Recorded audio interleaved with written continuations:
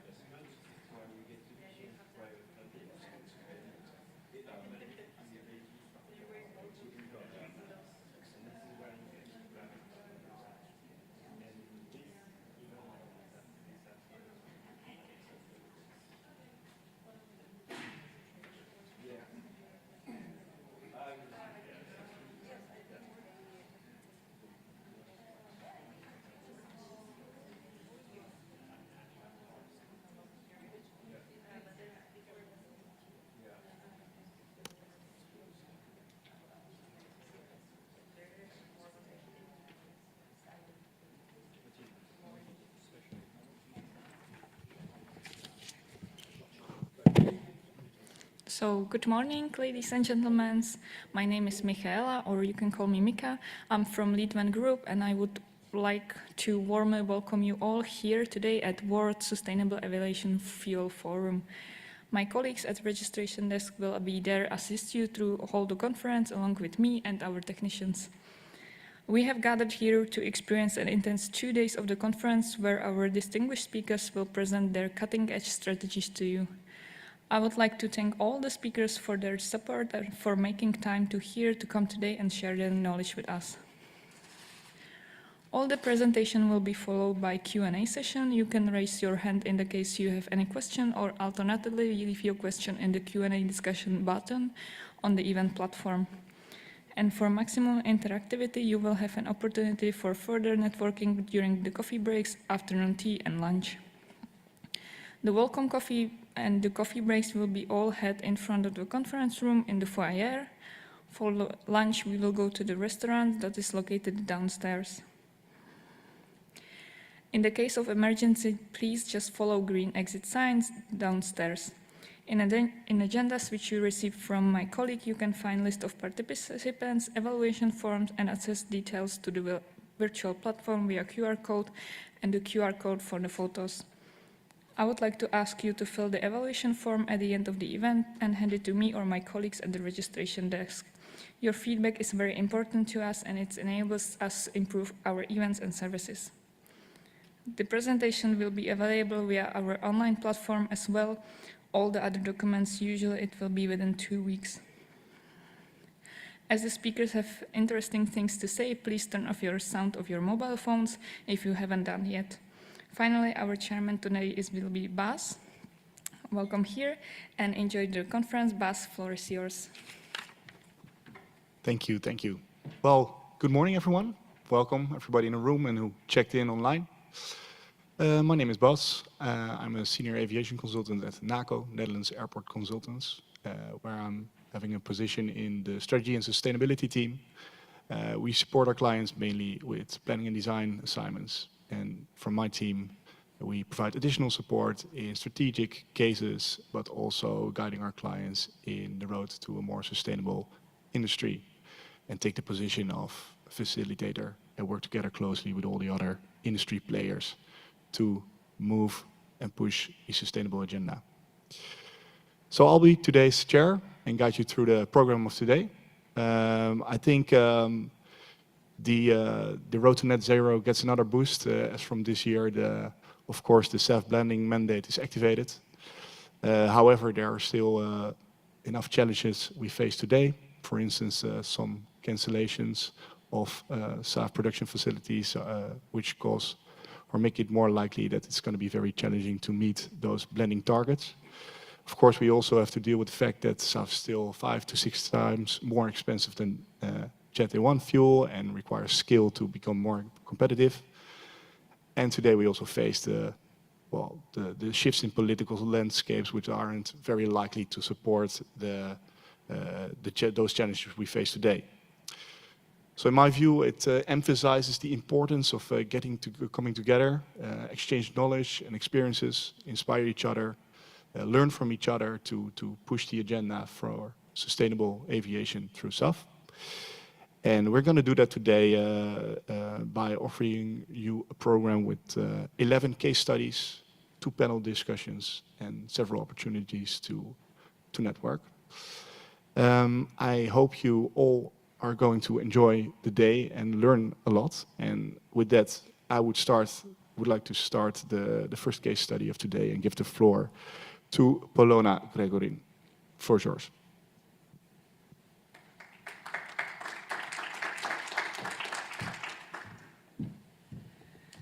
Good morning, everyone.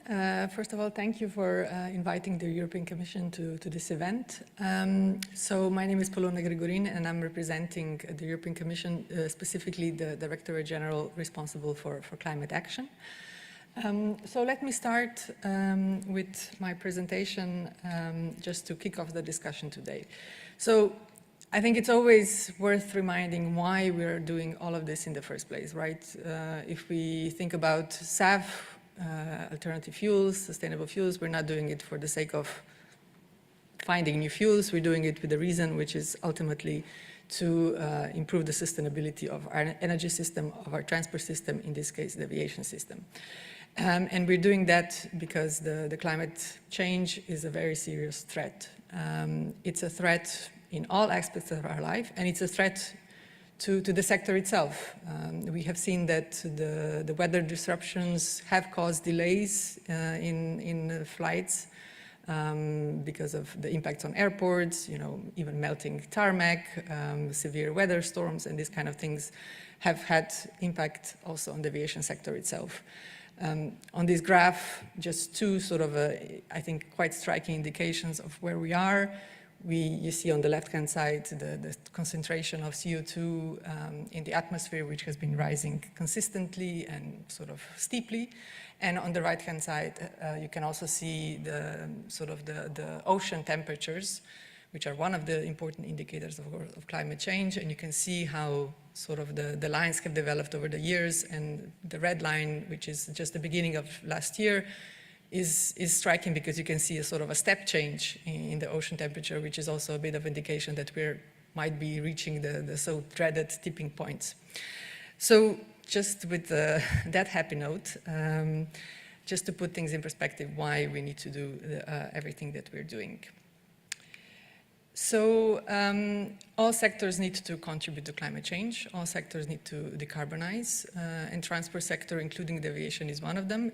It is one of the transport sector in general. I think it's one of the most challenging sectors in the sense that compared to other sectors when it comes to greenhouse gas emissions in the EU, where we have seen considerable reductions in the emissions, transport emissions have continued to grow. Of course, that includes also road transport emissions, which are the predominant share of transport emissions. But there we also see, of course, solutions that are already at hand, notably electrification. Whereas when we come to aviation sector, where it's also an important part of those transport emissions, we know it's one of the hard-to-abate sectors, and it's also one where, of course, the activity is still growing. So for that, the European Union has put in place sort of a broad infrastructure or broad framework, the so-called European Green Deal, which included the target to achieve net reductions of at least 55% by 2030 compared to 1990 levels. And to implement or to deliver that target, the 2030 target, which is also a milestone on the way to the ultimate target of climate neutrality by 2050, the EU has put in place a number of sort of complementary initiatives to really support all aspects of the decarbonization, including for transport specifically. Now, if I turn to the aviation sector in particular, there's a number of initiatives. I will maybe highlight two. When it comes to specifically to SAF, which of course is the focus of this conference, we have put in place the so-called Refuel EU, so the fuel standards. I will not dwell on this because I see that later today there's a whole panel on this, and I'm sure there will be lively discussions on this. But maybe I'll focus on let's say, the other main instrument that is there to decarbonize the sector, which is the EU emission trading system. The EU emission trading system, in addition to incentivizing SAF, and I will go into a bit more detail on that in a moment, it also stimulates the efficiency improvements, it stimulates, let's say, better operational aspects, it stimulates better flying. Any way that the sector can reduce the emissions is stimulated by the emission trading system, in the sense that, of course, the price signal means that the less you emit, the less you have to pay as a polluter. So how did the emission trading system works? In a nutshell, we put a cap on the total number of emissions that can be emitted by the sectors in the system. And one of the sectors since 2012 is aviation. And then within that cap, at the end of each year, the sectors need to surrender ETS allowances for every ton of CO2 equivalent they have emitted. And the fact that the participants in the system can sort of trade allowances, which also creates the price signal, the demand, the supply, demand in the sense of emissions and supply in terms of the cap, the allowances, provides the price signal. That also helps to ensure that on one hand, we have the environmental outcome which is guaranteed by the cap. We know what is the maximum amount of emissions that will be delivered. And the B is that we do that cost effectively in the sense that we don't say every sector has to deliver X% of reduction. We don't say that every company within that sector has to deliver X% of reduction, but we say we need to deliver that reduction, those reductions as a whole.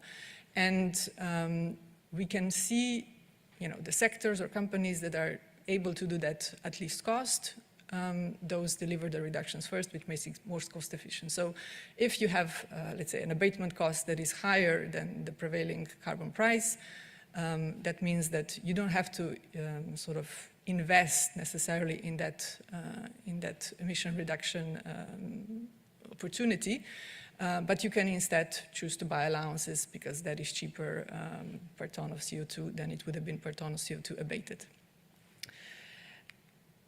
Now, maybe just a few words on the emission trading system for aviation. Like I said, it's already in place since 2012, but in this package of legislation that I mentioned before, it was also revised, including for the aviation. It was revised, the EU ETS in general, to basically align with this EU climate law, which sets into law a binding target of emission reductions of by 55% by 2030. And that means that the EU emission trading as such was strengthened.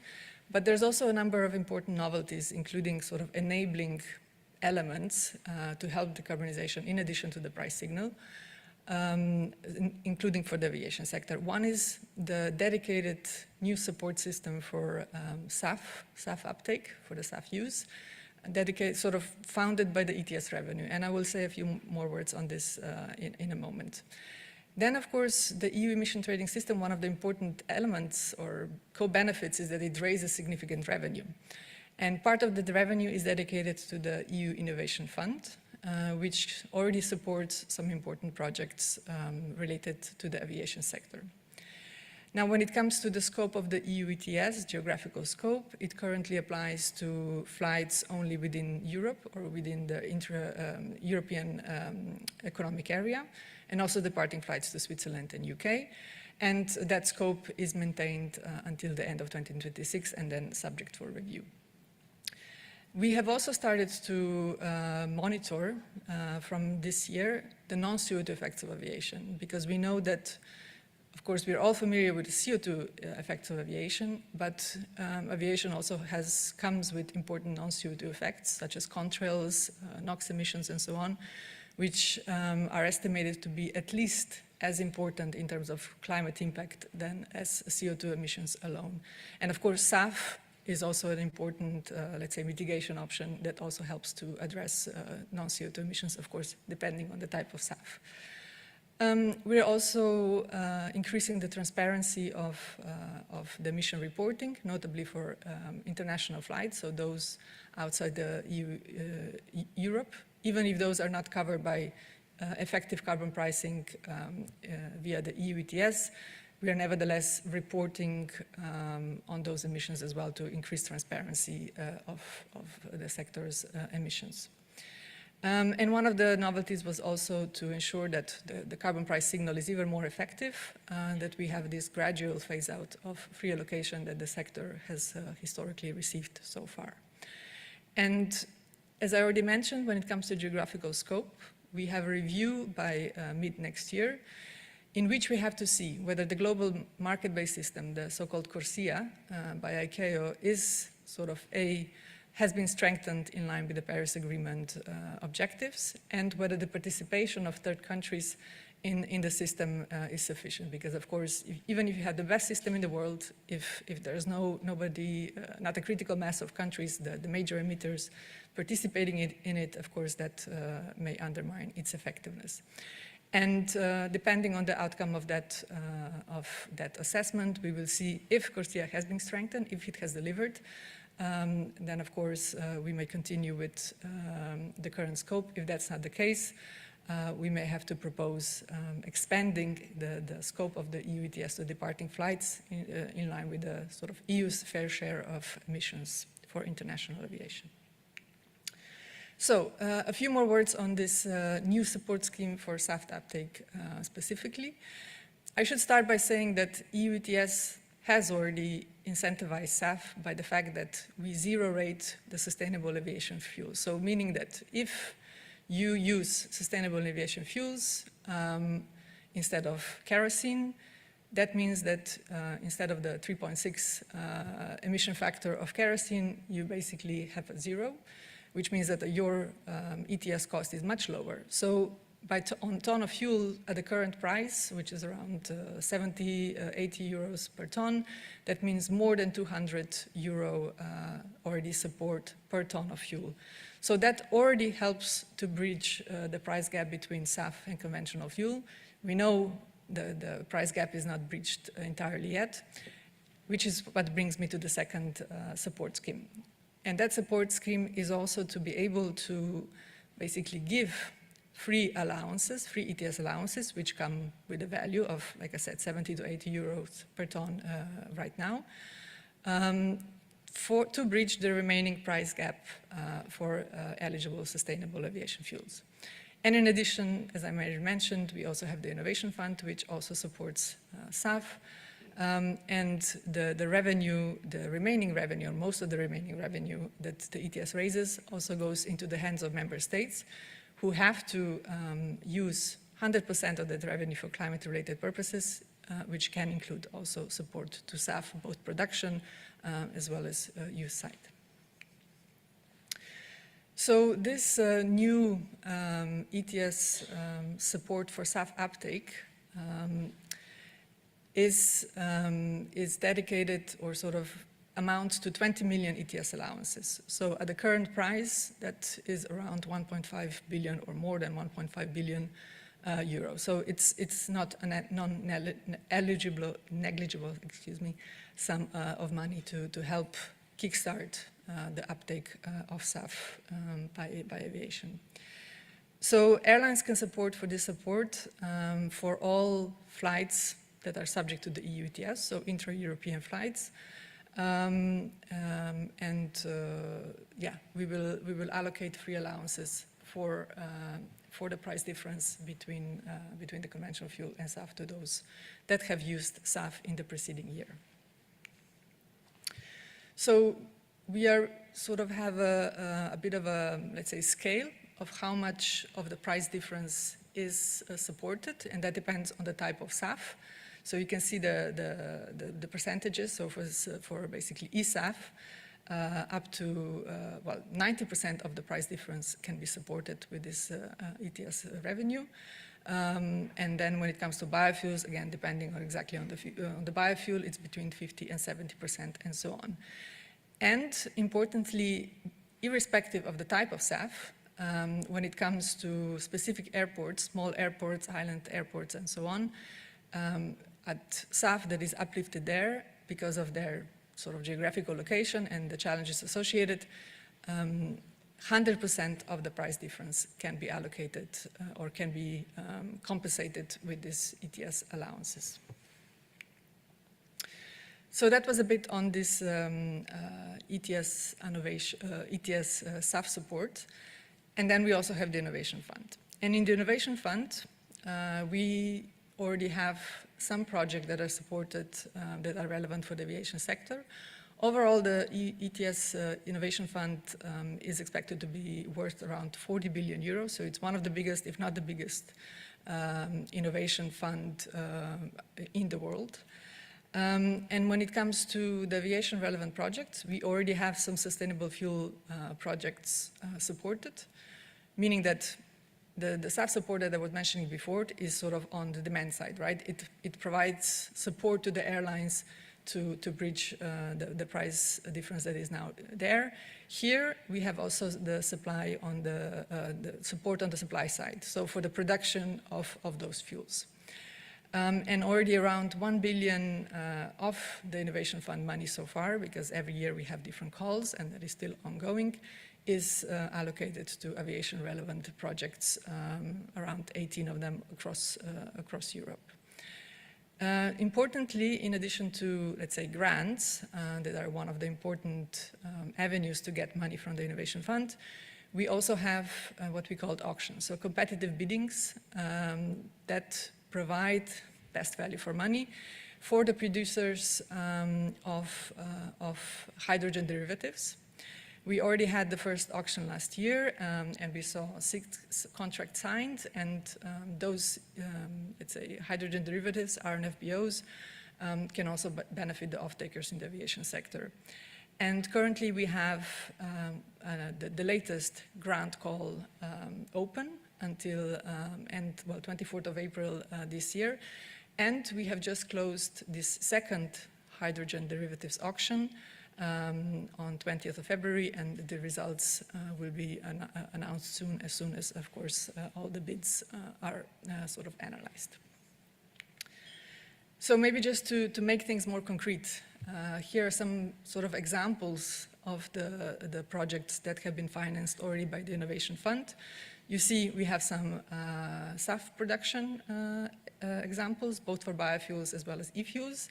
We also have a hybrid electric regional aircraft a project awarded, because while today we're all talking about SAF, which we know that especially in the short term is the main avenue for decarbonization, especially for long-haul segments, we should not forget about other avenues of decarbonizing the sector. One is electrification, one is still better engines, one is, better air traffic management and so on. So just to keep in mind that SAF is absolutely important, but of course we should not forget about other ways of decarbonizing the sector, which may be more or less relevant for different segments.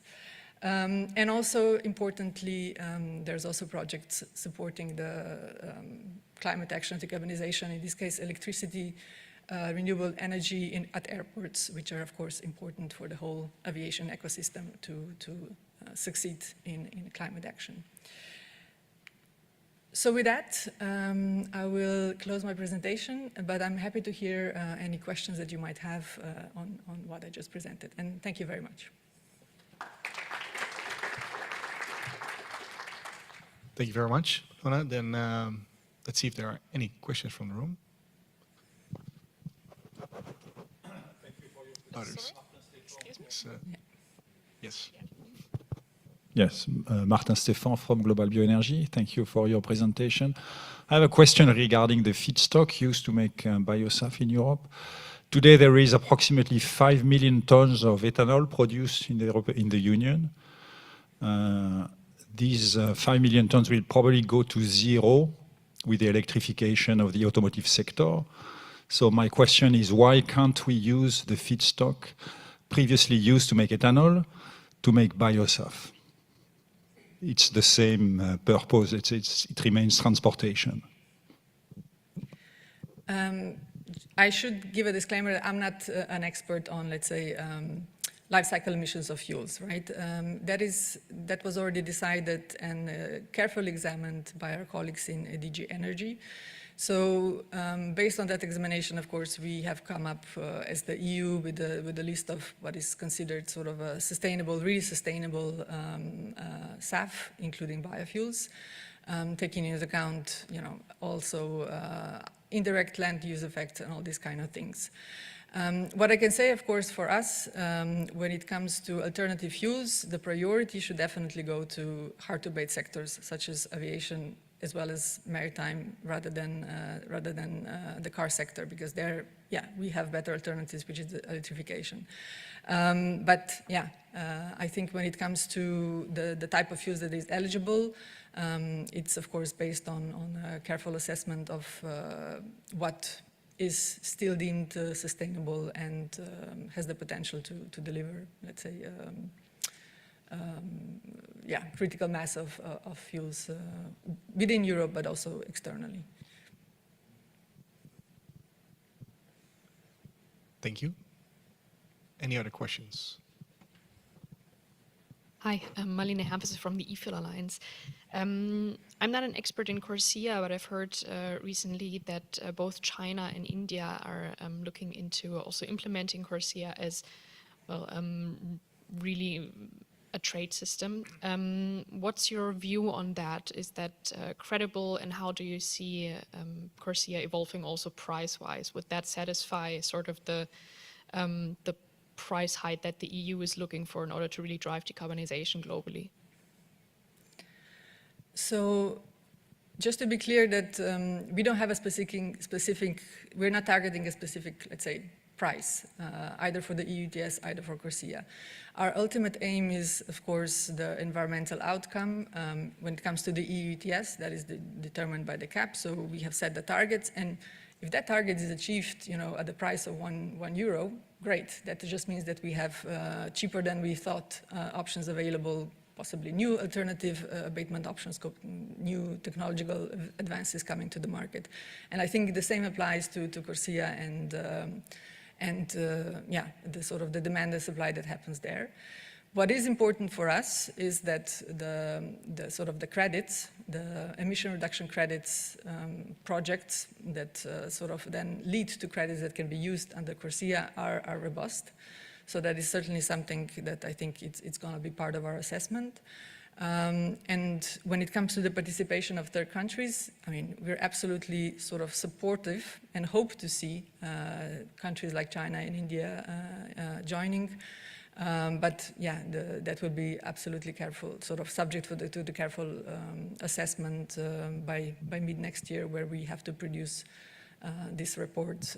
What is clear, of course, is that without such major emitters on board in CORSIA, I think it would not, let's say, pass the test that we have in the legislation.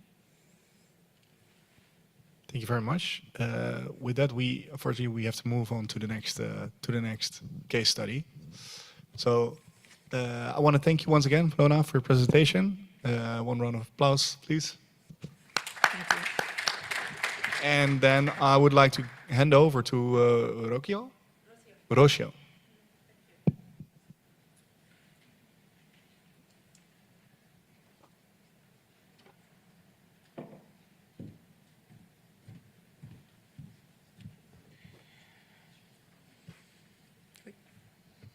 Hello, can you hear me well? This is kind of too tall for me. Okay, so thank you very much for being here. My name is Rocio Marin. I'm from Chile. I'm an electrical engineer specialized in renewable energy. And since I started working, I've been specializing myself in Power-to-X and hydrogen projects. I've been working in Inicio, helping project developers in order to de-risk their projects and analyzing all the aspects on techno-economic side, and also life cycle assessment on GHG emissions, and then pre-certification and regulation. In Inicio, we want to, and we help all different companies to bridge the gap in order to reach FID. And one of the key elements we see in our projects is the GHG emissions accounting. So I will start my presentation on this topic. Excuse me, who goes to the next slide? Okay, so the topics we will be discussing today, first is going to be the different pathways to produce sustainable aviation fuel. And as I mentioned, I'm an expert on the ESAF, but we have a lot of experts in Inicio that can help us, and that will be open to discuss on the bio part. But this presentation will be mainly focused on the ESAF side, on the life cycle assessment. So please feel free to join, to reach me out after the presentation if you have any question on the ESAF, and I will be happily, drive to another expert in Inicio that can be expert on BioSAF. So all the content that I will be talking about today is related to the life cycle assessment and the strategies that we have to reduce emissions. So let's start with the first part. So there are many pathways that are currently available now. First, we have the BioSAF. Of course, you know much more about all of those. We have different type of sources that can be used in order to produce BioSAF. We have biomass, we have waste oils, we have algae, and one of the most competitive pathways we see now is the HEFA pathway. Typically, HEFA is done with biomass that comes from vegetable oils, grains, animal fat, and used cooking oil. And it's giving the traction now in the market for the competitiveness of the cost. Then we also have in the bottom part of the slide the ESAF pathways that use electrolytical source to produce the hydrogen and produce also the kerosene or e-kerosene. In this front, we have two different pathways that are Fischer-Tropsch and methanol to jet. The first one has been recognized by the ASTM, and the second one is it hasn't been recognized yet, but this is expected to be happening in the coming years. As the objectives of decarbonization increase and then also the demand of sustainable aviation fuels increase, we will see that will be probably a shortcut on the waste and the different availability of sources of biosource. And then it will be increase the competitiveness of the feedstock, and then this will see traction on power to liquids. So in order to do a life cycle assessment, we have to understand the full value chain from production up to the end use. And here we have in the first part, the feedstock, of course, the upstream part, which includes the renewable energy and the CO2 source. Then we have the midstream part of the value chain that includes the hydrogen production. In this case, this illustrates the ESAF production life cycle and value chain. We will have the e-kerosene production that, depending on the technology, will be MTJ or will be Fischer-Tropsch. Then we need some storage and compressions in order to secure the base load production and to reach the technical minimum of the reactors. And then we will have the downstream part where we see, and we have the transport, the pipeline, the shipping, and all the distribution of the kerosene. If we compare these two technologies on Fischer-Tropsch and MTJ, we will have some differences. The Fischer-Tropsch, it's a more mature technology and has a higher TRL, and also as it has been recognized by the ESTM, it's a more mature technology already, but has the drawback that consumes more hydrogen, more CO2, and then also the selectivity is lower. We have been talking to some vendors that claim that they can reach, for example, 100% of selectivity with Fischer-Tropsch, but this includes a recirculation system, and we see that, of course, in order to have a business case, you have to have a trade-off between cost and the performance of technology. So it will be depending, and it will have to come with a more deep analysis on what are the trade-offs. In the second part, we have the methanol to jet pathways, pathway where we see that they have more selectivity, lower hydrogen consumption, and then also lower CO2 consumption. But then we have also the drawback on the recognition of the ASTM. Now, if we continue with the methodology for life cycle assessment for SAF, in order to be RED II compliant, there are three criteria that the RFNBO fuel has to comply with. The first one is the renewability. We have first all the relevant energy inputs has to be renewable, meaning electricity in this case. Then we have the second criteria, which is the CO2, the 70% emission reduction for the final product of e-kerosene. In this case, we have to account for the life cycle assessment, so well-to-grave scope from the energy production up to the end use. And then specifically for SAF, as is CO2 being incorporated in the molecule, then you have to comply with the biogenic and certain specific rules that I will deep dive in the next slides for SAF. The third point is the certification. So the RFMBO has to be produced and handled across an economic operator, certified economic operator that is validated by and recognized by a voluntary scheme. And it has to also follow the mass balance principles. So as I mentioned, the scope of life cycle assessments is from well to grave. So meaning that from the all the extraction and all the cultivation and all the feedstock from the first from the production has to be included up to the combustion. And this leads us to two beautiful formulas for the BioSAF and the ESAF. Maybe you are familiar with it. And we have some slight differences between these two. For the ESAF, we know and we have the energy and all the inputs related to electricity that are included, the production, and all the end use and transport of emissions. And then also storage of CO2, that also the capture of emission will decrease the emissions of the ESAF. And then on the other side, we have the BioSAF, where the difference between these two will be the extraction and cultivation of raw materials.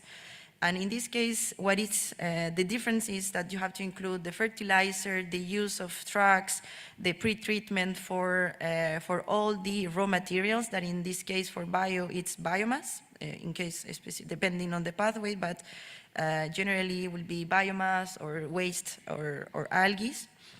Then the second differentiation point for comparing BioSAF with ESAF is the change of the carbon stocks due to the use of land.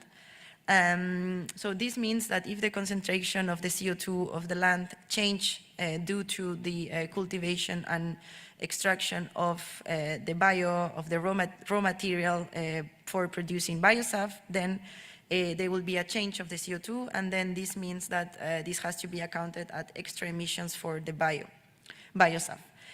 This is very challenging because it requires constant monitoring of the land, and it's also it's not always very easy to prove, and there is no standard values for these emissions. Then also for the BioSAF, you will have some possibility to reduce emissions by the accumulation of CO2 due to the agricultural best practices. And this is related to the improvement of efficiency of the productive process. So these are the main differences of these two methodologies. And now we will deep dive on the different rules for the ESAF part, on the biogenic CO2 and the renewable, so the requirements for electricity.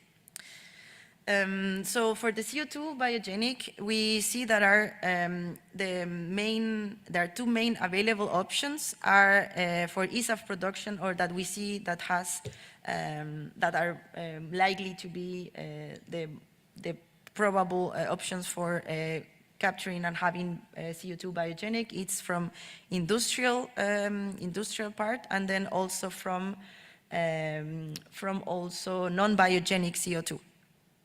Biogenic CO2, and due to the combustions of biofuels and biomass. In this case, for the first one, for the industrial CO2, what has to be considering is that the industrial process has to be including in the EU ETS market, and then this leads us to have, for example, the cement industry, the fertilizer industry, refining, light industry, and etc. For the second one, for the biogenic, what has to be complied and in order to be defined as a biogenic source is so it has to be captured and related to the combustion of biofuels, bioliquids, or biomass. So these are the two options in order to have a CO2 that is compliant with the RED II. Then we have the two options, because the table is not only showing two different sources. The third one is the atmospheric CO2. This is something that we see that is very challenging due to the scale of the projects and due to the technology readiness for the CO2 capture systems. So we still see that there are some challenges related to the atmospheric CO2. Then for the geological CO2, there is also a possibility to include it and considering it RED II compliant. But then you have to prove that the CO2 has previously been released naturally. And in order to prove that, you need measures, and then also it's very complicated and complex to prove that the CO2 has been naturally released. And then also this gives some challenges for sourcing CO2 from a geological source. Then continuing with the renewable and the rules for the electricity sourcing, in order to produce ESAF, there are 3 different energy sourcing strategies that can be combined in one. The first one is the grid-based, when the grid is more than 90% renewable. So in this case, you can be connected directly to the grid, and then you have to prove that in the previous 5 years, the grid has been more than 90% renewable, and then you can use the energy from the grid to produce ESAF. The second sourcing strategy for electricity is the direct connection. So you have your renewable project that is going to be connected directly to your ESAF project, production and electrolyzer. So then you can prove that it's a direct connection, that you are using the energy directly from your renewable project. And then also there are some criteria as additionality and temporal correlation that you have to also prove in that case. In the third case, lastly, we have the grid-based with energy and with a PPA through the grid. Then you have more criteria to comply with, for example, geographical correlation. So you have to prove you're producing electricity in the same region as the derivative. And then also you cannot receive any support for the renewable plant. So now if we review a case study specifically on how are the emissions, what are the different type of emissions that we will see in a ESAF project, we see that the main emissions are due to the, so here first I will explain the graph. So we have a carbon footprint of waterfall when we see first the emissions due to the hydrogen production. Then we have the emissions of the capturing of CO2 and transport. So as you might notice, the emissions are negative because you are capturing emissions from the atmosphere and then you are using it for producing the sustainable aviation fuel. Then you have the emissions of the hydrogen processing and transport. And then you have shipping, if you have your project that is going to be shipped outside or to the EU, so the project is producing outside the EU, then you have a shipping emissions, then distribution, and then the end use. So you have to account for the kerosene combustion that will go up the emissions up to 20 grams of CO2 equivalents per megajoule. So in this case, we see that emissions, that they seem very important on offsetting the full emissions from the carbon capturing up to the kerosene combustion.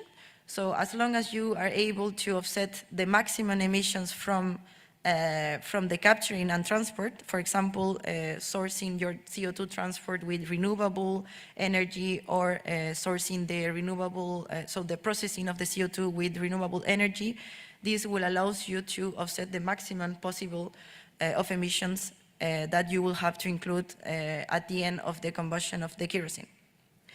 Then the second point that we see is that the shipping have a highly importance on the emissions, which in this case it's 41. So some strategies that we see is that for example, sourcing your ship with renewable fuels or using low carbon fuels. This also will allow you to reduce further the emissions. And then the third point is the technology selection.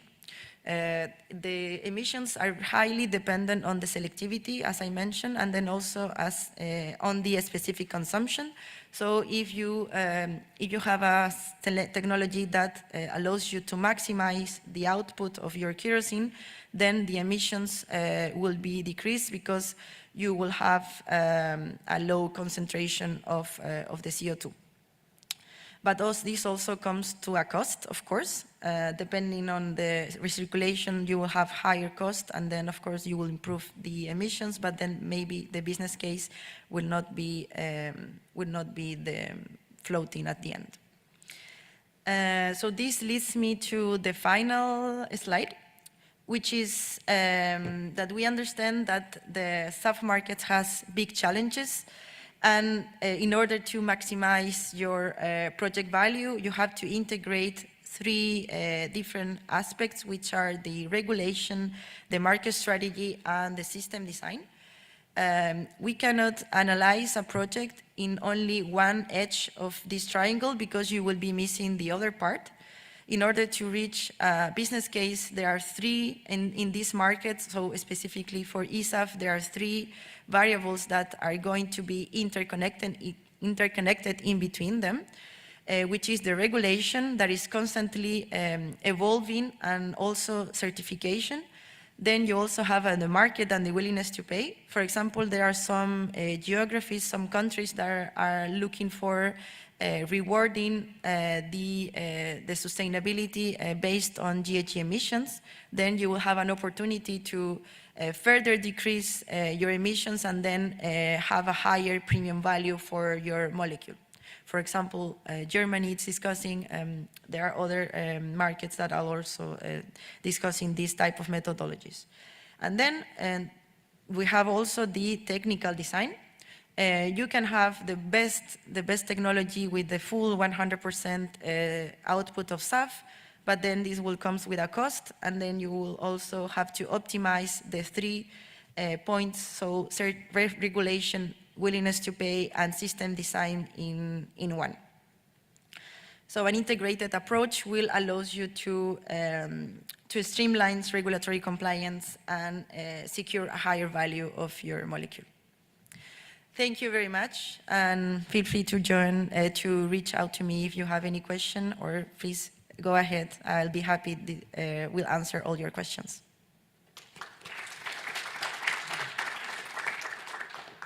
Thank you very much, Rochelle. Are there any questions from the room? No, at the moment? Yes.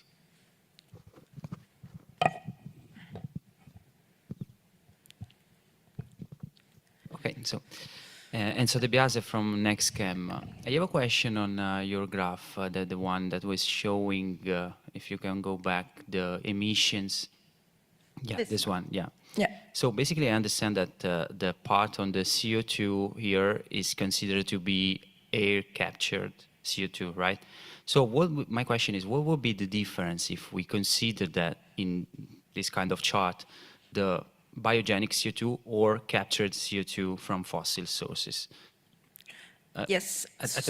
In terms of percentage, and not the exact number if you don't have. If it's fossil, then it will not be compliant, then it will not be negative.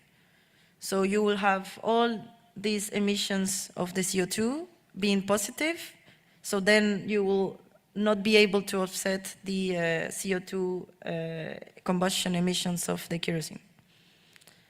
Okay, but what if it is CO2? Fossil CO2 is recycled, no?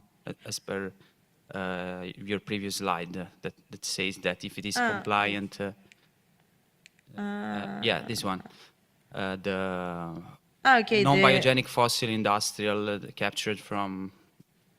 Yeah, okay. So in that case, depending on the source, if it's biogenic, then you will be able to consider it as negative after 2041, but if not, your emissions will only be accounted as negative up to 2041.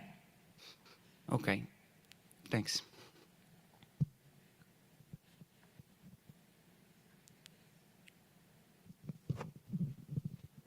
Thanks very much for your presentation. Are you able to mention your price per ton at the moment? Yes or no? Well, we have some values for sure. Well, depending on, we have several scenarios, of course, and we know that for the ESAF price, what is the most relevant variable is the electricity price. So if you consider around 40 euros per megawatt hour of energy, we are reaching about prices of 4,000 euros per ton. Then if you increase the price of electricity, so maybe because it's very difficult to reach those electricity prices in Europe, so a more representative price for Europe, so around 70 euros per megawatt hour, we are reaching prices of ESAF around 7,000 per ton. I'll just add a quick question. I don't know, I need to just research your company a bit more, but what's your plan for production and things like that? I'm not sure if you mentioned that. Plan for production? Are you in production or are you so as we are a consultancy firm, we help producers, developers to develop their projects and the risk all the more challenges on them. Oh, yeah, thank you. Okay, thank you. With that, I would like to move on to the next case study. So thanks again for your presentation. And I would like to give the floor to Antoine.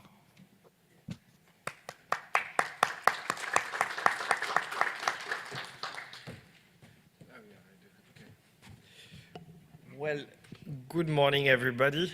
Thanks for the invitation. So I'm Antoine Toulmont. I'm the head of sustainability of the European Regional Airline. I come not from far because I come from Brussels, so that was quite an easy trip. I was asked to present today how do we have successful public-private partnership in policy and initiatives. I have to say that I prepared my presentation yesterday and I was a bit scratching my head about, how to approach PPPs, and it's also a term that I don't really like, by the way. But still, you will see how can we approach this, and especially how it will be also important this year. I mean, I'm starting with you, I think, a run of 4 or 5 conferences on SAF. I think it will be quite a pivotal year, especially for ESAF, for final investment decision. And as you, I think, probably see, in the EU, we are in that moment where we are building an industrial strategy, a clean industrial deal. So where also the public domain and the private side are really scratching their head and putting a big initiative to see how in EU we can retrieve this industrial prosperity, this industrial competitiveness, etc. And so the initiatives I will present to you are part of it, or things we can foresee. But perhaps just shortly before, I mean, who we are. I mean, I work in Brussels. I work part-time for the association that I will present to you in a moment. I work part-time for the project that Polona mentioned, so the hybrid electric aircraft, where we just got the innovation fund last year. So I'm really into what Polona greatly mentioned, is like into this kind of aviation where I'm pleased to talk today about SAF, but I'm also pleased to talk also about the new technologies, and both will be needed, of course, for aviation to reach its net zero goal. So ERA, it's currently 56 airlines. We are regional airlines, and very often I get the question is like, what is a regional airline, and what is the difference between Ryanair, Wizz Air, and you? The fact is, regional airlines, they are performing essential connectivity missions. We are linking islands to mainlands, remote areas to economic centers. They're usually the small planes that you see on airports, and sometimes some of you are not like completely reassured to fly with them, but I'm telling you it's safe because they are airlines with a lot of years of experience and providing these connectivity missions. We are small airlines. It's SMEs, it's familiar companies, but airlines that have been operating for years. And airlines that pair their volume, so we are approximately 13 to 14% of the air traffic share in Europe. And there are airlines that are, I would say, easier to decarbonize due to the short-haul flight nature of the operation and the smaller fleets and the smaller modules that we have.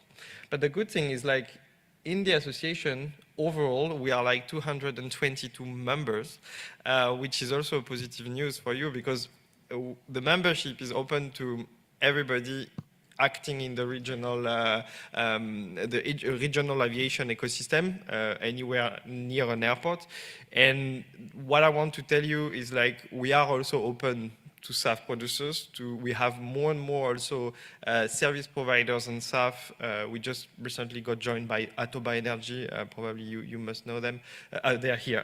Yeah, I didn't see it. Yeah, so you're our new member. So that's showing also the path where we are going. We had also a discussion with Martin also about how we can collaborate together. I mean, so that's a bit who we are. So we are not only an airline association, but we are an ecosystem association. Well, few of the numbers you have here, and I will continue to my topic. So. I put there two sentences that we've put in a report that we published a few weeks ago. It's a Destination 2050 report. It's good to start from that basis because it's basically set up the flight plan about where we need to go to reach net zero in 2050. In that report, we have shown that with a scenario of 1.7 degrees global warming, with a highly likelihood to happen, it is possible to reach a net zero scenario by 2050. But that would require that 56% of the CO2 reduction would be done by SAF, and the rest to be done by a combination of new technologies, market-based measures, and as well as demand reduction by increasing the price of the ticket. So that's where we stand. Basically, I like to mention these two sentences of the preface because not because I wrote them, but because they are important. So what we want to say is, like, and this is a report also, by the way, that was not written only by us, but it was also written by Airline for Europe, so gathering all major airlines, low-cost airlines. It was written also by ACI Europe, the airports. It was written by ASD, so representing the whole aviation industry manufacturing, Airbus, Safran, Thales, etc., and CONSO, the air traffic controllers. So it's basically representing the whole aviation industry. And what we want to say is, like, we have a pivotal 5 years ahead of us and a crucial EU mandate to act and to act together. Because basically one of the key conclusions that we had in the report is, like, we cannot act alone. The level of investment, the level of costs that we have to reach that net zero, to reach the industrial scale of SAF, cannot be self-sustained by the industry, cannot be self-financed. We need to have public funding in there, we need to have support, we need to have long-term vision, and we need to have this public-private partnership, basically, even if I still don't like the term. So what we do call for is to have a new wide aviation strategy. At the moment, what we can see coming with this clean industrial deal on SAF is, like, it's quite in the picture. I will mention just after that there is an investment plan coming in for SAF. But what we do call for is something that is similar to what the maritime industry is having, is to have a wide strategy. It's like if you put investment, for instance, in SAF projects, you have to make sure that it will be uptaken by the market, that airlines will be effectively able to buy the SAF, and it will be effectively also produced in key strategic areas. So this is why we need the strategy. We can see that some of the calls that we have are being heard, because the Commissioner for Transport has announced, as part of the Clean Industrial Deal, a sustainable transport investment plan focusing on aviation and shipping, which is then a good news, and will cover, of course, eSAF and SAF.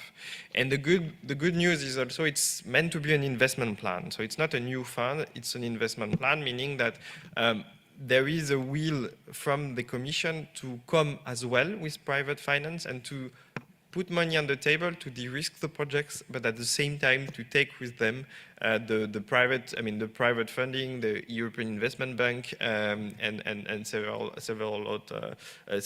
others investors. That's a good news. Where we still need to see the result is, this is something that is a bit new for this Directorate General, which is DG Move. It's still something that they haven't done yet. So it's still to be seen, but that's quite interesting to come. The message I want to pass here also is like, what will be important now this year is how do we make projects bankable? If you're like me in this this RLCF, so the Renewable Low Carbon Fuel Alliance, there was this presentation made by banks, which was very interesting. It's like, how do we make projects to become bankable? And this is indeed where we need this public-private partnership. We need a certain amount of public money, but if there is too much public money, then the project is not deemed to be necessarily profitable by the private sector. And this risks adverse situation where the private sector would not invest in that project. At the same time, if it's well financed by the private sector, you may not orient your project also to the public objectives, and more to please the investors and to get a return on investment rather than to fulfill the public objective. There is just one slide I like to show. Basically what we need to get for SAF and for eSAF is to get to have a production plan that is interesting for an airport, either a regional one, either a major hub, we need to have an investment on the production plan between 500, 600 million to 1 to 2 billion. What I like to compare these amounts is basically to an aircraft program, for instance, for an aircraft manufacturer, because they are very similar. I worked part-time for this aircraft manufacturer, the Hermes project that Polona mentioned. The total investment that we need is 600 million to get a factory up and running to produce 100 aircraft per year. You look at SAF, you look at eSAF, it's way more, but this is a thing that is the investment is a bit similar.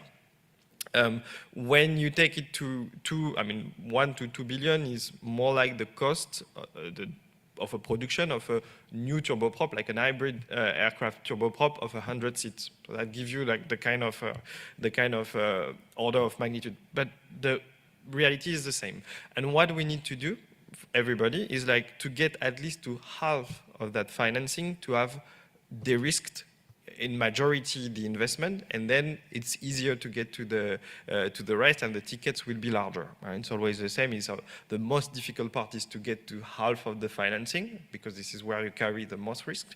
Once you have reached the half of the financing, the tickets you will get after are bigger and bigger, at the condition that you have de-risked your certification and your access to the market, of course. So that's the condition. What I like with this slide is it shows you, upon your TRL, your technology readiness level, what kind of funds you can get at European level, and how we can come to this public-private partnership. Because there you see public funds, but behind, of course, this is what you will use in the equity of financing with the private sector. And there are, you will see several funds. you see that there is a way actually to really mature your projects and to come to commercial readiness, to higher commercial readiness level and to bring your product on the market. One thing I would like to highlight I think two funds that are quite interesting and one initiative. There is the European Innovation Council. It's like when you are an SME, and this is EIC is actually an example of public-private partnership. When you are an SME, you can apply to this fund, and you can get a ticket up to 17.5 million. 2.5 million are coming from research fund, public research fund, and 15 million are coming from the private sector. And then what you get is access to a club where you have a pool of investors that are able to put more money on your projects if they believe in your projects. But EIC gives you the incentive, the Kickstarter, puts you in a club that allows you to launch your project and to attract private investors. It gives you also a certain trust level that you are being supported by a European project. But it's really interesting because it's both the Commission assessing your project together with EIB, assessing the bankability of your projects, and then private investor coming in, raising up the tickets to 17.5 million. Okay, it's not a lot. But then what we have as an experience in EIC is with additional investment from private investors with tickets up to 75, 80, even to 90 million. And if you have really investors that really believe in your project, you can even get them involved into the C round. The other very, and again, public-private advantage of this fund is like so EIB will have a financial screening of your project. So once you get the EIC, you are considered by the EIB as a trust. I mean, they have performed, due diligence on your project, so they can trust you. One last thing I want to mention there is, Innovation Fund. Polona mentioned it. Also their Innovation Fund is quite important because it gives you financing at each of your industrial milestones. So there also it's important because you are de-risking by public money industrial milestones. So that towards your private investors is very important. For instance, you get the first brick of your production plan. You know you will get 30 million by the Innovation Fund. You can get the equity with the private sectors because you know you will get them as per the grant agreement. So that's quite also interesting. And one last thing I wanted to mention on this slide is the STEP seal, the Strategical Technological European Platform. This, again, I would like to have more SAF and eSAF projects to get there. The hybrid electric aircraft, or Aero, is a STEP seal, and we have seen the result of it so far, and it's really positive because the thing is like there, once you have the STEP seal, you have a priority for regional fund, recovery and resilience facility funds as well. And that helps you also tremendously to get additional national, regional public funding that helps you again to attract private investors to make that equity. So that's also something we need to see also this year, these funds to get there, because both are so I mentioned the Recovery and Resilience Fund, which still in some countries have some available funds, but there is also the Modernization Fund. If you have any projects in the Eastern Europe, that's also giving you the priority to access this fund. Voilà. Then so that's a bit to show you, I think, how we can flex the muscle of public funds to get the equity of private funds and to get to this final investment decision very soon, in 2025, hopefully for e-fuels, and how we can get that bankability of projects. I was asked also to mention suitable industry collaborations and international cooperation in SAF. There are a lot. We have alliances. We have, we have instances where we share the views of where we can go. But I wanted to mention some very specific initiative that I think will be game changer for SAF. Basically, I wrote there what we basically need. Airlines for SAF. We want to have certainty on the market. We want to have low price stability, price stability, and give a long-term vision.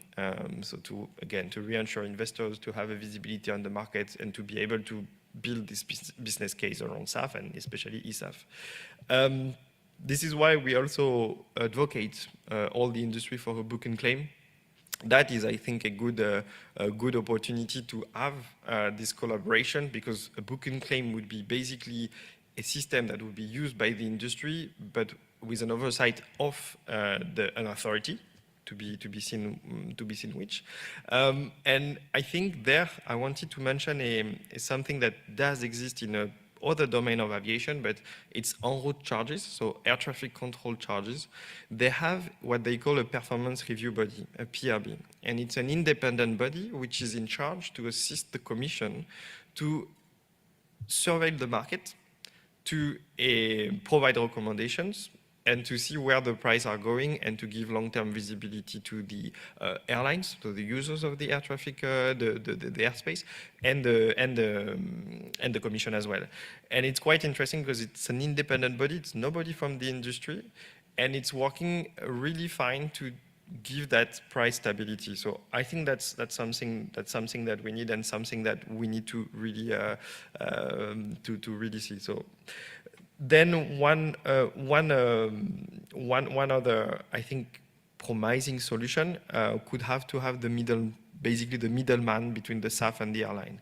I'm doing a free advertising for Atoba Energy, but no, that's an interesting. I mean, I was very interested in their concept, because I do think this is what we need also for airlines. We need this industry collaboration where we need to aggregate the demand, to have an interface with SAF, and to really, have a kind of grouping of the demand, and not under the complex, I would say, structure of a bank of SAF, for instance, but more like for like that kind of middleman.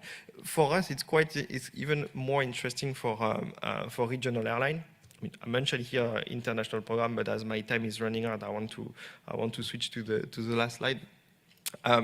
It's quite important for us to have that middleman, because I was also asked to mention this bureaucracy and how hard it is to achieve sustainable objective. For us, regional airlines, I think it's even more pregnant, this bureaucracy, because what I like to say usually in regional airline, we have half a person to work on sustainability. Because that person that works on sustainability usually is the same person doing the planning, putting the fuel in the plane, flying the plane, etc., etc. We are, again, SMEs, but we are small airlines, and we are, I mean, accessible in terms of market, and they are willing to invest also on SAF, because also they are supported by a region, they are performing essential connectivity missions, so they are not lines that can close. That's lines that needs to exist, and there is a strong will both by the regions and by the regional airlines to decarbonize themselves. So that's a good way to start, but we have limited resources. So this is why I think we need that middleman to, I think, to really have an interface with the markets, because I think airlines themselves alone will struggle to be more ambitious on the mandates. They will go for it because it's mandatory, but they will struggle. One thing I wanted to say as well is like, we are also operating in I would say, in a challenging environment where we have to report on multiple regulations. It's not a critique per se. I mean, I've made also my, in the instances where we work with Polona, I've made this point, is like, we just have to be careful on how much reporting we do and how much brain power we allocate to that half resources to really look forward, to invest, to be strategical, and to prepare airlines for big changes, so fleet renewal and more SAF uptake and ticket price changing. My take at that point would be to say we need to facilitate as much as possible the reporting by automatic reporting. It's being done in non-CO2. Maybe it's to be seen and the experience how it will be perceived. But we need to automatize as much as possible the reporting, and again to leave also some brain power to take these decisions and to really focus on what matters in the end. As, okay, where do I invest? What technology do I choose? I already overpassed my time for 2 minutes. I'm sorry, but well, I'm done. Thank you. I don't know if you have time for Thank you, questions. Antoine. Yeah, there's still some time for some questions, so please raise your hand if you have any. In the middle of the room.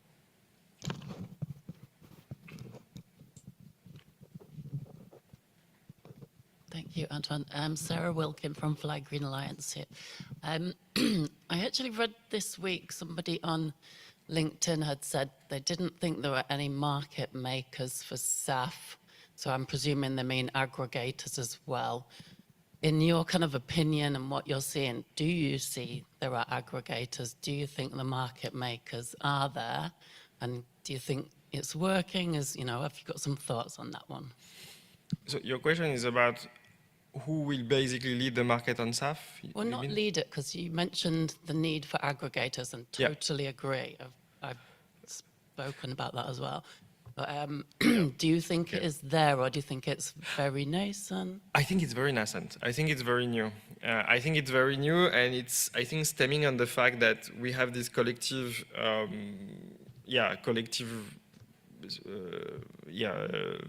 agreement that it's not taking off as fast as we would like. So I think now we are entering in a situation where, okay, solutions are not coming like this, industrial production is not coming like this, so we need to find additional concepts, additional businesses to accelerate the uptake. Because I think what people are saying is like, there is currently kind of a standoff between fuel producers and airlines, and at the same time, there are new entrants on the market that are willing to bring more products on the market, willing to get to an industrial scale. But at the same time, when you are a new entrant, is also, you need to get more funding. You don't sell any product, and you have to get to this, production state very, very quickly. And financially, in Europe, it's hard because, this is what I'm trying to give you as a positive view. Like, we have these EU funds, they are accessible, but still on the private side, we are far from being there. If you have read also the Clean Industrial Deal, this is something that is also being said by the Commission, and hopefully it will bring results. But like when it comes to venture debt, capital venture, financing, having high risk investment, etc., it's not in Europe that you can get that. It's in the US or it's in other parts of the world. But in Europe, it's hard, and especially when we look at aviation.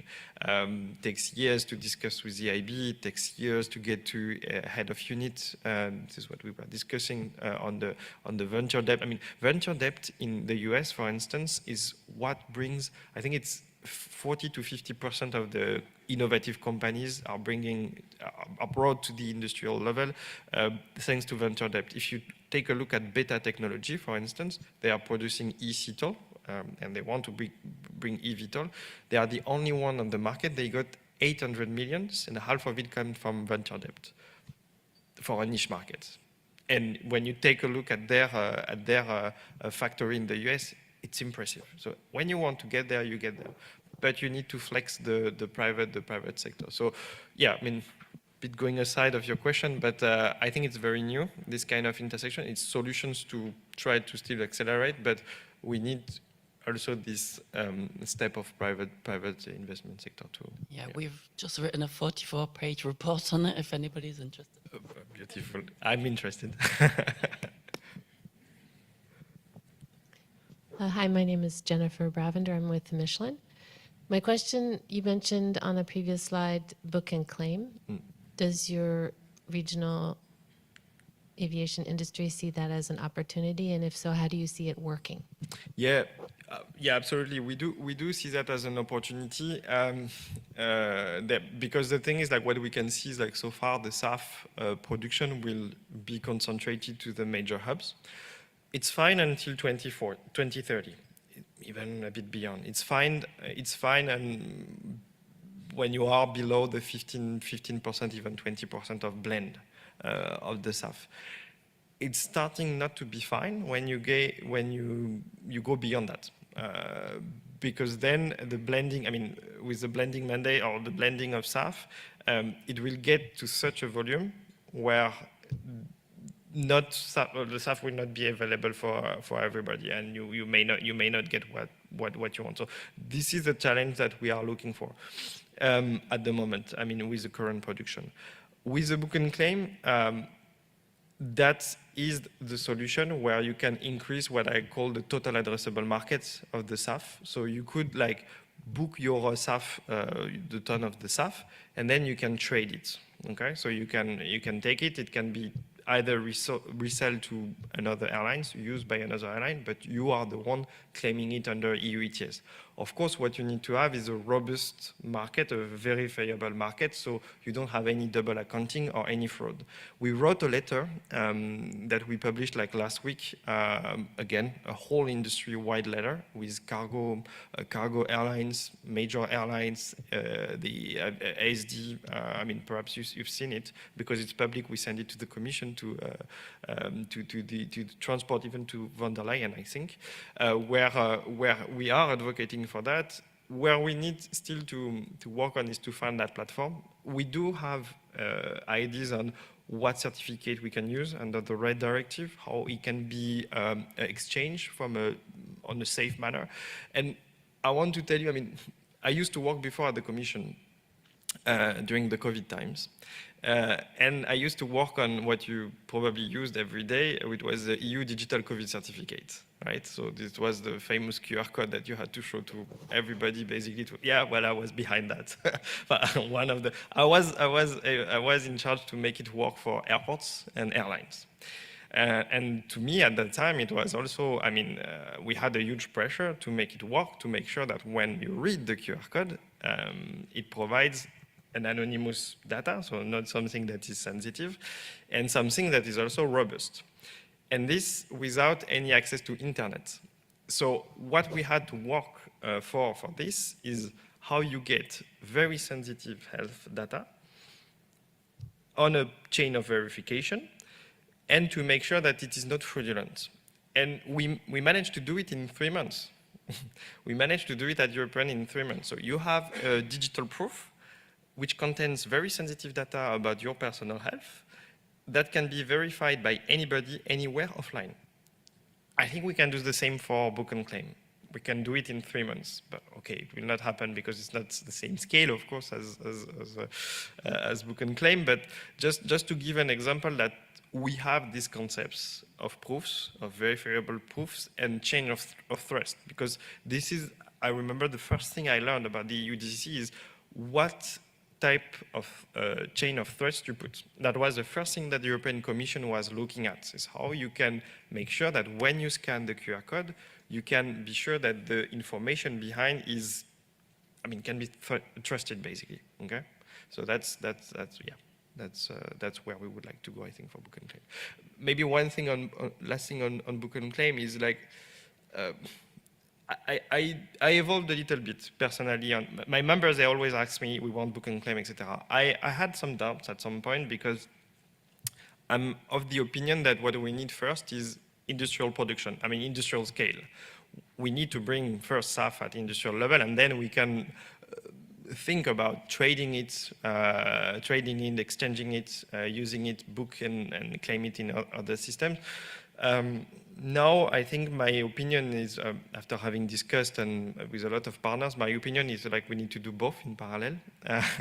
Because again, what we need to do for SAF is to increase this total addressable market. So the reach of what you can sell, not only to your local airports, but also to external actors, but at the condition, again, that you can trust the system. It can not be fraudulent, and it cannot provide double accounting. But that's feasible, I think.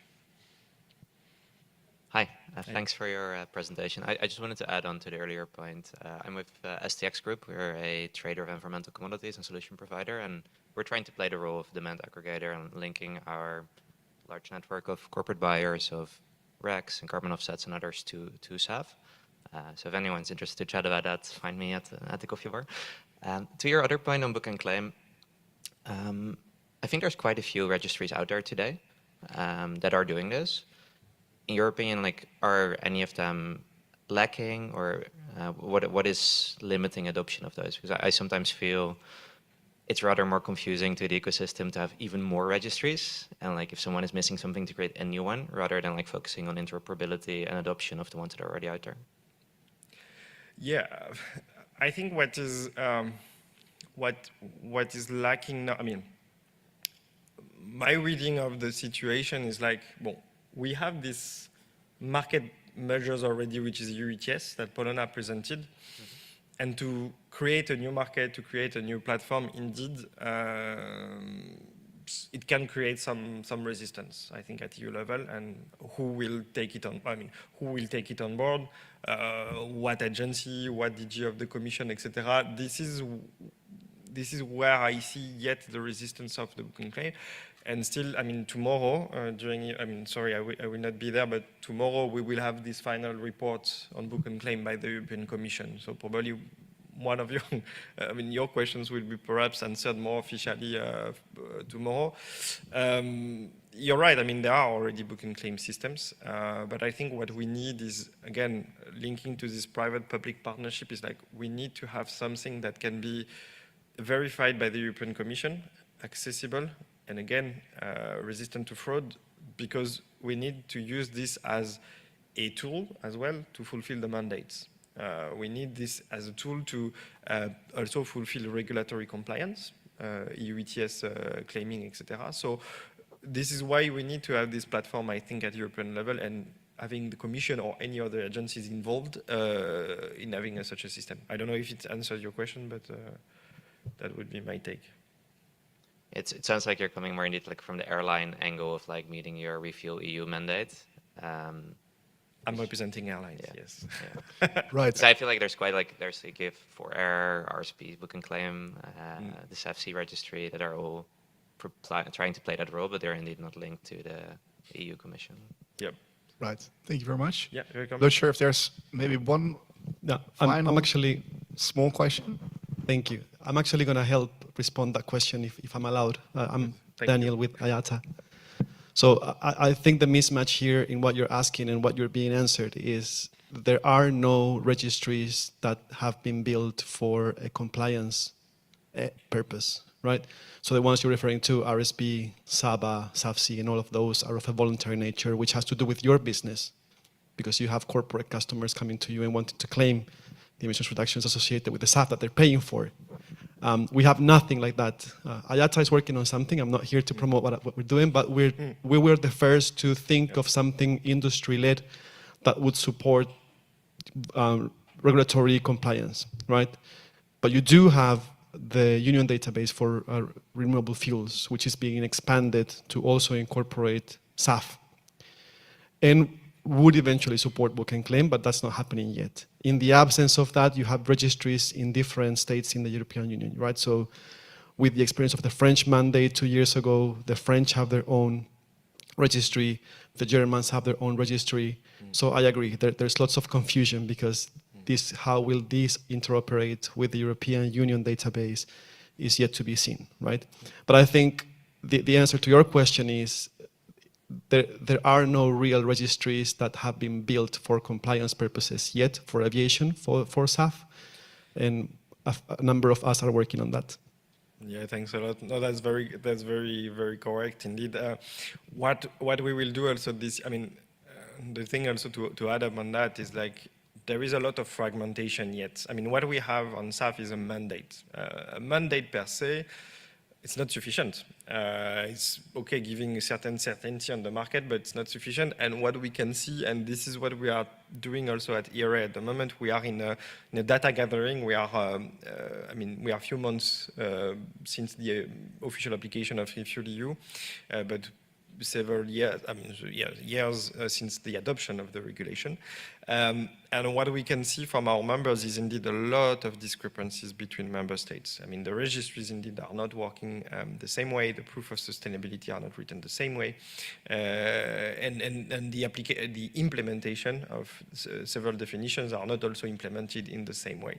So indeed, that's also what we are looking for, to have a compliance, a more unified compliance, and a more, let's say, unified implementation of Refuel EU, clarification also about this, sometimes about the scope of, the scope of Refuel EU and EU ETS as well. The good thing is like they will be both reviewed in 2027. Still a long time to go, but they will be reviewed in the same time.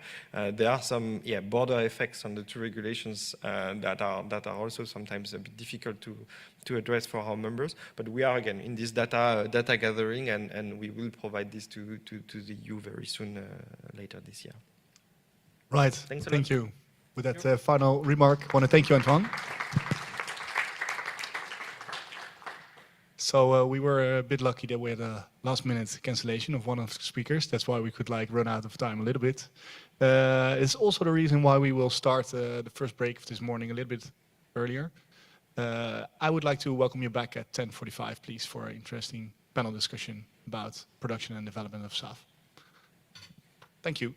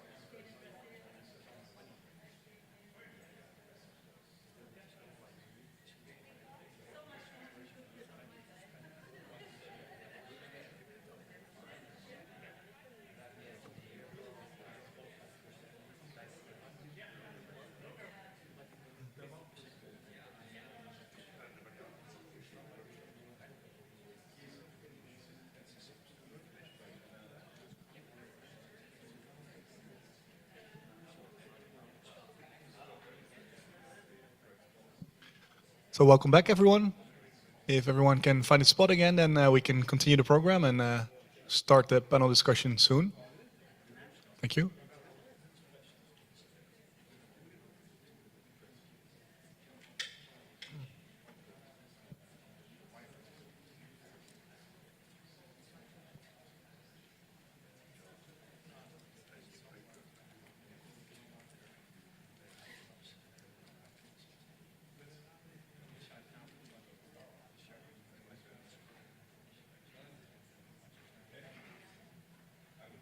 If the people at the back also can please find a spot, then we can start.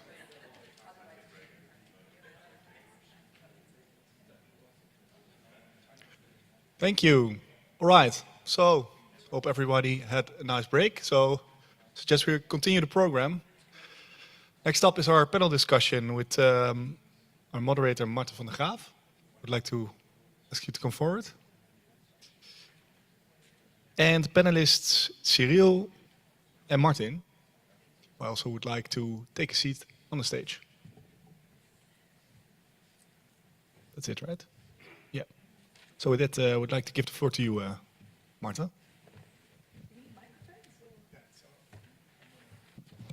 There's just one?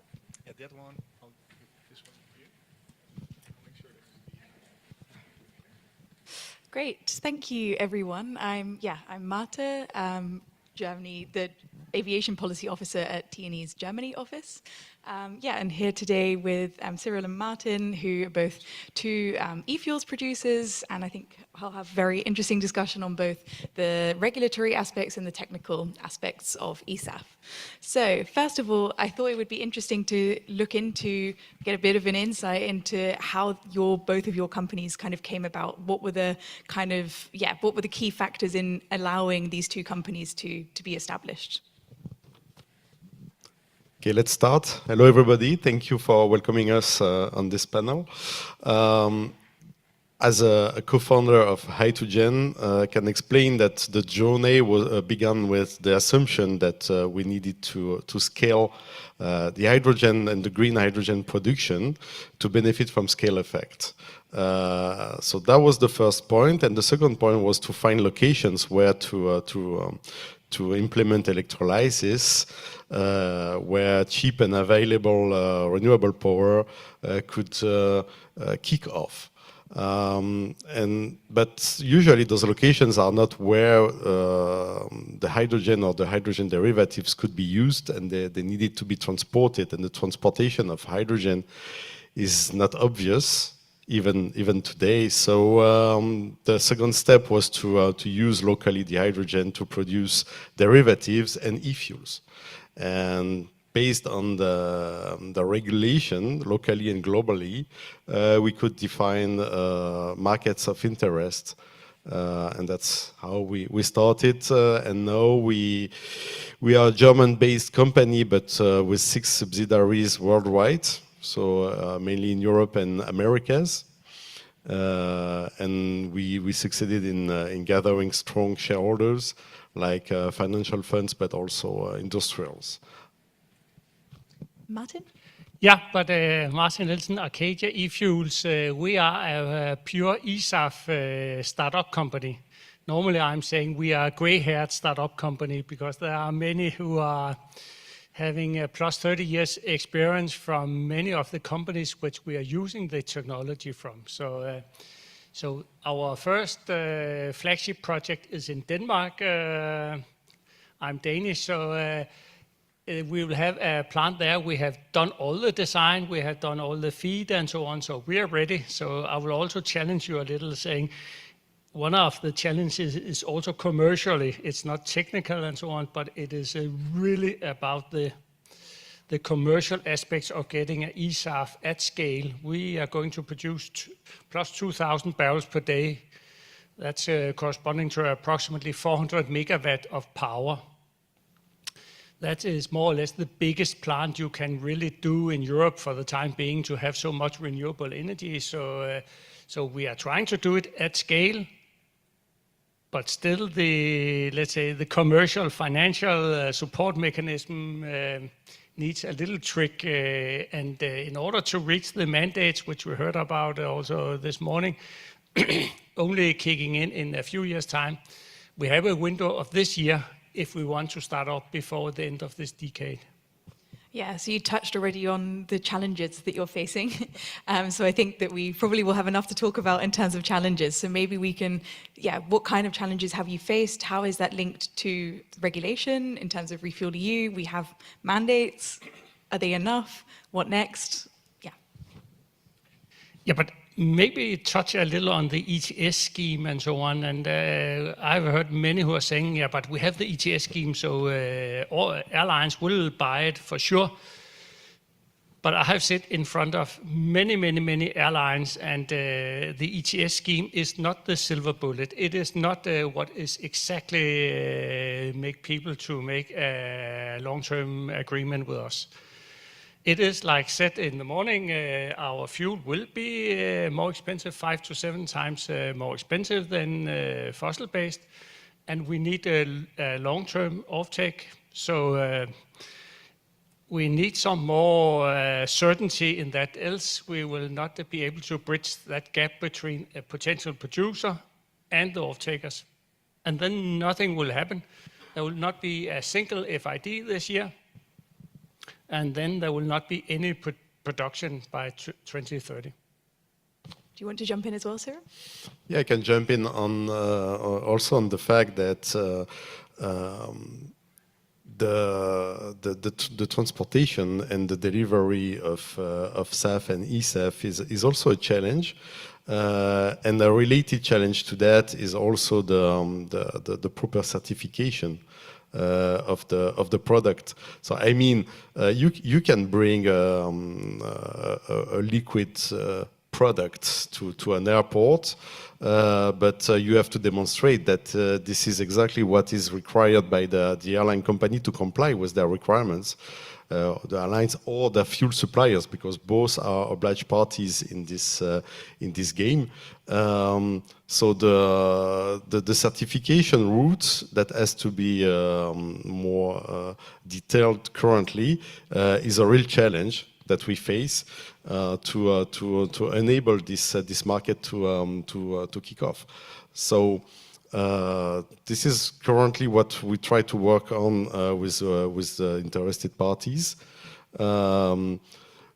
Benefiting currently on the book and claim, but we need to get prepared for the book and burn later down the road. So if we do not prepare that today with long-term offtake contracts, we face an issue later down the road, and then we face an issue in the financing of the project. So everything has to be tackled right now. And what kind of solutions do you propose? Yep, maybe I could also add on the blending. We are not going to blend it into fossil because the mandate in EU is rather 1-2% from 2030 or 1.2%. So we are not going to buy all that fossil and then blend it in. So we are talking to the traditional fuel suppliers. So they will blend it because our production is only 2,000 barrels per day. So that is easier to transport to somewhere where they have the major production of the fossil-based kerosene and then blend it there. So that is how we'll do that. But another challenge is also the CO2. It sounds so easy, but and there should be enough CO2, even biogenic, in Europe. But there also needs to be some rules that the biogenic should be reused for production of something. It can also be methanol. Everybody needs this biogenic CO2, and for the time being, in many countries, it is going to be sequestrated and stored underground. And that's not good for this business either. So how could regulation address this limited supply of biogenic CO2? In order to comply, I think fossil-based CO2 could be stored underground, and biogenic CO2 should be reused. That will make it much better for everybody. Do you have any thoughts on this, Sarah? Yeah, I think the CCU requires the CCS. So if there is no proper regulation on carbon capture and storage, it will be difficult for e-fuel producers like us to get biogenic CO2 delivered. I mean, I take an example. In France currently, we have pipelines that can be redirected to CO2 transportation. So helping to bring CO2 from emitters to our locations, and we need to think about then the delivery of the ESAF. So it's difficult to locate them together where the CO2 emitters are. It's difficult to get the power or to locate the ESAF production.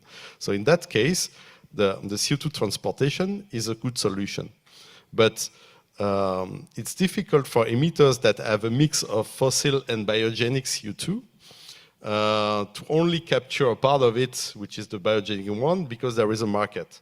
So they need to capture all, but they have to do something with the fossil part of it. So enabling them to do something, is it's underground storage or whatever, is helping us to get the biogenic CO2. So that's for us very important to work on both regulations. Yeah, so you're basically saying there needs to be a real interplay between fossil CCU, fossil CCS and biogenic CCU. So there's, yeah, but then obviously we have the third dimension of CO2, which is direct air capture. Do you have anything, yeah, maybe you could elaborate a bit on what direct air capture means for your businesses?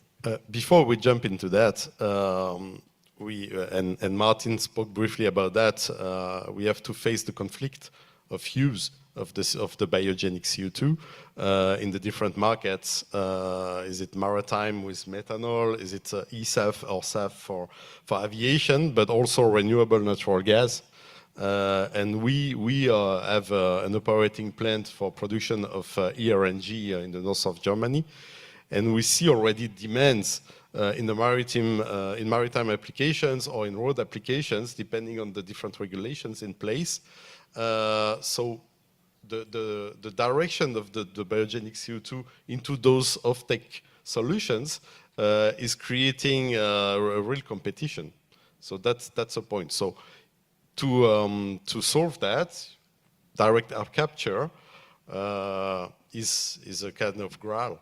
I mean, but it's economically currently not viable, and far from being viable, considering the price gap or the cost gaps. So how could the policymakers enable that to help the technology to improve and the final producer to jump in?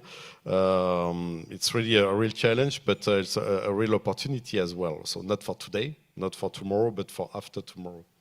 How long do you see it taking before direct air capture becomes economically viable? Yeah, plus 10 years.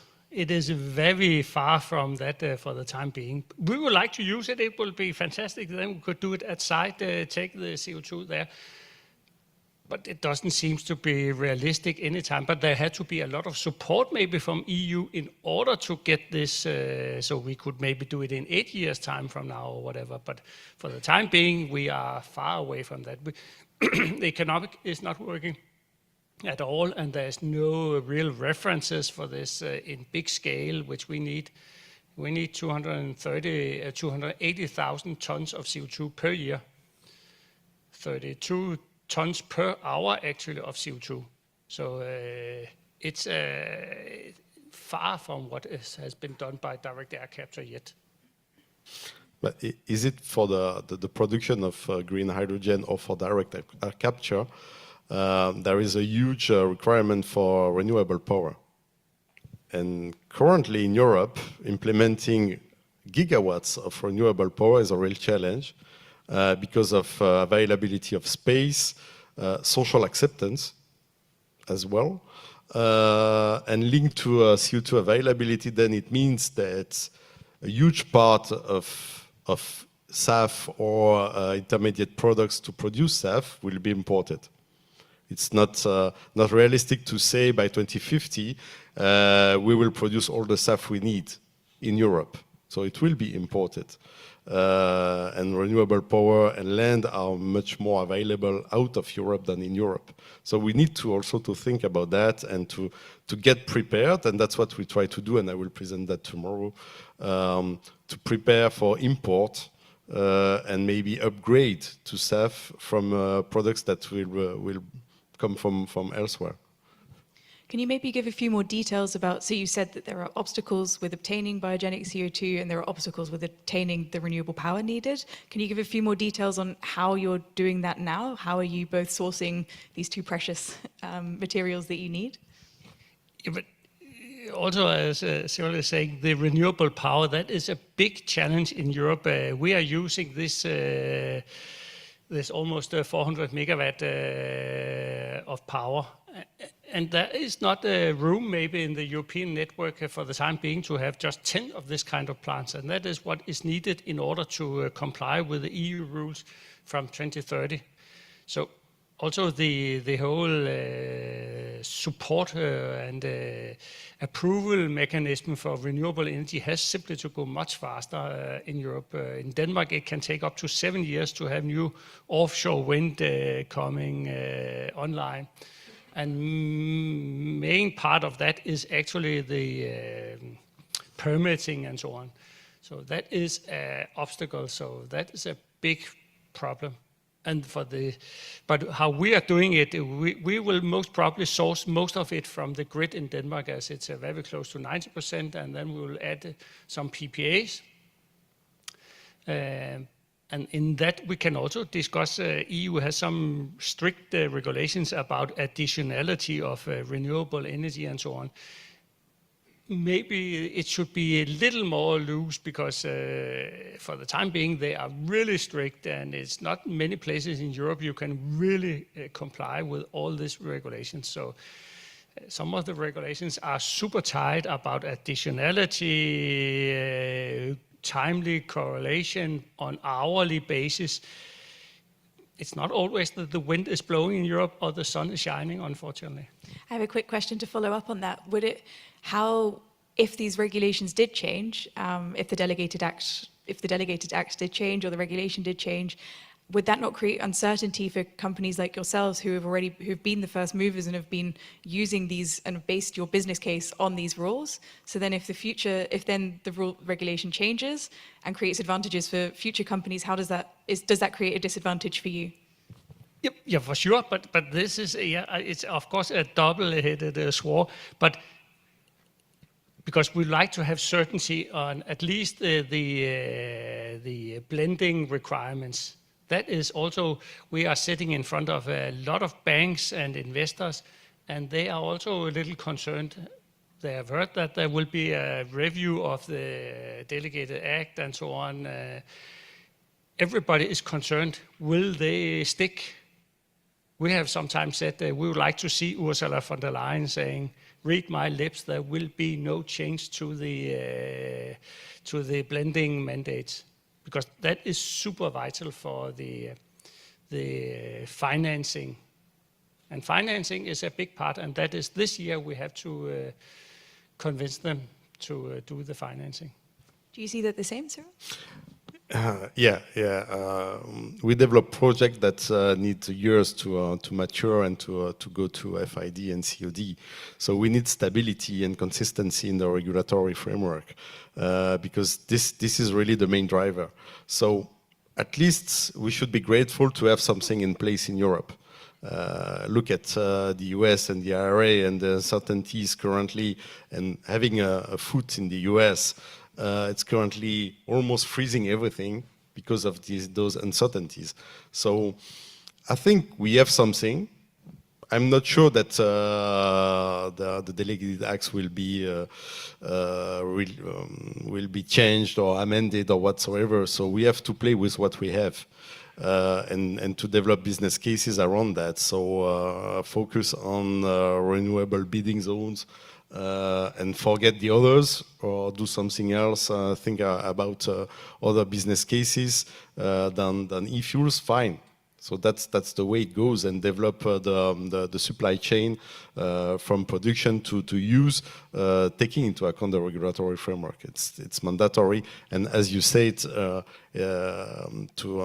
bring banks and financiers around the table, it's important to demonstrate that there is a proper business case with the regulatory framework.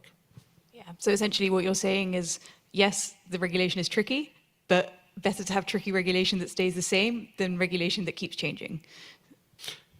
We should take also into account that some elements of the regulation are still to come, like the low carbon delegated acts that could enable new opportunities. So I'm thinking about the nuclear power, for instance. Maybe there are room to enable things that are not very clear today, that could also help new locations to develop projects like ours. Yeah. But maybe also to say the ETS scheme, another part of the rules. We heard that this morning. It's a super good scheme, but it is also going to be reviewed later on in this decade. And the banks and investors are fully aware of that, and they are asking us, Mr. Arcadia, are you sure that there will be an ETS also in 2030? So they will question us. So that's why for this kind of support schemes, certainty for the next 10 years is important. Else there will not be any FID or any decision to build any plant. I guess with the ETS, there's also an opportunity in the sense, yeah, maybe you could say a bit more about the opportunity that comes with the review of the ETS in terms of money available and, yeah. Yeah, but the opportunity, I would say, if it just stays the same, let's say for 12 years more, that is important, because for the time being, it's nice to have it, but there is no eSAF producers on the market yet. So everything is going to biosAF, and for sure, biosAF is needed in the marketplace because we cannot produce everything. BiosAF is there, but there is a limited number of feedstock for that, so it has to stack on each. So biosAF is there, eSAF is there, and there will also be electrical planes and so on. And we think that's a brilliant idea, but there has to be a room for everybody, and that's we are missing a little the bridging to get to FID and we are talking to many other potential producers, and they are in the same issue for the time being. Maybe you can go back to just to jump back to the Low Carbon Delegated Act. I mean, I guess as a French, in France, obviously the impact might perhaps be bigger. Could you say a bit more about that and, how that would look for hydrogen and... Yeah, basically there is a good hope in France for the low carbon delegated acts because of the decarbonized grid with nuclear power. But currently the certification scheme for RFNBO ESAF is not taking the advantage of the full advantage of the nuclear power. So the nuclear power is just helping to decarbonize the grid, but is not considered as a zero emission power source. So it has the footprint of the grid and not the real footprint it has, which is much lower. So that's the next step that France is pushing, is just to consider nuclear power as its real footprint. Because on the opposite, solar and wind are considered at zero, whereas they have a higher footprint than nuclear. So, and once this is made, the second step is then to consider a fleet PPA and not an asset PPA. Because currently, maybe I think only Finland can do an asset PPA, but on nuclear power. But the way nuclear power is handled in France is considered as a fleet, you know.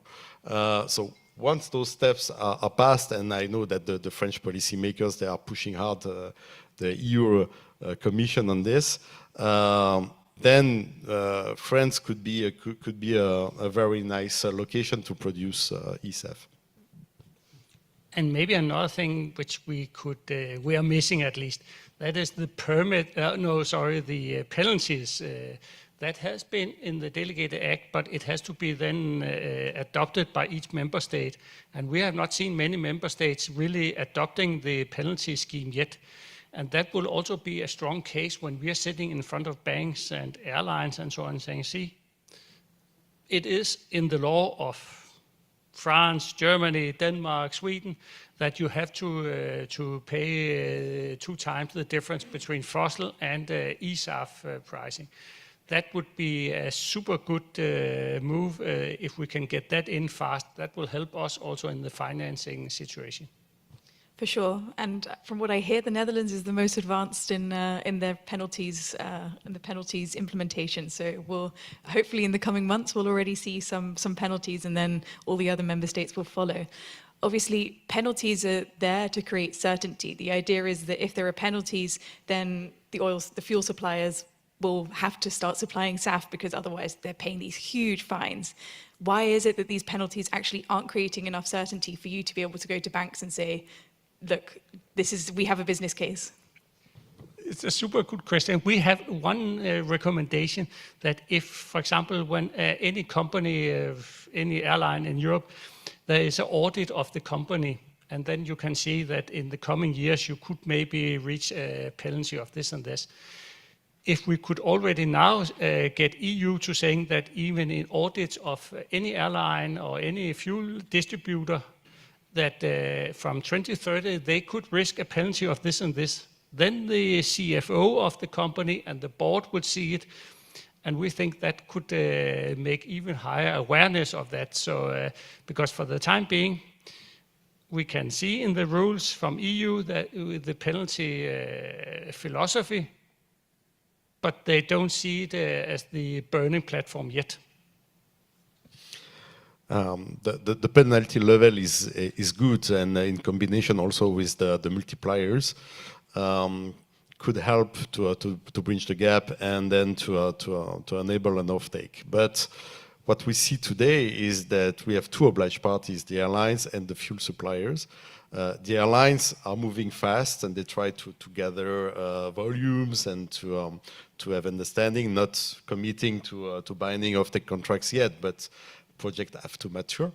But airlines are moving, airports are moving. We have signed agreements with two airport operators recently, but the fuel suppliers are not moving. And why? Because there is the BioSAF part, and they are good in that, fine. On the other part, on the eSAF, they wait for the full supply chain to improve before they commit. So CapEx, so they expect that the electrolyzer cost will drop, that the licensors will decrease the cost, and so on and so on. They expect to have a better understanding on the certification scheme, and then they will move. So, and we are not there yet, because once they are convinced that the whole supply chain has optimized everything, and then they know this is the cost, then they will move. I think we read there's a fantastic publication or letter signed by over 70 stakeholders in the Project Sky Power project. And they basically say that if we are to reach any kind of e-kerosene targets in 2030, then we need FID by end of 2025. How do you see this? Do you see this as realistic? Are we being, is there any optimism you can provide us? What do we need to get there? Your statement is correct. I think maybe first quarter of next year we could also then could still reach it, but it takes 3.5 years to build a plant like that and then to start it up and so on. So it's around 2 billion euro facility, oil and gas. So it's a big production in Europe, so it takes a few years. We have now all the permits and so on in place, so it is the pure construction time. So that's why it has to be, we have the window of let's say, the next 12 months, and then it's not realistic. If it's end of next year, then we will not be able to comply with the rules. And that is, again, it goes back to the banks are saying, what if you're the only one?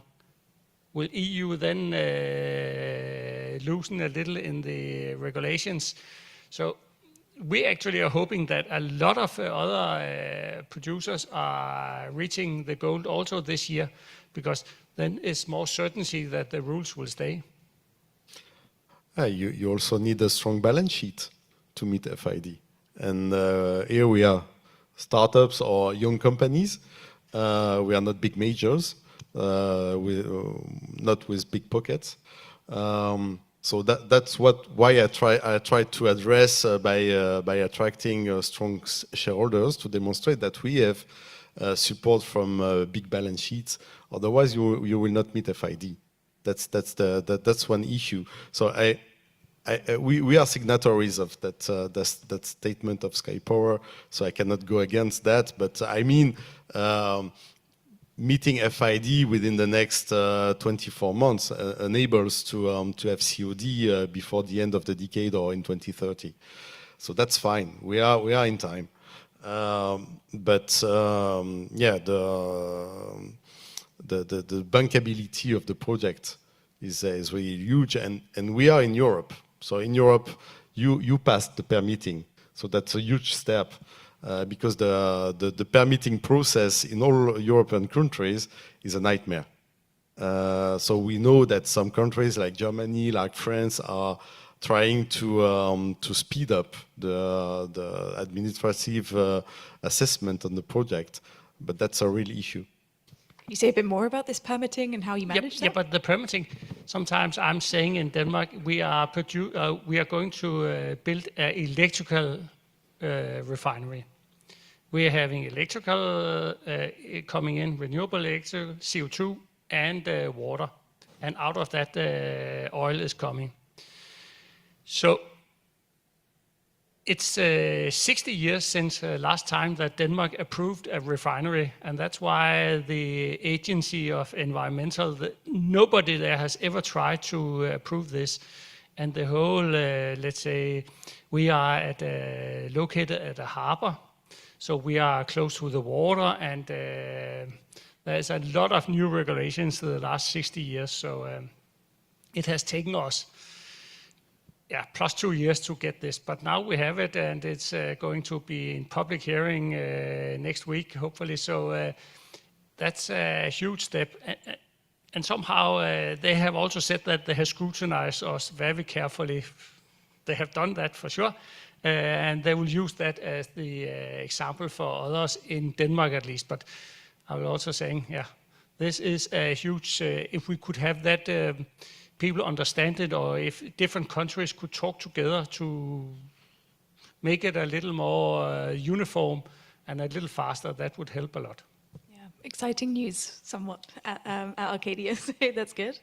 I think I also just wanted to, I see we only have 5 minutes left, but there were 2 other things that I wanted to touch on in terms of technological things. So last week when we spoke, I think you mentioned the electrolyzer industry is also facing a number of issues. Could you maybe say a bit more about the bottlenecks there? How do we get electrolyzer development off the ground?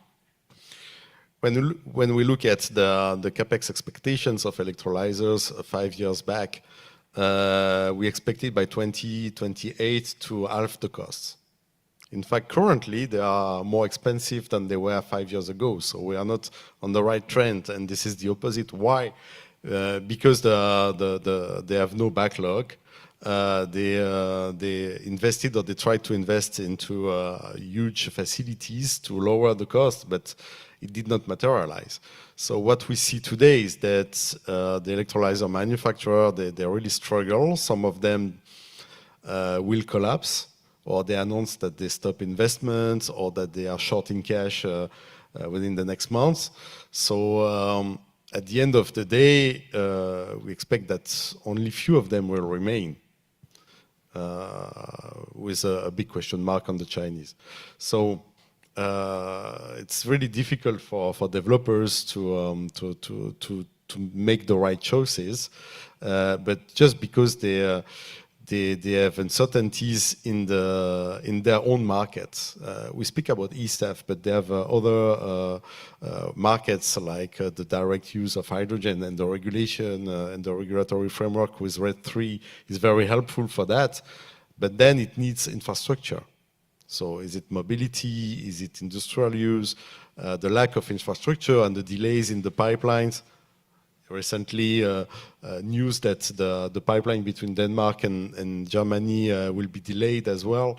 So all those bad news do not help to lower the costs and to quick start.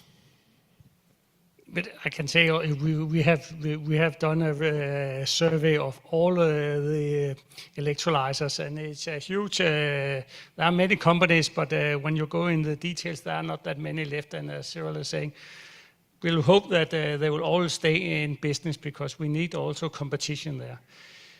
We see that next generation, they are saying they will be 5 to 7% cheaper or more efficient, and that's super good.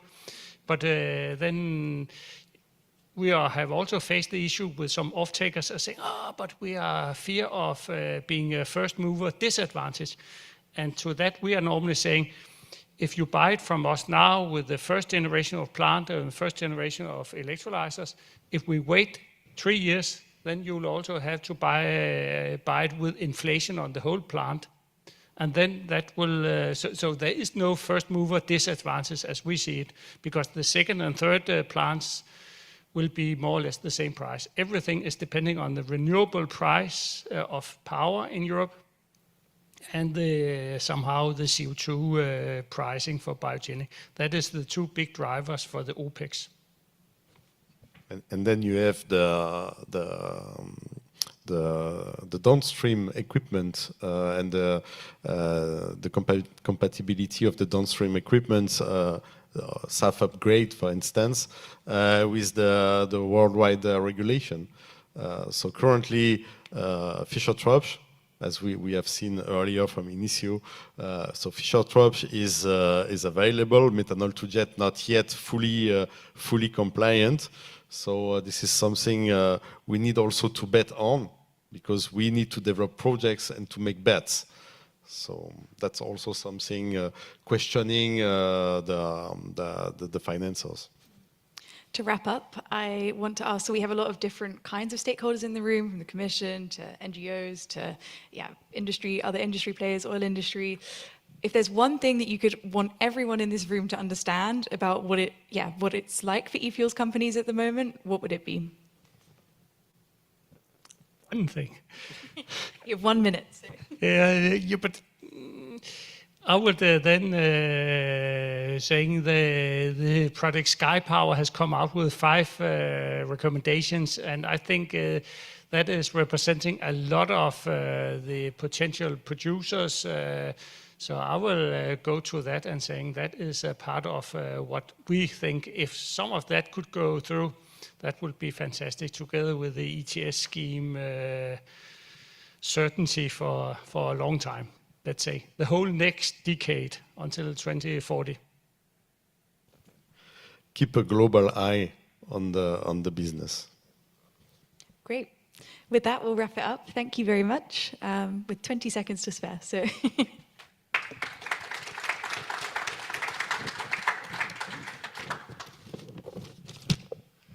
Yes, thank you so much. That was a very interesting discussion, very insightful, to me at least. Into the most relevant challenges you face today in realizing these production capacities, which of course are necessary to enable the whole market. Let's continue to the next case study, and for that I would like to invite Demiana Fiata. There she is. For the next case study. You have the microphone there? Yeah. Hello, everybody. How many people do we have online? Okay. Well, we miss you, for those who are online. We wish you were here, but thank you all for joining us. What I want to present to you today is the work that IATA is doing on a Horizon 2020 project, it's Project A-Light, because it speaks about the things that we're trying to sort out, right? We just listened to many doubts and barriers that they're facing on e-fuel. And one of the things we're doing in Project A-Light is trying to figure out how can we overcome these barriers. It is mainly about just BioSAF, but we don't call it whether it's E or bio. So you can take it whatever way you want it, because it's not about the type of SAF, but it is about the use that we give to that SAF. Do I? Yeah, I do have power of this. There we go. So A-Light, I'm going to start with that. It's a lighthouse for the introduction of sustainable aviation solutions. We are 17 consortium partners working together. You can see that we can cover almost all the value chain from the incorporation and the introduction of SAF into an airport. And the overall mission is just to enhance sustainability in aviation, overall for whether it's the airport, aircraft operators, fuel suppliers, or the airport. And what we do is empirical evidence, trying to find first what exists, what can we create, and can we test it? And what do the tests tell us? Is this a good solution? Is this something that we need to work further? Or should we just discard this idea? CPH is the airport, the lighthouse airport, and we have ADR and 2 other airports that the idea is for CPH where we test everything, and for the other airports to understand what can or cannot they adopt, and what needs to be adapted for them to adopt. We have 2 work streams, work stream A and work stream B. Work stream A works specifically on sustainable aviation fuels, and work stream B on electrification, ground support vehicle, ground access vehicles, and everything that happens within the airport building. Now, IATA is leading Work Package 3, and I'm just showing you all the work packages so that you can get an idea of how they interact with each other, because we do. We work together and we share results. We also share resources to do deliverables. And Work Package 3 is how can we use SAF in airports smartly, right? And one of the deliverables, which is what I want to talk to you about today, and then it would involve the next presentation from Daniel Shao, my colleague at IATA, is a best practice handbook that we're putting together and tools for fuel handling and quality assurance and accounting. And this best practice handbook has a lot of content, of course, as you can see, because it's quite comprehensive. But there's 2 specific things that I would like to talk to you about today. I will present SAF at scale, logistics and optimization through SAF usage scenarios. And Danielle is going to talk about dual conformance related to SAF certification and standardization. So allow me to start on SAF usage scenarios. And if I may, I prefer for you to interrupt me and ask questions instead of this being a monologue.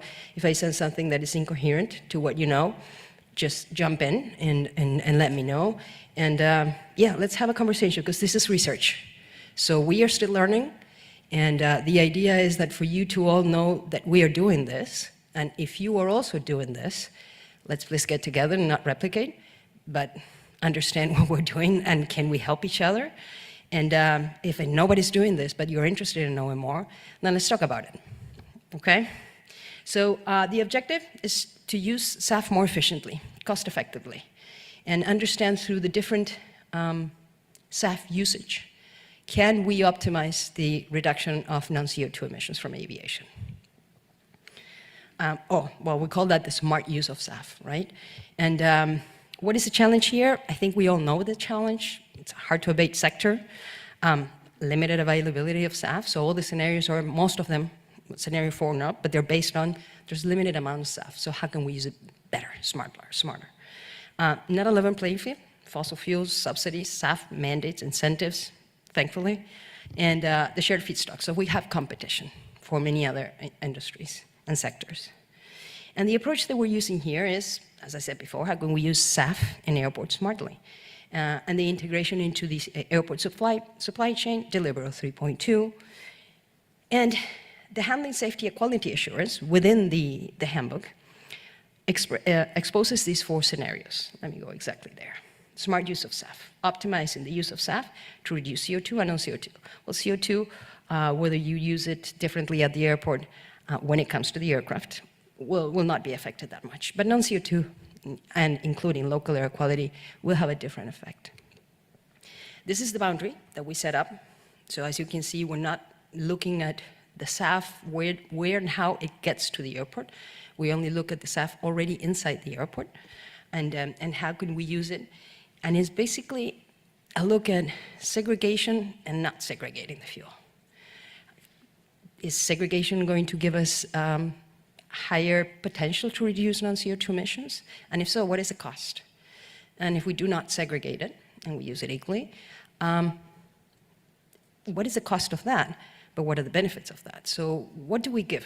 Do we pay more for segregation and understand that maybe we get more benefits, measure that to understand that we actually do get more benefits, or none? We set up 4 different scenarios, and this was established through consortium partners. We said, okay, let's test this out and see what happens. And mass balance, as you can see, scenario number 1, there's no change. And please accept that when I talk about SAF, it's the blend SAF. It's already blended with conventional aviation fuel, so it's the blend, right? So it should be CAF already, not just SAF. But humor me in this conversation. So nothing different here. We all know it. Comes in, mixed, and we supply it. No extra investment in terms of the infrastructure of the airport, and it goes to every aircraft, 7 volumes. Then we have dedicated flights, and we want to point out here is the segregation, right? How do we define these flights? What is a dedicated flight? There's many parameters. We have to pick some. We can't use them all, and there's still a lot of uncertainty of what is that flight that can help us reduce, for example, contrail formation, the impact or the formation of the contrail. Now, we use 2 variables, and these can change, and they will change, hopefully, because we're doing research with one of the consortium partners, DLR, trying to find more information about non-CO2 and climate impacts from aviation. But let's use 2 variables that make a lot of sense: the altitude of the flight and the time of the flight. So the colder, from 18 hours to 7 a.m., we pick that time period. We think that there's a more chance that that flight will generate that contrail. And the altitude, 13 meters above. Are there flights flying lower that form contrails? Sure. That flight in the middle of the day? Sure. It depends on the region, it depends on the weather, it depends on many things. Let's pick 2 so that we can actually have a scenario. And if those don't make sense at the end of the testing, let's choose other variables, and we'll continue forward. Scenario number 3 is dedicated airports.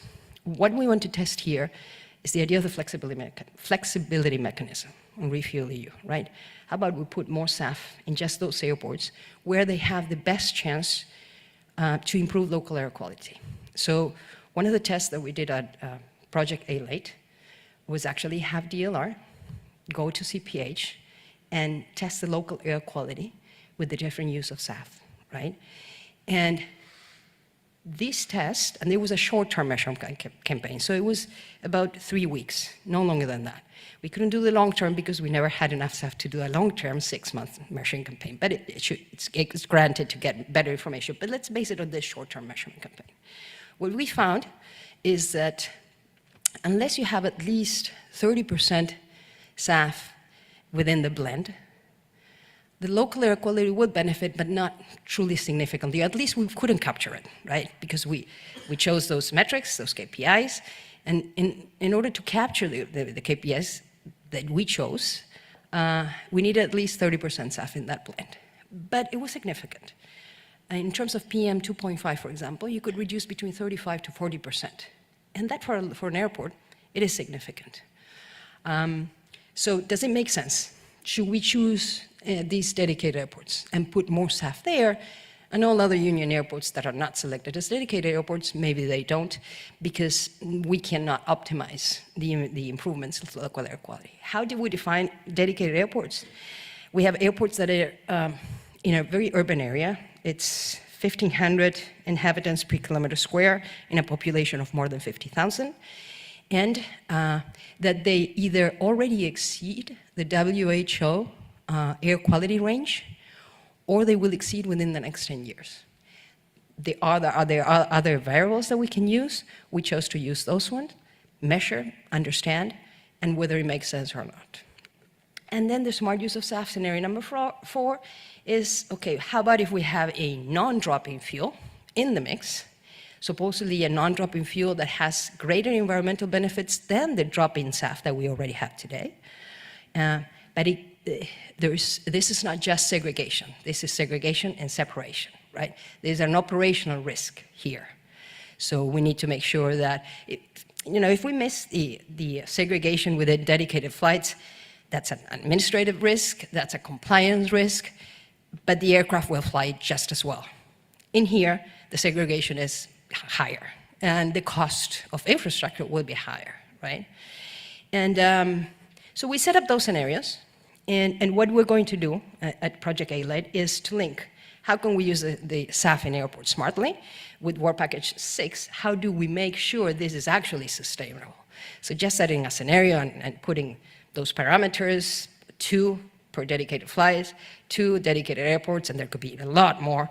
Okay, let's test this through a CBA, cost-benefit analysis. And what we want to reach, what the objective here is to say, okay, through a cost-benefit analysis, let's give it a start. There's still a lot of uncertainty on non-CO2 and contract formation. Let's give it a start and see what certainty we can get from all this uncertainty, right? And from there on, try to find a way to test an airport and say, okay, if you're this kind of airport, and this stands for a self-assessment checklist, that is part of the handbook. If you're this kind of airport, we take you through different questions, and we say, okay, you know what? You're better suited to scenario number 1, 2, 3, or 4. Not that they cannot do whatever they want to do, right? But this is an idea of telling them, you're well suited. And this is what you need, these are the things that you will need to do. And through the cost-benefit analysis, we'll tell you, these are the costs and these are the benefits that you will achieve if you as an airport or if a fuel supplier can offer all these services to your clients. Just offer mass balance, just offer dedicated flights for your airlines who are looking to actually reduce contract formation and through that MRBM non-CO2, find that data that can help you justify the reduction and prove. A dedicated airport, an airport that is actually looking for this improvements in local air quality. Or JetX, separated, completely non-drop-in SAF versus a mixture between conventional aviation fuel and SAF. And you can see that the services are different, right? An airport can do one, the other, or the other, and depending on what kind of airport you are, or fuel supplier, not every airport is a fuel supplier, and this is mostly Refuel EU, the responsibility of the fuel supplier, it's the amount of services, the kind of services, the type that you can offer to your clients. So, as I said, optimize climate benefits from SAF while the volumes are limited, and accommodate non-drop-in fuels within a scenario of an airport. So the results of the CBA are going to be, published through the A-Light platform in October of this year.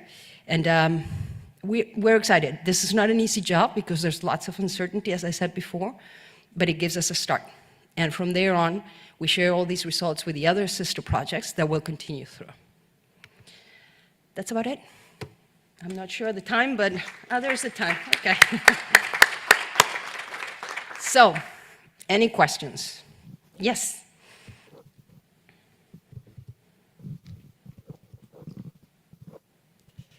Thank you very much for this presentation. I think really, really interesting and important work. You mentioned the uncertainties. It's clear they are there. Of course, the more complex issue, and I think non-CO2 effects are a complex issue, the higher the uncertainty.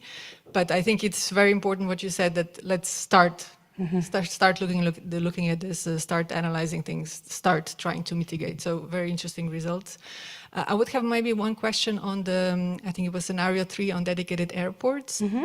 Whether you have done any sensitivity analysis on, do you think the results or significance in the difference would be different if you looked at airports that are not those that already exceed the air pollution limits? Maybe because you would imagine if you already exceed, you already have bad air quality, maybe it doesn't make much difference in terms of the overall impact that you might have. But it's a question. And then maybe I use the opportunity to react on the previous session. I'm obviously not President von der Leyen, but I felt compelled to say, read my lips. The EU ETS will not be weakened when it's reviewed. It has been already revised 3 times now, so next year it's going to be, I think, 4th review, and it has always been just strengthened. So even legally in the legislation, it continues well beyond 30. There is no end date, there is no sunset clause, so the EU ETS is here to stay. And the same goes for this dedicated SAF support. It's true that there we do have a sunset clause. It currently runs only until 2030, but there is already a review clause saying that, you know, based on the results of the system, this support system, it may be prolonged and also increased in size, and also with a special attention on e-fuels. So just to say that when it comes to the EU ETS, the uncertainty should be there. And frankly, I haven't heard any suggestions to not continue it. And I think the important message is also on Refuel EU targets, because it's a bit dangerous that the narrative that we hear, which might be a wishful thinking by the fuel suppliers that are not yet moving, that it becomes a bit of a self-fulfilling prophecy, you know, that they're going to be weakened, the mandates, because they're difficult to reach. So here I think we also need the messages that you were very clear in the panel, that the certainty for those fuel suppliers that are moving now and that are doing the right thing should not be weakened. So just to make the point on this. Thank you. So to your question that I can answer, remember the local air quality is not just in the neighborhood, it's also the people working at the airport, right? And there's a responsibility for everybody that produces that, you know, that local air quality to reduce it and take care of their employees. So could we consider an airport that has exceeded to just forget about it? I don't. Okay, yeah, I wouldn't say that. I would actually try to concentrate. If they have exceeded, then let's work on it. Let's work on it not only for the neighboring, but also the other day I was listening about a conversation in the U.S. Small airport, 75% corporate. 75% was general aviation's, 25% corporate travel, right? And they were trying to say, how can we make this airport more sustainable? And what does it make sense and what doesn't make sense? And the conversations that you could hear about them it was always pointing towards local air quality in the community. And regardless of whether the airport is already exceeding, there's always room for improvement. And I wouldn't discard them. I would start for discarding those that are, and it's not discarding, it's just prioritizing, right? Because remember, these scenarios are set on a limited amount of SAF.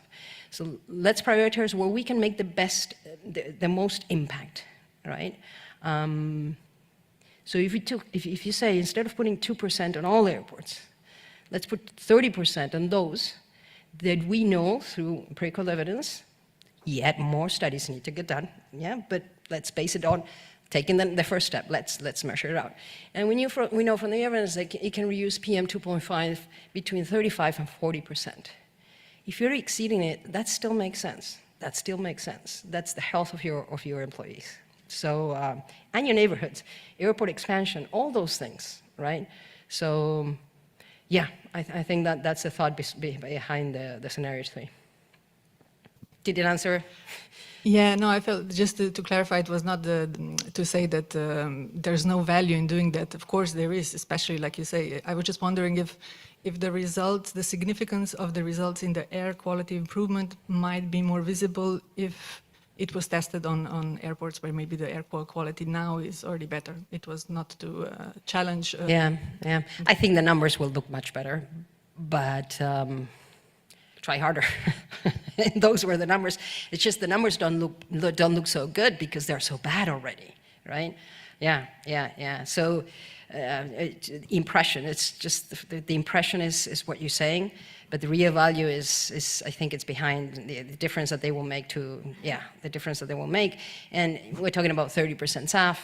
I think when we get to the 70% blend, more than 70%, the difference was not significant. So the cost of having more SAF versus the improvement in local air quality didn't justify a cost of versus benefit, but the difference between 30% SAF, 30% SAF cut and 70% local air quality was greatly improved. So if you're at that airport, maybe, yeah, we need to start moving around the parameters so that we can capture those airports that are the really bad ones, and maybe 30% doesn't make a great difference, but 70 does.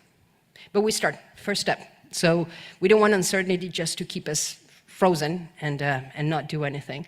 Let's test it out. We'll make mistakes. That's progress, and we'll go from there. Yes, Sarah. Thanks, Samir. I actually didn't know this project existed, so it's really good to know. Is the intention of the project to be so you are piloting this approach? Well, I'll just say the whole thing and try and make a question. So you're piloting the whole approach, and then is part of your remit also to create a decision-making framework with regards to, if this is successful with this pilot, we will make a framework to decide on which hubs it will be implemented at? Is that kind of the intention of the whole? No. There's no binding, because imagine what we're trying to do here, for example, is CPH. Place CPH in each, the Copenhagen airport, in each scenario.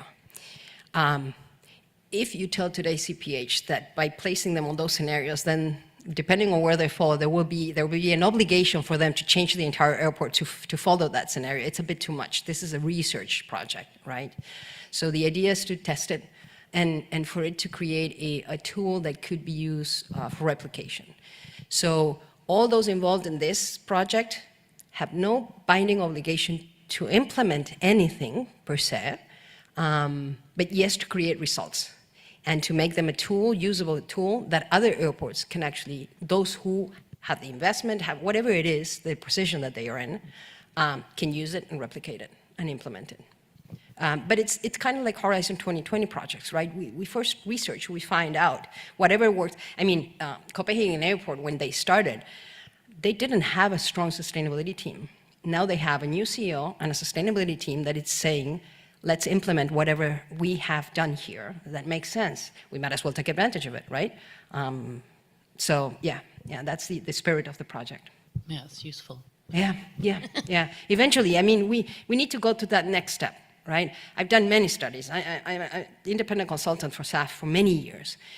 And my work is always the study, right? And the study, whether it's implemented or not, that's the problem, right? That's where we need the policy. That's where we need the certainty. And if you implement it, this is going to be worth 10 years, 20 years. So it'll pay back. And we're betting on that. Yeah. Yes. Hi, Erin from Estuary. I was curious in the scenario 2 whether you guys were going into the specificity of which flight, which airline to load the higher blend SAF, or are you kind of looking more at a scenario of modulating up all flights in the evening hours and at the certain latitudes? We're not going to an airline specific. We're going to those two variables that I talked about, right? The 13,000 meters and then the 18 hours to 7 a.m. If you think about it, this requires a lot of communication between the different stakeholders. Because if I ask an airport, hey, do you have these kinds of flights? I can tell you the time, whether they're flying 13 meters. I don't know if I can access the log. And you know, it's not information that they have handy. To the airline, yeah, they will have it handy. To the fuel supplier, nah, they won't have that information, right? So it's a lot of coordination between them. Let's start the conversation without targeting an airline. Let's begin with a blanket and try to find those flights and try to define this scenario. So when you go to the self-assessment checklist in section 6 of the handbook, the question says, if you're an airport, the question is, do you know if you have these flights? Yes, no, no data available. And then we explain to them, why is this data necessary and important? And that is where we want for them to start the conversation with the aircraft operator and the fuel supplier, right? Why is this important? For the airport, when it comes to dedicated flights, when it comes to non-dropping SAF, do you have the infrastructure? Because the airport has to facilitate the access of SAF, right? Refuel you. Do you have the infrastructure to provide your client, the fuel supplier, with the infrastructure now, the space, the permits, everything that you need, all that is necessary, we define it, all that is necessary for this segregation and separation of this non-dropping fuel. And if they say no, when we tell them, well, this is why it is important. Your fuel supplier will be able to provide their clients with this, this, and that. And this may involve a local air quality improvement for your airport.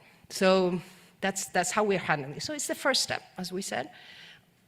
We did our work. It's not just an easy first step. We did our work, and we found things that makes a lot of sense. We test many of them.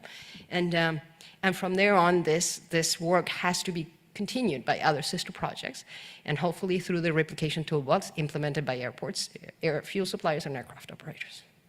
Makes Thank sense. you. It's great work. Thank you. Thank you. Thank you, Damiano. Done. So with that, we need to move on, and I want to ask you to hand over the microphone to your colleague, Yeah. to Daniel. Thank you. Thank you.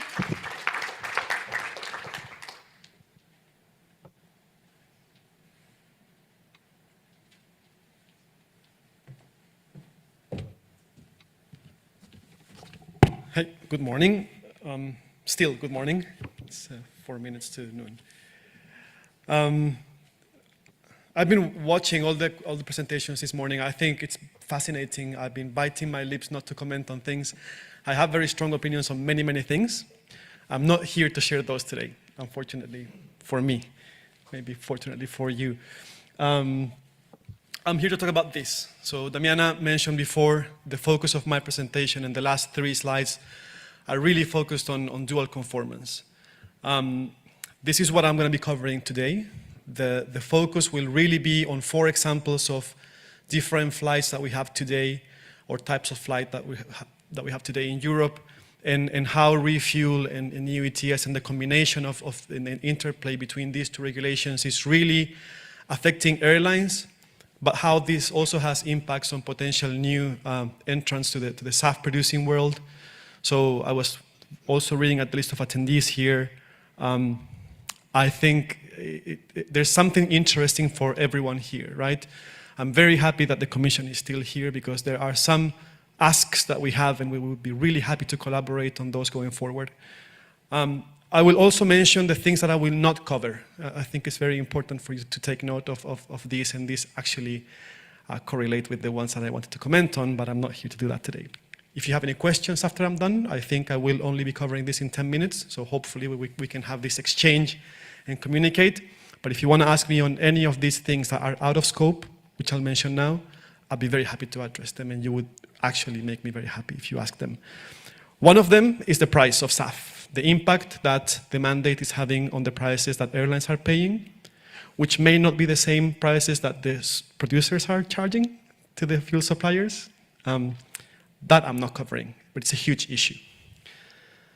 The second one I'm not covering is the reporting requirements for airlines. So I'm just going to be focusing on the mandate to put SAF in the system and what airlines have as a requirement under EU ETS.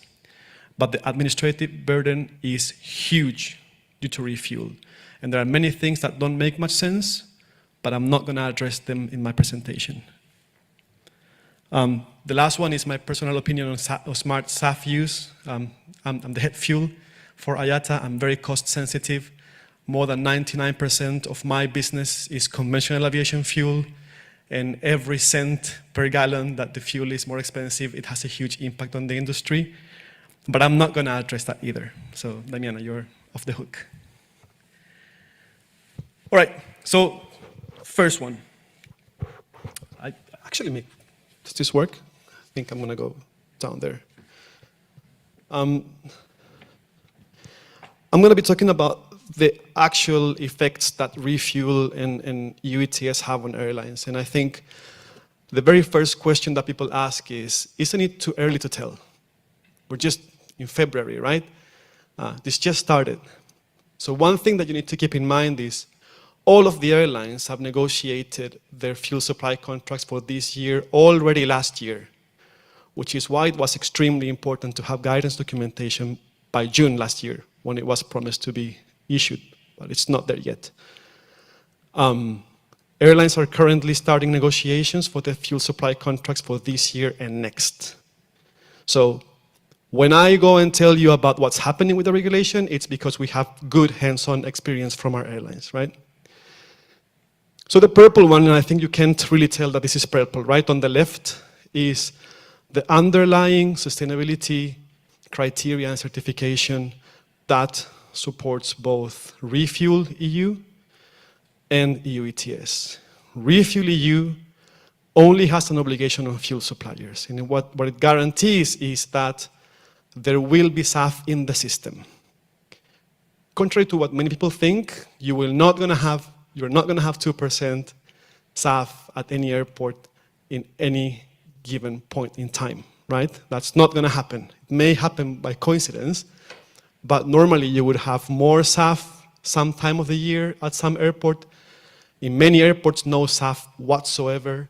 And even in the airports where you have SAF, you may also not have SAF at some point in time. That's also something important to understand. Airlines do not have any obligation to pay for the SAF under refuel. So let's get that straight, right? But it's implied that airlines will pay for the SAF that's in the system. And what provides the incentive for them to buy the SAF is the EU ETS, where you have two incentives, and Polona mentioned them this morning. Emissions from SAF are zero rated, and then airlines should be eligible to have an incentive, a monetary one, in the form of free allowances under EU ETS. Then, not part of my presentation today, but addresses the question earlier over there, we do have customers and freight forwarders and shippers who play a role in the SAF value chain.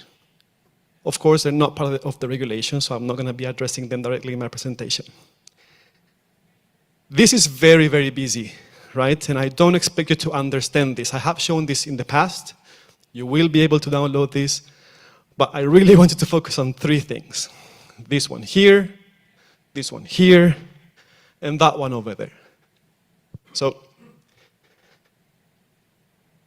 regardless of the chain of custody that you choose for your SAF supply, so let's pick any of the scenarios that Damiana just presented, right? You have segregation. Actually, let's be more extreme. You have a truck with a 30% blend of SAF driving to the airport, under the wing of the plane, uplifting that, and that's it. You have absolute certainty that what went into the plane is 30% SAF. That does not mean that the plane has 30% SAF in it, right? It will have some remaining fuel from before. But whatever, it's not an issue. You still need a document that's going to go from that fuel supplier who drove the truck to a member state to tell them, look, I complied with the obligation to supply SAF. The airline, if they're subject to ETS compliance, they will still want to go and tell their authorities, I pay for the SAF. I want to report that. I want to access the emissions reductions and those benefits that were mentioned by the Commission in the morning. That's a separate document. It can be the POS, and I'm not going to explain what POS, POC means. It's there on the left-hand side on the bottom. If you have questions, I'm happy to answer them later. Then, you have corporate customers, right? They may want to pay for the SAF, and it's important for you to understand this because this is part of the scenarios that I will share with you in a minute. So we're following, right? Okay. Let's take France. I'm not French, by the way. My last name may mislead you to think I am, but I'm not. So I'm sorry I know there's lots of native French speakers here, so it's going to be atrocious the way I'm going to pronounce Charles de Gaulle and Orly, but that's the best I can do, sorry. Paris has two main airports, Charles de Gaulle, CDG, and Orly, right? I understand, and someone here may correct me if I'm wrong, that physically SAF is only being supplied today to Charles de Gaulle, not Orly, right? Also very important to understand. So you would have airlines that depart from Charles de Gaulle and fly to New York. Others that go and fly to Japan, Tokyo, Narita. Others that will go Italy, Rome, Fiumicino. And there may be others that are not flying from Charles de Gaulle, but Orly to Madrid. So this happens, right? These are very tangible, real-life things that happen. This one is very busy, but it's important that people understand what happens with that, right? And you'll forgive me if I go very long on this slide, but I'm going to explain everything here. So let's say that the airline that's flying from Charles de Gaulle to New York had, before the implementation of the mandate, a standing offtake agreement with a fuel supplier, and they're buying SAF. Furthermore, they negotiated with a corporate customer, let's say Coca-Cola, Microsoft, or a bank, and they are paying for part of that SAF. So the SAF is there. That volume of SAF cannot count towards meeting the obligation and the refuel, because this is an agreement between the airline and the supplier, and the obligation is on the supplier, right? If we want that to count, then that requires a separate negotiation with the airline to go and have a contract for that fuel supply with the supplier, and perhaps then they can make it count towards a mandate. In which case, the corporate customer, Microsoft, for the sake of example, will say, I don't want to pay for that anymore, because that is not additional, right? That SAF would have been there regardless of what I did. So then the airline has to negotiate with this corporate and say, okay, let's make sure that the SAF that you're paying for is additional, on top of what's mandated. So that's one case, right, what that we're seeing today. Second case, let's take a Europe-based airline which has an obligation under EU ETS flying to Rome from Charles de Gaulle. So the airline has not negotiated a SAF supply contract with the supplier. The supplier goes and imposes a surcharge on them, which is a case that we're seeing a lot, right? And I promised I wouldn't discuss pricing here, but that tends to be pretty high. So the airline may not receive the documentation for their claims under EU ETS. Why? There's no contract for that. There's no obligation on the supplier to provide that, right? The regulation says they have to supply it and provide it, but it may not happen, right? So airlines have to go and negotiate a contract that gives them certainty that they will be able to receive that information. Second case, airline has a contract, but if you go back here, I have no idea how to go back with this. The POS that would be required for the airline to prove that they complied with and they pay for SAF under EU ETS does not exist any longer, because that was surrendered by the supplier to their authorities, right?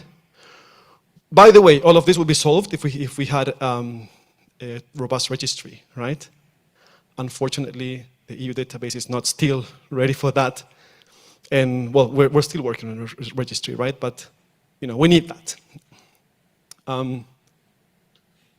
So what suppliers are doing here is that they're giving airlines a proof of compliance, so a POC, which is not a valid document for EU ETS claims, right? In the particular case of France, since they have an experience with their own mandate, they do have a workaround for this. They have a database that would support both claims, airlines and supplier.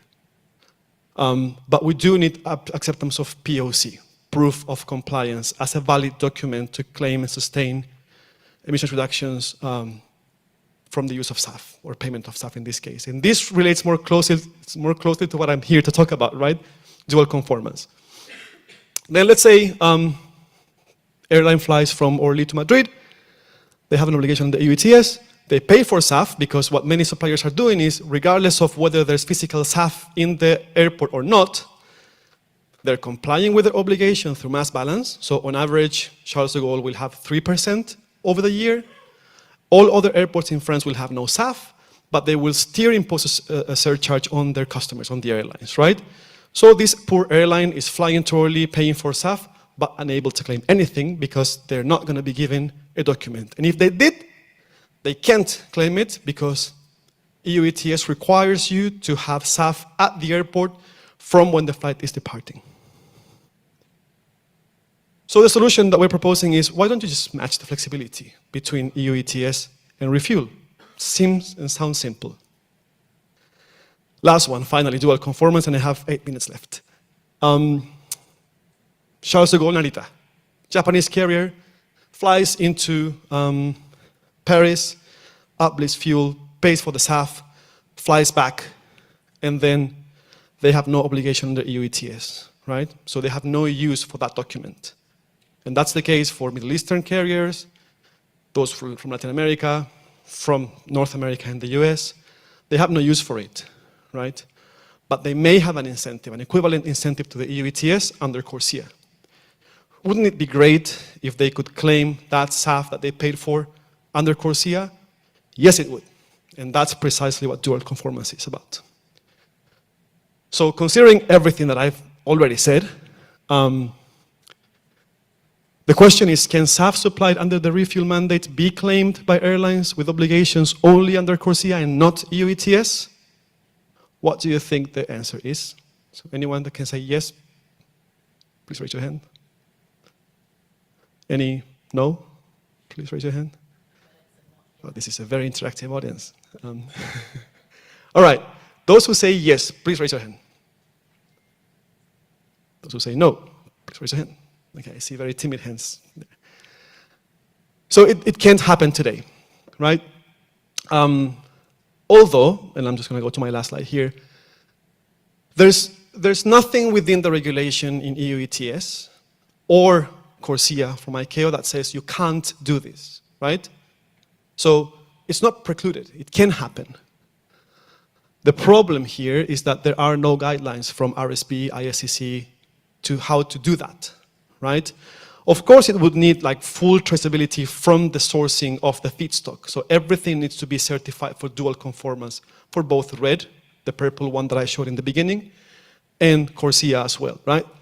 And again, if we had dual conformance in the absence of a robust registry, then people can question, wouldn't that enable dual double counting? Yes, that's a very valid question, and it would. If you don't have a robust registry, it could enable double counting, right? So what do we propose? Let's ensure that we have a good SAF accounting mechanism. We just published our guidelines on how SAF should be reported, and our registry will be online in April. There are other registries. There are country-level registries already operational in Europe. The European database for biofuels will also include SAF. So we do have that coming, right? That's not going to be a problem.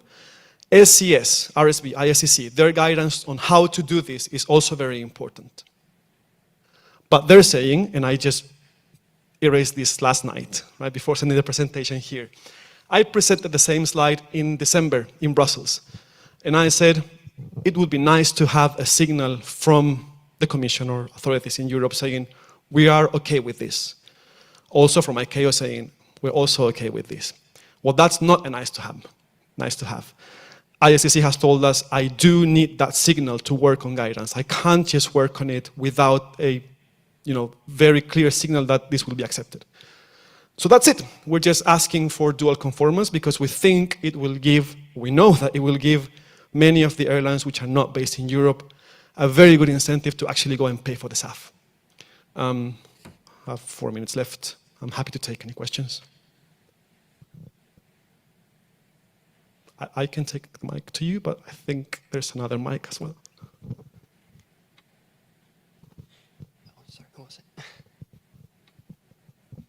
Yeah, thanks a lot for the very good presentation, and I think you explained also very clearly with the proof of compliance and I mean all the administrative pathway that we have to achieve indeed to achieve compliance. Maybe one thing. I mean, there are two things in your presentation. First, you mentioned very well at several occasions that the proof of compliance, proof of sustainability is key everywhere. And that's also one of the biggest issues we have today is because airlines are being charged a lot for this, as you know, and sometimes the proof of sustainability is even not given to the airline. So it's really good that you show that somewhere we have to have this compliance paper everywhere, and still a big bottleneck for the SAF market.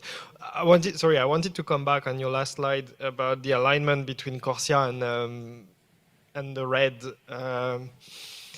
I would have I mean, in theory, looks like really nice story. And I would, in a very nice world where ICAO and EU could align and we could have the same ambition also in terms of quality of SAF, because there is also the question of what we do with the first generation of SAF, the one that have a conflict also with the agriculture, I mean with the feedstock for agriculture. So yeah, I would go for it, but I would still, I mean, knowing I've worked before at ICAO.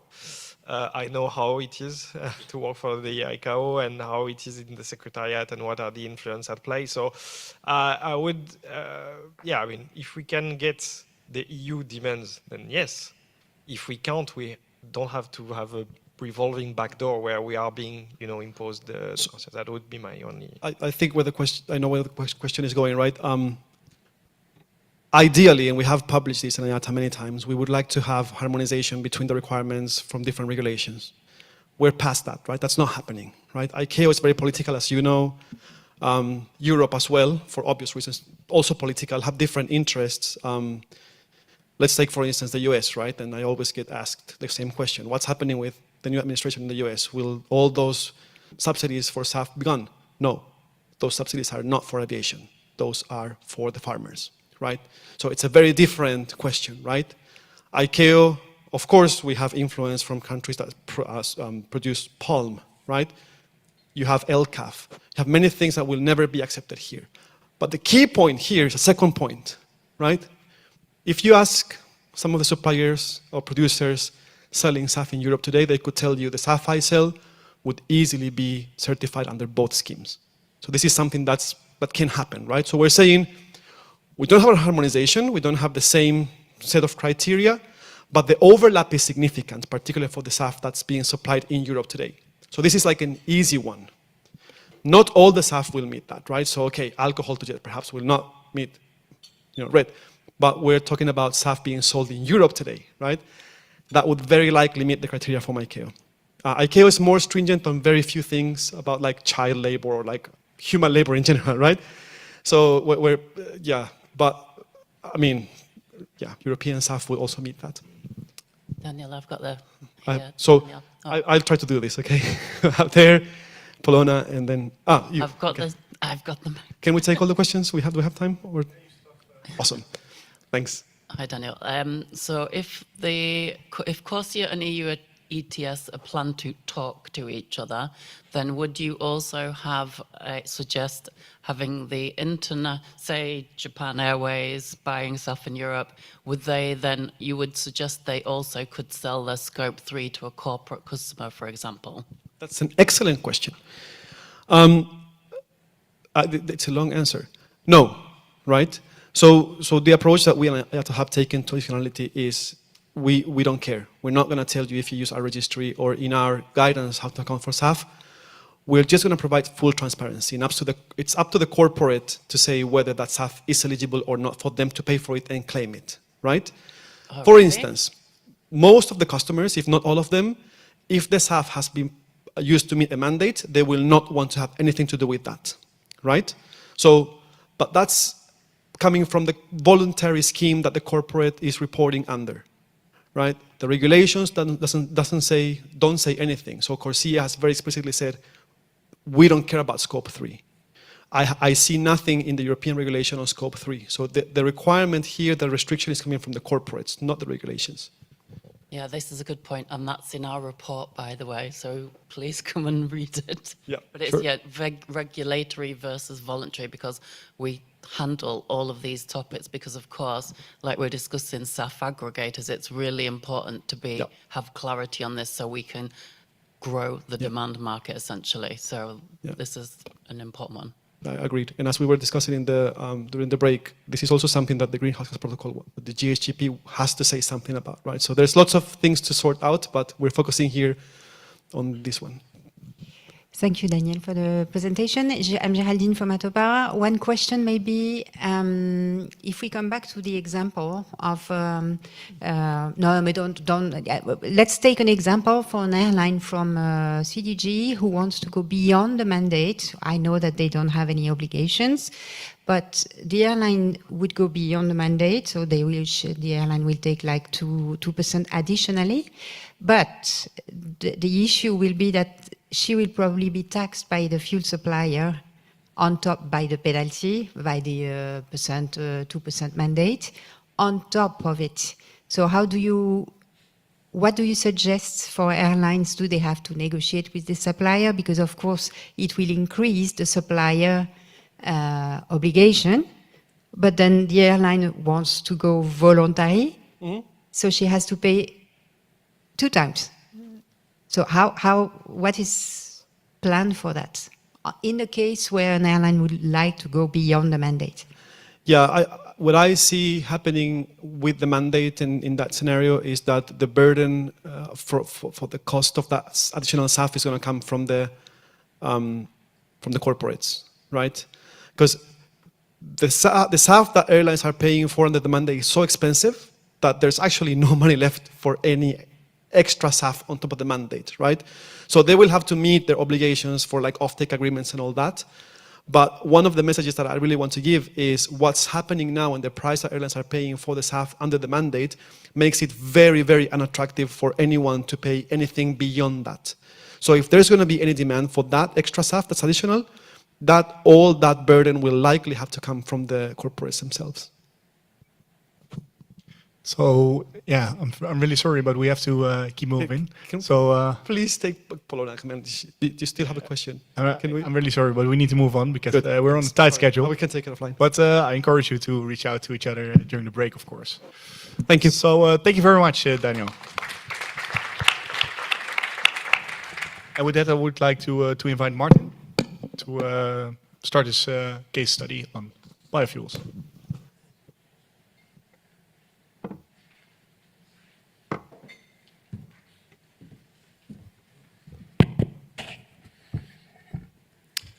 Hello everyone, my name is Martin Stéphan from Global Bioenergy, a biotech developing technologies for SAF and aspiring to become a full supplier soon. So just a reminder, as Polona already said, why we are there. I will not detail that, but temperature is rising, as everybody knows. So that's really our mission as Global Bioenergy, is to develop and deploy an innovative process to reduce CO2 emissions of air transportation. What maybe a little bit of development around that. Air transportation accounts for 5% of global warming by CO2 emission, contrail. It's hard to abate those emissions. It's very difficult to fly a plane without a liquid fuel. But also, I think it's important to understand that the end customers, so the travelers, they have the means to pay for decarbonation efforts. Only 10% of the world's population regularly flies, and the richest 1% generate half of air transport global emissions. So you can argue that it's a small problem in terms of population. And the SAF market is getting on track. We see the dynamic around here in this room, so there's a lot of good things happening.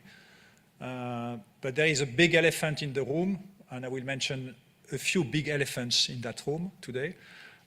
One of them is decline of air transportation. I think nobody talks about that, but maybe Antoine did mention perhaps some decline, so I think it's also to be considered.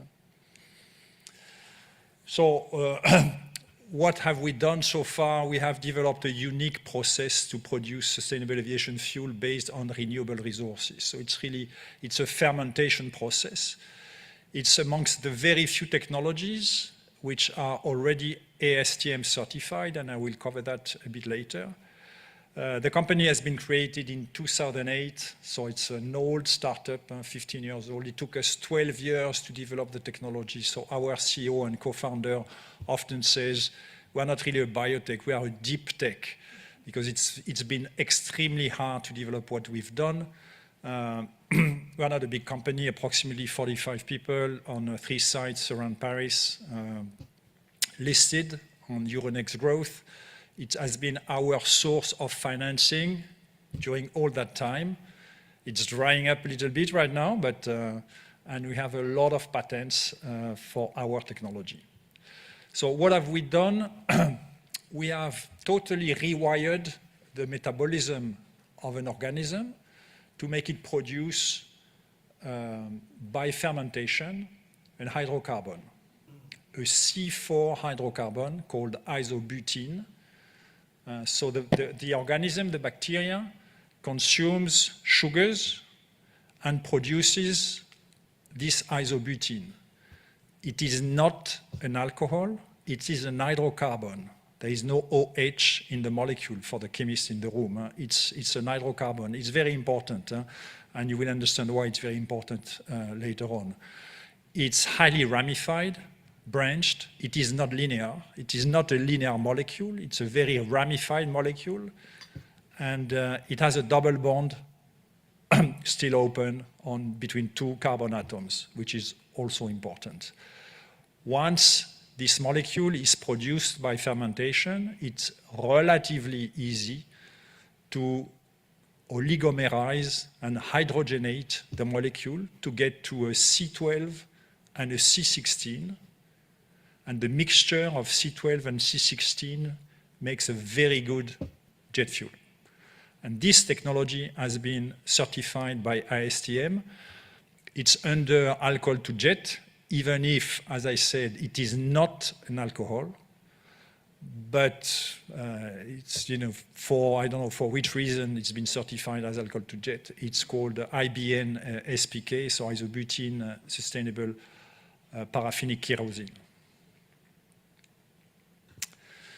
So it's a mixture of C12 and C16, very good cold flow properties because of the ramified structure of the molecule. So, during the ASTM test, you have to go to -45. We went down to -80 without freezing the product, so we stopped at -80. Is it useful? I'm not sure it is that useful to resist to -80, but it just shows that it's a very good molecule. The same technology can produce 2 types of sustainable aviation fuel, and I think it's important also to mention the normal, what you say, biosaf, but also e-biosaf, provided that we can use E-acetic acid as a feedstock. The first reaction occurring in a microorganism is to transform sugar into acetic acid. Since acetic acid is not very available in nature, the laws of evolution have made that the microorganism consumes sugars rather than acetic acid, and then they transform sugars into acetic acid. So if you start directly from acetic acid, you skip a step, let's say, of chemical reactions in the organism. And that's why we tested the organism we have engineered, and it has worked very well with acetic acid. So as soon as E-acetic acid will be available, I don't know when it will happen, we need E-methanol infrastructure to make E-acetic acid, but it might happen in the future. So our technology will be able to produce a SAF which will qualify as eSAF, probably on a mass balance, because we don't think that our organism will consume 100% of E-acetic acid, probably a mixture of sugars and acetic acid. So we can target both markets, US, since very few feedstock are available in Europe, in the European Union, to make fermentation, as I discussed a little bit this morning, and Europe for eSAF technology. So ASTM, I don't know who went through this process. It took us 5 years to be certified. It's extremely long, very complete, a lot of ballots, a lot of votes. And at the end, you need an unanimous vote from 1,500 members of ASTM. They all need to vote yes for your technology. If you have one no, You have to redo a step. And that's why it took us basically 5 years. We have to redo some steps, which is normal in this process. And it's also an assurance of safety for the whole process. So some numbers on the business opportunity, which represents SAF, 45 billion euros by 2030. 65% of the decarbonization efforts of the air transport industry will come from SAF, as Antoine mentioned, but also Polona. The rest will come from a mixture of technology, mostly engines, a little bit of airplanes, and flight optimization, but 65% will come from the fuels. So it's very important. Different regulations or incentives, probably needless to come back on that. It's been covered already. But the latest forecasts show a supply gap of 6 million tons by 2030. It's a lot, 6 million tons, especially for technology like ours. Maybe it will change, but that's what we see today. So it's also due to the fact that it's in a very few FID on projects. E-fuel projects, no FID. But I will cover that later. Even fermentation project, not a lot. So SAF market is created by policy mandates and targets. They add up to 16 million tons SAF demand by 2030. And that's the 2024 SAF market outlook from Sky Energy, a very reputed organism. So you can see the breakdown of this demand all over the world. So there is mandates are coming also in Asia, as everybody knows. So let's cover that perhaps a bit thoroughly. The different technologies to make SAF. Basically, you have three types of technology: oleochemistry, fermentation, and thermochemistry. Oleochemistry, it's mostly HEFA technology. HEFA technology, let's be honest, it's the only technology which works today, which is able to provide SAF. And that's, I will tell it with my words, you just retrofit a refinery, and instead of cracking crude oil, you crack vegetable oils, more or less. I know that some chemical engineers are in the room. They might correct me or not, but it gives you a good idea. And that's what a lot of big oil companies have done. Like Total in France, for example, they have retrofitted 2 refineries today, the one in Marseille and the one in Paris, to crack vegetable oils instead of crude oils and to produce sustainable aviation fuel. It works. It has been proven that it works. There is a market for that. Neste has done it. Repsol also. You have some players in the US. So that's the technology which is advancing. All the rest, let's be honest, do not exist, has not been proven at scale. None of them, including ours. So then you have biosaf, alcohol to jet. So everybody's talking about alcohol to jet. Yes, it has been proven. It works. Well, I wish it would, but it's not working yet. And again, the world will need all those technologies. So I hope that it will work. But the alcohol to jet technology has not been demonstrated yet. The Freedom Pine plant of LanzaJet in Georgia was supposed to start up in April last year. So they are still commissioning the plant. So it's a long time to commission a process which was supposed to be proven at scale. Well, probably it's not the case. It has not been proven at scale. Amongst those, this technology, you have also our technology, IBN SPK. So it's another fermentation technology. We ferment sugars to make hydrocarbon directly. Doesn't work at scale. We are the TRL 6 to 7.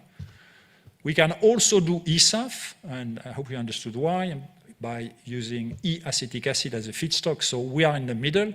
And then you are moving to thermochemistry, so PTL, power to liquid, and Fischer-Tropsch. So also, everybody says Fischer-Tropsch has been validated for decades. Well, yes, it's true, but using coal as a feedstock, and that's what Mr. Fischer and Mr. Tropsch have invented in 1930 in Germany. That's what the Sasol has operated in South Africa for some decades when they were under embargo. It was based on coal. Then you have one plant in the world, the GTL plant of Shell, so the Pearl project in Qatar. They use natural gas as a feedstock. And that's it. All the rest has not been proven. So again, let's be honest, there is a lot of technological challenges to bring Fischer-Tropsch at scale, not using neither coal nor natural gas as a feedstock. Same for power to liquid. It's not been proven at scale. And it probably explains why there is no FID in those projects, because it is still, to my opinion, a big technological risk. And I know that nobody approves that, but that's my opinion. To come back to production, I think there is a market consensus that HEFA technology will plateau by 2030 because used cooking oil, which is the most available and the most authorized feedstock to make SAF with this technology, will not be available anymore. They will be depleted. So next technology will come, and it will be probably fermentation technology, because it's much less risky than e-fuel. And then e-fuel at a later stage, in 10 years, nobody knows. Hopefully, again, hopefully it will work, but a lot of challenges, not only technological, but also financial challenges. That's a chart taken from the EASA agency in 2024. It was a price estimation of different technologies. So on the left side, you see the synthetic fuels ranging from, let's say, 7,000 euros per ton to 8, with a surplus to conventional jet fuel. And on the right side, you have renewable hydrogen. In the middle, you have conventional and fermentation technology. According to this report, the average price of SAF sold into Europe in 2023 was 2,500 euros something per ton. And it was all HEFA. That's the only technology which is available today. That's HEFA. So it's based, as I said, on used cooking oil, at least for Europe. You can use soya oil or palm oil if you want to sell your SAF in the US, but it does not qualify in Europe. It's very efficient in terms of CapEx, OpEx, and CI score, especially because most of the infrastructure already exists. Just take an old and small refineries, you ask a good EPC company to retrofit your plant, and at the end you have a SAF plant. It's a good solution, but as I said, it will plateau around, that's not what I say, it's a market consensus that it will plateau in 2030. Then you have this grand challenge in the US, which is really a nice support for fermentation technology. As Daniel said, it's not a subsidy to SAF producer in the US, it's a subsidy to the farmers. 47% of the corn in the US ends up as ethanol, 47%. It's almost half of the production of corn in the US becomes ethanol. So ethanol or SAF, then you can argue, but it's a huge amount, and it's not the case in Europe, since the Commission wants to terminate all the ethanol plants once the electrification will be over in Europe. So why is it important that we do not produce an alcohol? If you look at the upper part of this chart, it's our process where we ferment, purify, and yet we got this isobutene, a C4 molecule, branched, with a double bond. So after that, you just need to make oligomerization, hydrogenation, purification, and you have your SAF. In the ethanol to jet process, you get ethanol, which is a C2. It's not branched.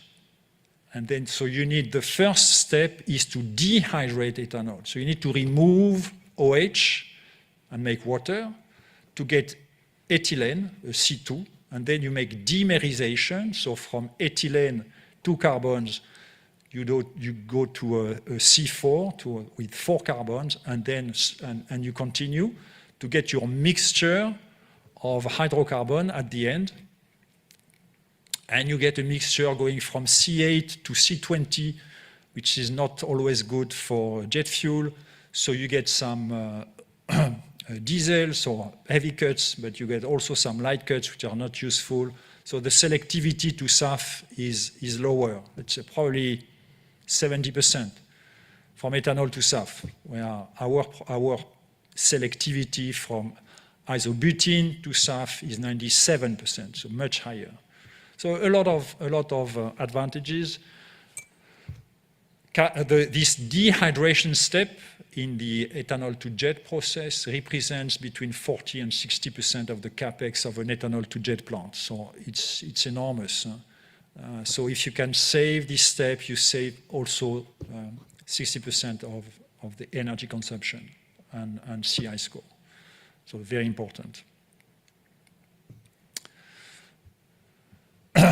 So some priority on eSAF. So I think we said it's very challenging for everyone. I think we discussed that already, so I will not spend too much time on that. If you want to get some questions, some time for questions. We are trying to build a whole ecosystem around our technology with SAF consumer, feedstock providers, converters from isobutene to SAF, but that's normal. We will start with cosmetics, because believe it or not, but the same technology can produce solvents, which is one of the most commonly used solvent in the cosmetic. It's isododecane, those are C12, and isohexadecane, the C16. It's very demanded by the cosmetic industry from natural origin. So it will help us to sell the production of the first of a kind, which will be a small plant, but it will make this first of a kind plant profitable, even if it's the first one, because we'll be able to sell at a much higher price than the SAF price. So again, it's already ASTM certified technology, able to make biosaf and eSAF, very low in CapEx, OpEx, and CI score compared to other technology. We think, we are convinced that we will be the best in class after HEFA by 2030. And we also think it is scalable and replicated widely worldwide. With that, I think I have finished, and I have not a lot for questions. Sometime. Thank you, Martin. No, there will be room for some questions. So not sure if we can hand over the microphone to...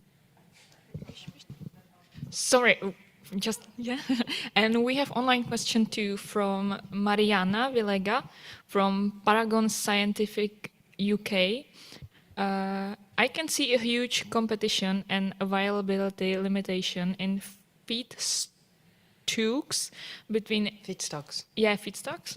between SAF production and other biofuels production, as per example biodiesel. What's your comment on this? Thank you.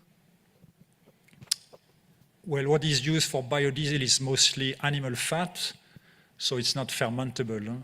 So what we ferment is mostly sugars coming from sugar beet, wheat, corn, but not animal fats. Huh? So biodiesel, again, we do not compete on feedstock with biodiesel, more with biofuel, huh? on other biofuel, but not diesel. Huh? Right, thank you. So I'll go with my question. I hear your story and I said, this is the algae story. We got algae, let's do algae. How can we ensure that we're not going to lose you to the pharmaceutical and beauty industry? How can we be sure that?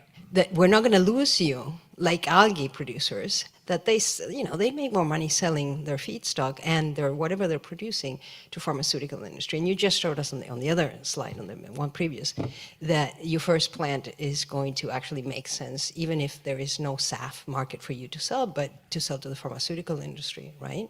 To cosmetic. Cosmetic, forgive me. Yeah. Cosmetic. But yes, but as often, cosmetic industry, it's always nice. Yeah, very high price, yes, but very low volumes, very low volumes. So it's good for a first-of-a-kind plant, small plant, which will be a kind of demonstrator. Okay. Let's say an industrial demonstrator. So it will help us to make this plant maybe profitable. But it's a small market, so nobody will be excited only by cosmetic, especially not our investors. So we have to go for the big market, and the big market is SAF. That's what the need is. Nobody is interested. I should not say that because L'Oréal is our main shareholder. Nobody is interested by decarbonizing the cosmetic industry. It will not change our life or our children's life. But we are interested and motivated by decarbonizing the air transport industry because it has a real impact on the climate. Okay, so it's about volumes. Yeah, it's volumes, big volumes, low price. Thanks. Yeah, there's room for one more question. Excellent. I have three, but I'll just ask one. Let's stick to one. Yeah, that would be great. No, as a fuel person, I'm very interested in your views about, hydrotreating, also conventional aviation fuels and all that. So, but I'm not going to ask that. My question that's more direct is, isn't it time to demonize some of the crops that are not allowed under some sustainability schemes, right? So we have cover crops, we have call it however you want, second crop, corn, which are being recognized by CORSIA, but you can't really use them in the UK or Europe at the moment. But actually, this is not competing with anything. The sugars that you want are sugars that are being discarded. Likely, right? There's not going to be as much demand for that for food. So isn't it time to just rethink that? It's a pretty good. I asked that question several times to MPs or to commission members, and I got various answers. Honest answer is that Refuel EU, it's a political compromise, as you rightly said. And the Greens, in their compromise, they said, okay, we don't want to fly, we need to ban flying. It's just impossible. They said, no, it's not possible to ban flying. Okay, in that case, we authorize biofuel, but only with second-generation sugars. Guess what? Second-generation sugar, so it's sugar made from straws, from wood, I don't know what, that just do not exist. They do not exist. A lot of companies have tried to develop technologies to make second-generation sugars. They all failed, all of them. And it's not small companies. It's like DuPont, Tate & Lye, Novozymes, Mosi Ghisolfi. It has never worked. The most recent is Clarion in Romania. They started up a plant and they had to shut it down 6 months later and take a 100 million euros write-off. It does not exist. Say, okay, but okay, in that case, but yes, but and then I'm answered yes, but you should use woody biomass. There is technologies to make that. Say, we know the guy. It's a company in Estonia doing woody biomass. They have a nice technology to make wood sugars. You cannot plant trees for the purpose of doing biofuel in Europe. So you can only use the leftovers of sawmills. So once you have produced maybe 5,000 tons of SAF, it will be over. And you cannot use the crops which are today used to make ethanol as a fuel. So it's pretty strange. So it really means that we will probably move to the US to deploy, not in Europe. Unless Annex 9 is changed. I have not a lot of hopes. Because it was a political consensus. The political landscape has changed in Europe. I think the Germans are becoming more powerful.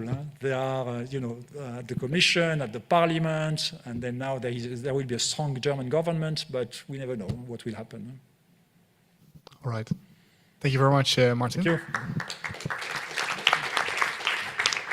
And with that, we'll move on to the last case study presentation of Helene on e-fuels before we move into the break. Floor is yours.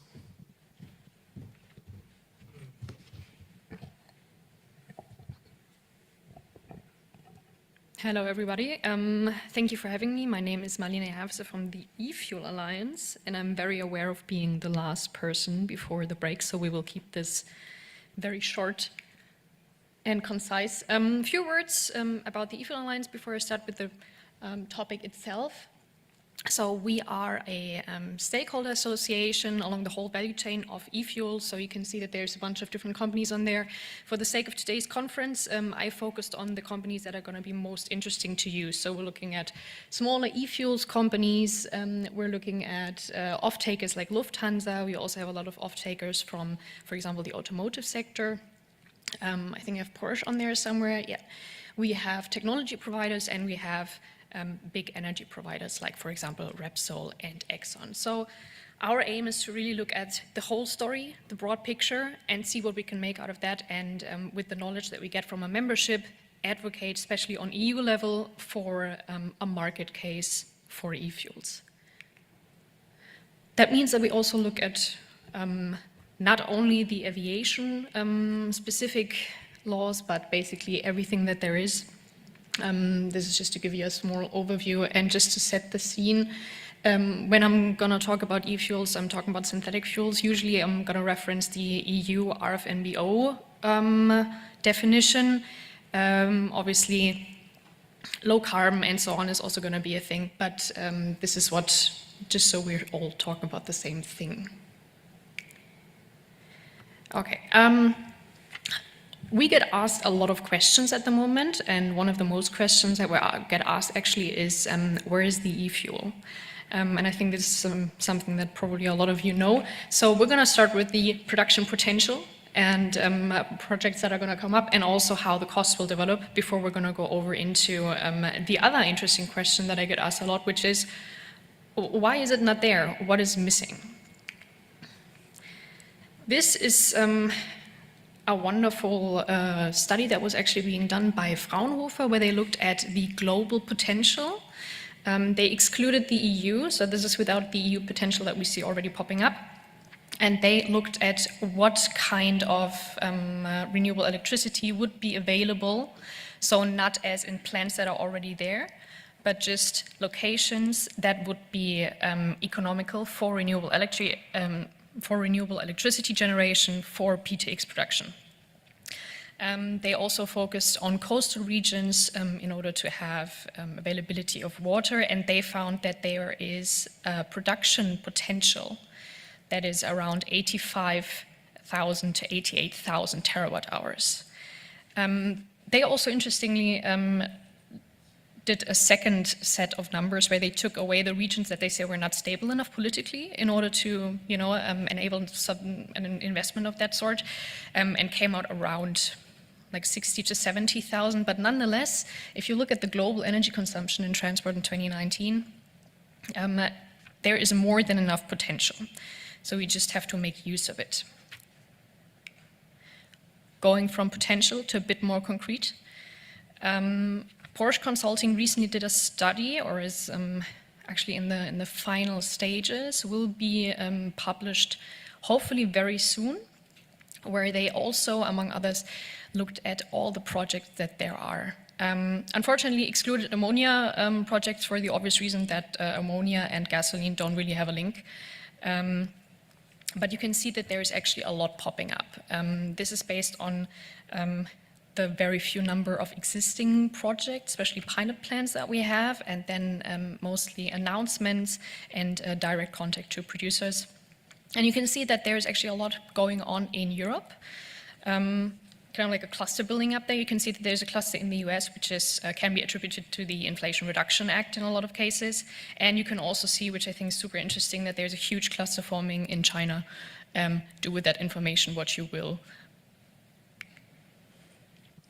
That leads me to the next very important question, which is, well, how about costs? I think we already heard quite a lot about costs today, so I'm not gonna get too much into it. I can support everything that was said before. I think the main thing is we are talking about a new product that is obviously going to be more expensive, and there's no talking around that. This is going to be more expensive than the fossil fuel use case that we were used to until now. Nonetheless, there is not really a way to work around that except for stopping any economic activity whatsoever. So we should probably still make it work. And how can we make that work? It's by producing in locations that have more favorable conditions than we, for example, have in Europe.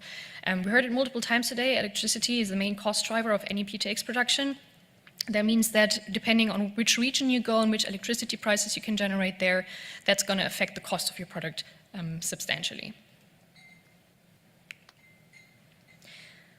I'm in the very nice position that I had a lot of people before me who already talked about a few of these things, so I'm not going to have to go too much into detail. I just want to set the scene kind of from the view of a producer, what is actually affecting the price setting, what is affecting the thoughts of a producer when looking about price setting. There's a lot of talks about the EU ETS, and I would like to kind of dampen that hope a bit. We've seen that the ETS price at its highest, and that was also due to external shocks, has been around 100 euros per ton of CO2. And looking at current and future CO2 abatement costs of both biosaf and eSAF, we are much beyond that. And will also stay beyond that for quite some time. That means we do need a different set. We're usually big advocates for market-based approaches, but I think for that to work, we should have started with the ETS probably like 20, 30, 40 years ago. Then could have worked. That's why we now have the wonderful refueling aviation that you all very much know, where for the first time we actually have an incentive to produce e-fuel and to supply e-fuel in the aviation sector. The limiting factor that comes into place here is actually the penalty system. We already heard a bit about penalty earlier in the panel discussion. In general, having some sort of quota combined with penalties is super important for a new product like that, just to make sure that you have some sort of maximum price, maximum ask price, to see if your product would be economical at all. We have a bit of an issue with the penalty in the refueling aviation, because obviously having a dynamic penalty based on a market price where you have no market is kind of sort of making it super complicated for these early projects. But nonetheless, the general idea of you have a quota, you have the penalty connected to the quota, it creates a market, it creates a lead market quite quickly. Now to my favorite part, which is why then is nothing happening? Or why is only very limited things happening? There was a lot of points that we already touched on earlier, but I would like to give sort of the whole picture. I don't know how deep you are into the Renewable Energy Directive. You should be. Super good file. I would say that this, for the fuel market, is one of the most important things that is out there at all. There is binding, so on member state level, because it's a directive, there is binding GHG reduction targets or a binding renewable electricity target that has to be reached in transport. And it also now, for the first time, actually introduced a binding RFNBO target. And also, where it becomes interesting for the aviation sector is now with the RED III, so the current revision that we're on, it was extended to aviation and maritime as well. So for the first time, covering the whole transport sector, and also we have an e-fuels quota in there. Our problem with that is it's too low. And this is something that we especially actually got mirrored from our talks with bigger producers. So the huge oil giants that are active not only in Europe, but also outside of Europe, that have an interest in EU as the offtake market. When they look at the quota that we have right now, which is 1% e-fuels, RFNBO in 2030, that includes a multiplier, so technically it's only 0.5%. In numbers, that's like 18 terawatt hours or 1.4 million tons of diesel equivalent. That's really not a lot. And for a big producer outside, that is not enough incentive to think about using their existing asset and just reusing it for example, a synthetic feedstock. So this is actually where we lose the bigger players in the market. And as we just heard earlier, it's about volumes. So this is something that if we would have a bigger quota here, would have a massive effect. One small thing that we can do here to kind of fix this problem, I would say, is it is a directive, has to be implemented on member state level. You can have higher quotas there. We see that, for example, in Finland. Finland now has a 4% quota of RFMBO just for the road sector. So on top of that is an aviation, on top of that possibly maritime. Nest is going to be here tomorrow. You can ask them what they think about it. Would be very interesting. But there is the possibility to generating more demand here. Nonetheless, the main problem stands, it is too little, and also it only goes until 2030. We all know in investment terms 2030 is tomorrow, and there's no clarity for what's actually going to happen beyond that. You know, we don't have some sort of visibility as we have in the refueling aviation that goes until 2050. Now you may ask, why should I care about the whole fuel market if I only want to have aviation fuel? You should care for a lot of reasons, and most of them are financial. So first of all, in aviation and maritime, you are under competitive pressure globally, and that's gonna obviously impact what kind of fuel or what kind of additional financial burden you can take on. In road, you do not necessarily have this problem. The car driver in Berlin does not necessarily compete to the car driver in Istanbul, and usually on a daily basis we already got changes in the fuel costs at tank stations that are significant, where having an admixture of RFMBO wouldn't be that big of a deal, not as big as it would be, for example, in aviation. And then in addition, what is also a huge driver is aviation and maritime are not able to offer the kind of longevity of offtake that, for example, road sector could offer. We heard it earlier, for a new project, and that is no matter if you have, if it's a startup doing a new project or if it's an already existing company that is already active in the fuel market, you're gonna need about at least 10 years, optimally more, of guaranteed offtake at a certain price. I don't really know a lot of airlines that can do that for obvious reasons, so we have to figure out a way around that. Second thing is market size. Road sector is a huge share of the fuels that we put into the market. Most of the refinery designs around Europe and also elsewhere actually focus on road as the main offtake market.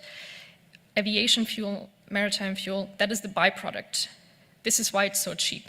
And what is being proposed in the EU framework at the moment is to completely revise this and sort of change the prioritization.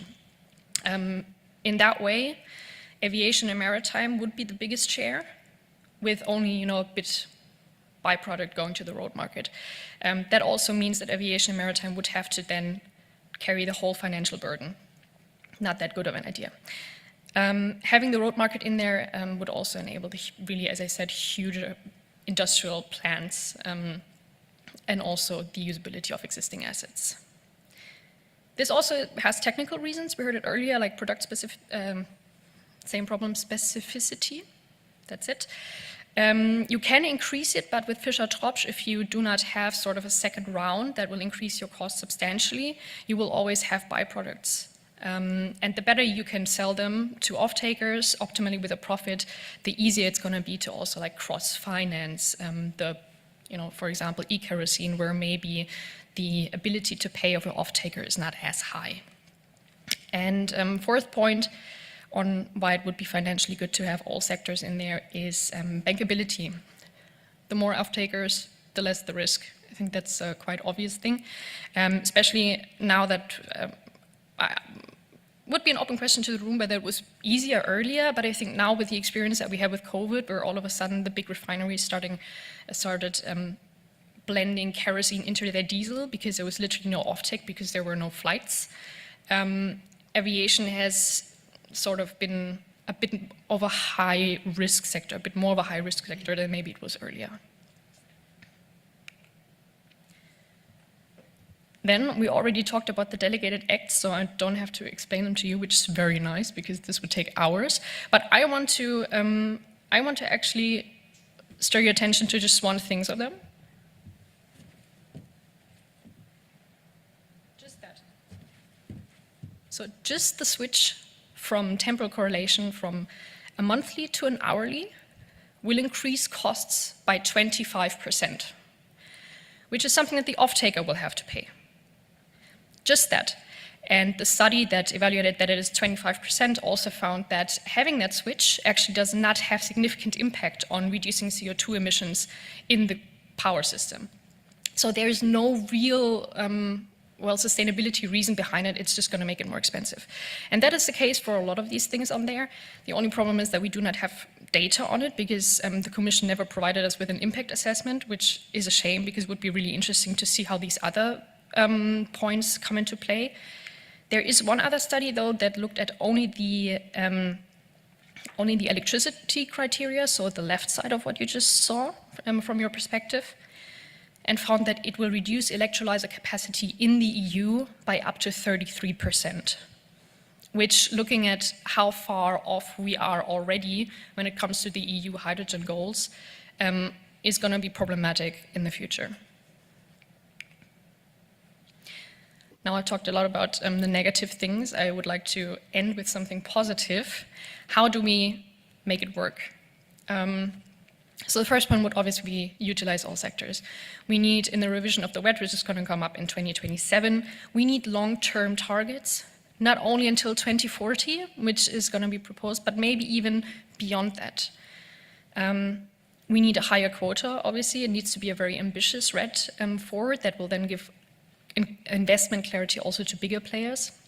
What we also need, and I know this is a very controversial issue, is we need to open the CO2 emission standards for cars and vans. So I'm talking about the ban of the internal combustion engine.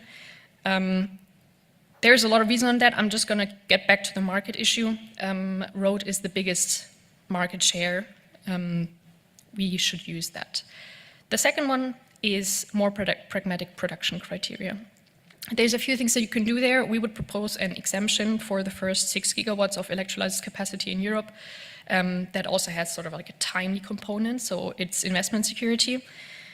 I know that there's sort of a question between, is it worth opening it and getting a bit more, of a risk for existing players, or do we just keep the status quo and are like kind of unhappy-ish with it for the next 40, 50 years? Our membership thinks it is worth reopening. This can be done very swiftly. The Commission would have the power to do that.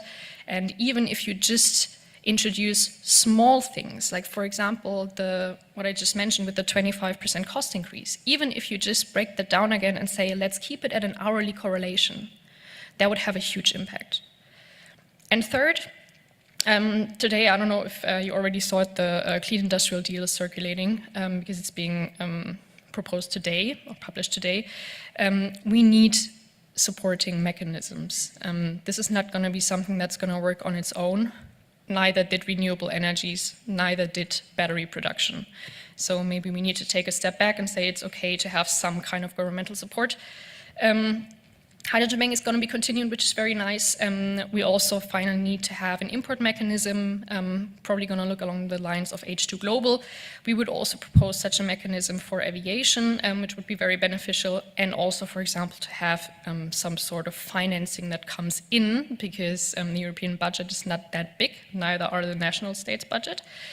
So, for example, a SAF passenger levy, as we have in Germany, as Singapore is introducing, that could bring in additional funds that could then be put into covering the price difference between SAF and fossil fuel.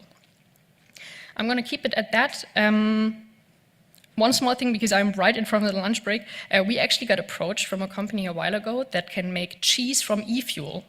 So that maybe to kind of connect the e-fuel with the lunch break a bit. But yeah, happy to take any questions.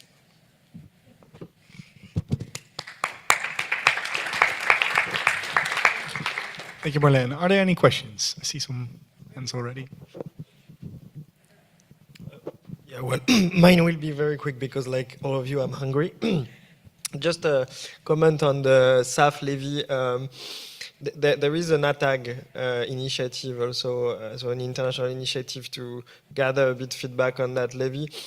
I would still, it's a comment, huh? I would still be careful about how far it can help the market, because when you have a levy, when you have a tax, you need to have people to manage the tax. You need to have a whole administration to gather it, etc. So there is a profitable and non-profitable taxes. So I would still be careful. And as Polona mentioned this morning, we still have EU ETS gathering a lot of money from the airlines. We are not completely super far in terms of earmarking of EU ETS, even it's a global ask. You are not the only one to ask for it, but I would say that we need to make the best out of EU ETS money, which I remind that it will reach 4 to 6 billion euros for aviation by 2030, before thinking of adding taxes. It's the position of my airline, so you have the comment. Thanks. Yeah, you're right. There is no silver bullet, also not for financing. Earmarking ETS revenues is definitely something that we're proposing. We're currently working on a position paper that will tackle all these issues, so I can't get too much into the details because it's not finalized yet. What we are also looking at is the competitiveness aspect. That's kind of the background also of the SAF levy, because, and that also comes from us being a cross-sectional initiative. It doesn't make sense if, e-fuel producers only fight for super high e-fuel quotas, and then in the end, this puts a so high burden on airlines that there's not going to be any offtake from airlines, for example. So if we propose an option that works for everybody from the get-go, much more likely to succeed. So that's kind of the background. If we have a more competitive field, then airlines will be more likely to also offtake SAF.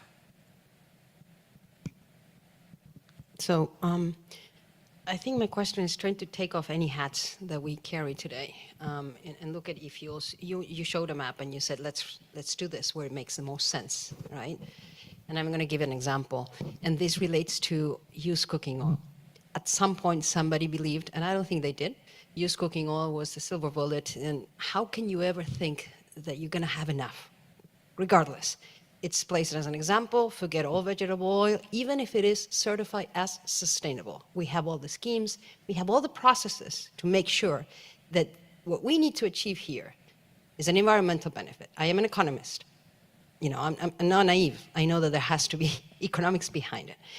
But then I'm going to give you an example. There's a German company trying to build and set up an eSAF plant in the south of Argentina. You have beautiful winds, right? What's happening in the south of Argentina? You have Vaca Muerta, fossil fuel extraction, operation not too long ago. You have cement production and you have metal production. You have all the CO2 waste that you want to make that eSAF plant a wonderful proposal. Because we are all concentrated on biogenic, and it has to be biogenic. And then we talk about direct air capture. So we want to capture that CO2 that we did not value because it was fossil. But then if we capture it, now it's beautiful. But no, only biogenic. What are we trying to do here? And I know, remember, the biodiesel fight between Europe and Argentina, and what that took, that it's just an economic barrier, a commercial barrier. So I don't know, let's put things on the table. You guys are trying to survive, and at the same time, you have economic barriers from the same nation that represents you, the union that represents you, that they don't want anything to happen of what happened before. And yet you're telling us, let's go where this makes sense. You talk about importing. Let's go where this makes sense if what we're trying to do is exactly reduce emissions, create a future, and it can be economically done. It doesn't mean that everybody will win here in terms of money, but everybody will win in terms of environment. So nothing. How can you guys manage this kind of thing? Direct air capture, something that you said first. You said that no, that's we can't use waste fossil fuel CO2. So nothing. Can you make sense out of it, or help me think how to handle this? Very broad question. let's break it down. So CO2 source, that is one of the points that while looking at the clock that turned red, I did not mention, but one of our main demands is also, or recommendations, we need to have a broader understanding of CO2 sources that we can use, because with only biogenic CO2 sources, it's not going to be possible. Currently, you do have the option to use fossil CO2 until a certain time frame, but after that, you would have to switch to bio.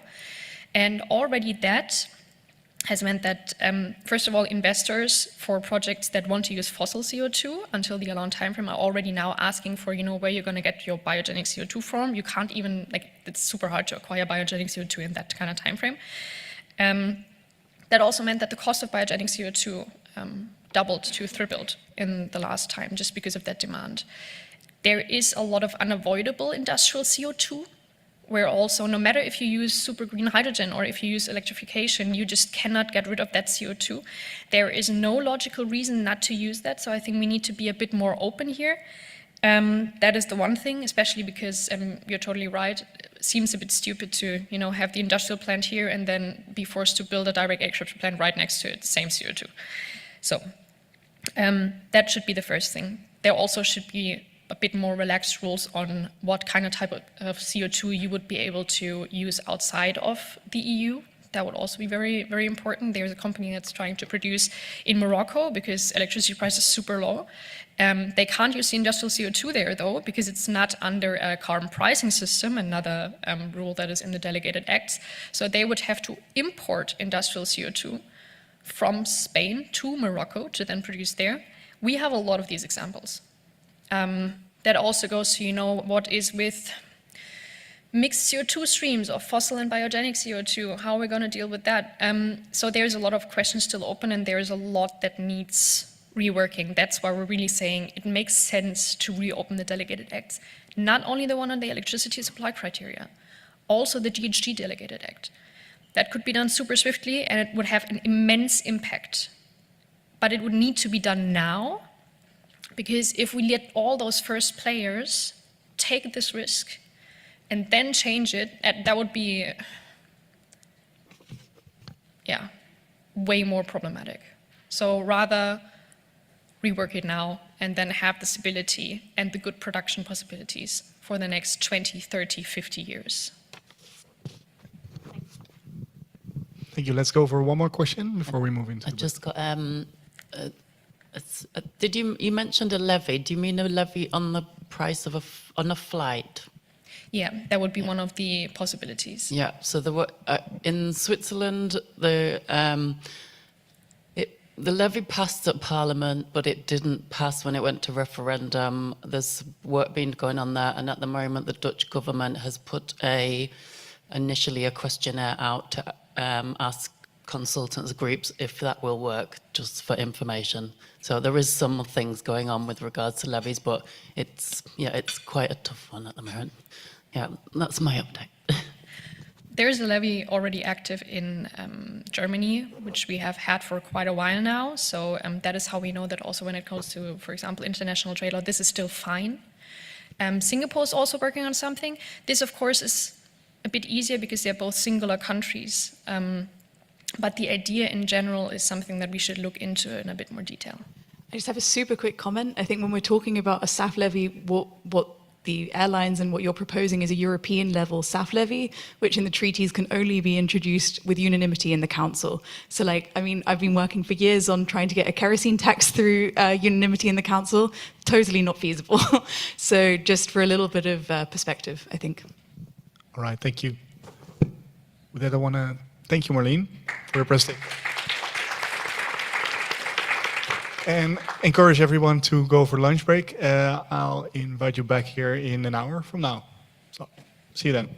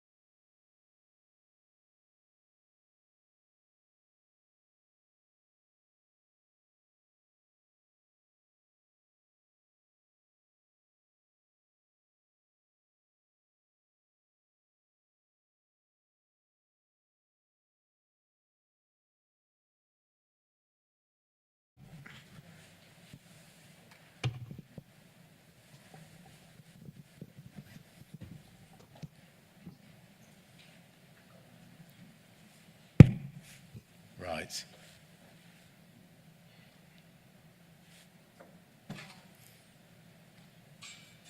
Okay, shall I carry on then, do you think? Or do you want to wait for a few more people to turn up? Yeah, so that's actually what we just did, right? We were supposed to... 3 minutes ago. It's because I'm talking about sewage for the next half an hour.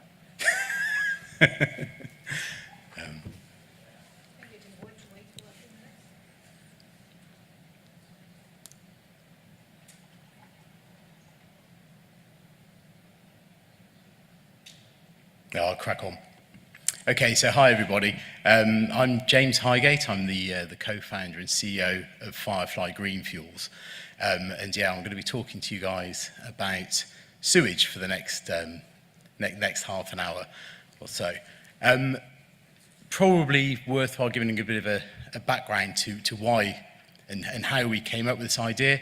It's always quite easy to jest about, we came up with it where you come up with all the good ideas, but actually we're born out of 20 odd years of producing road fuels out of waste all over the world. So Firefly is a spin out from Green Fuels, which is a company I founded 23 years ago.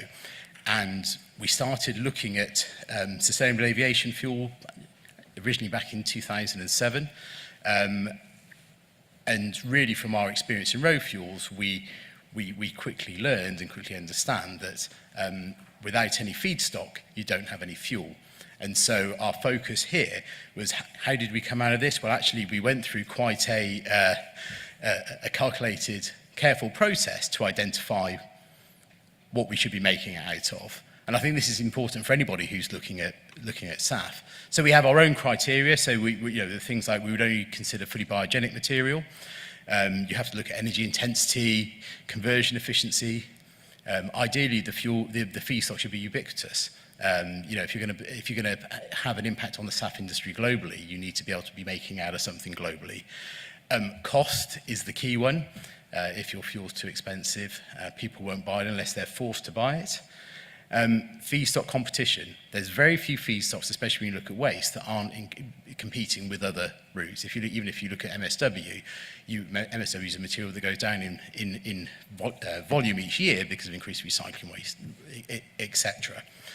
And what are these alternative uses?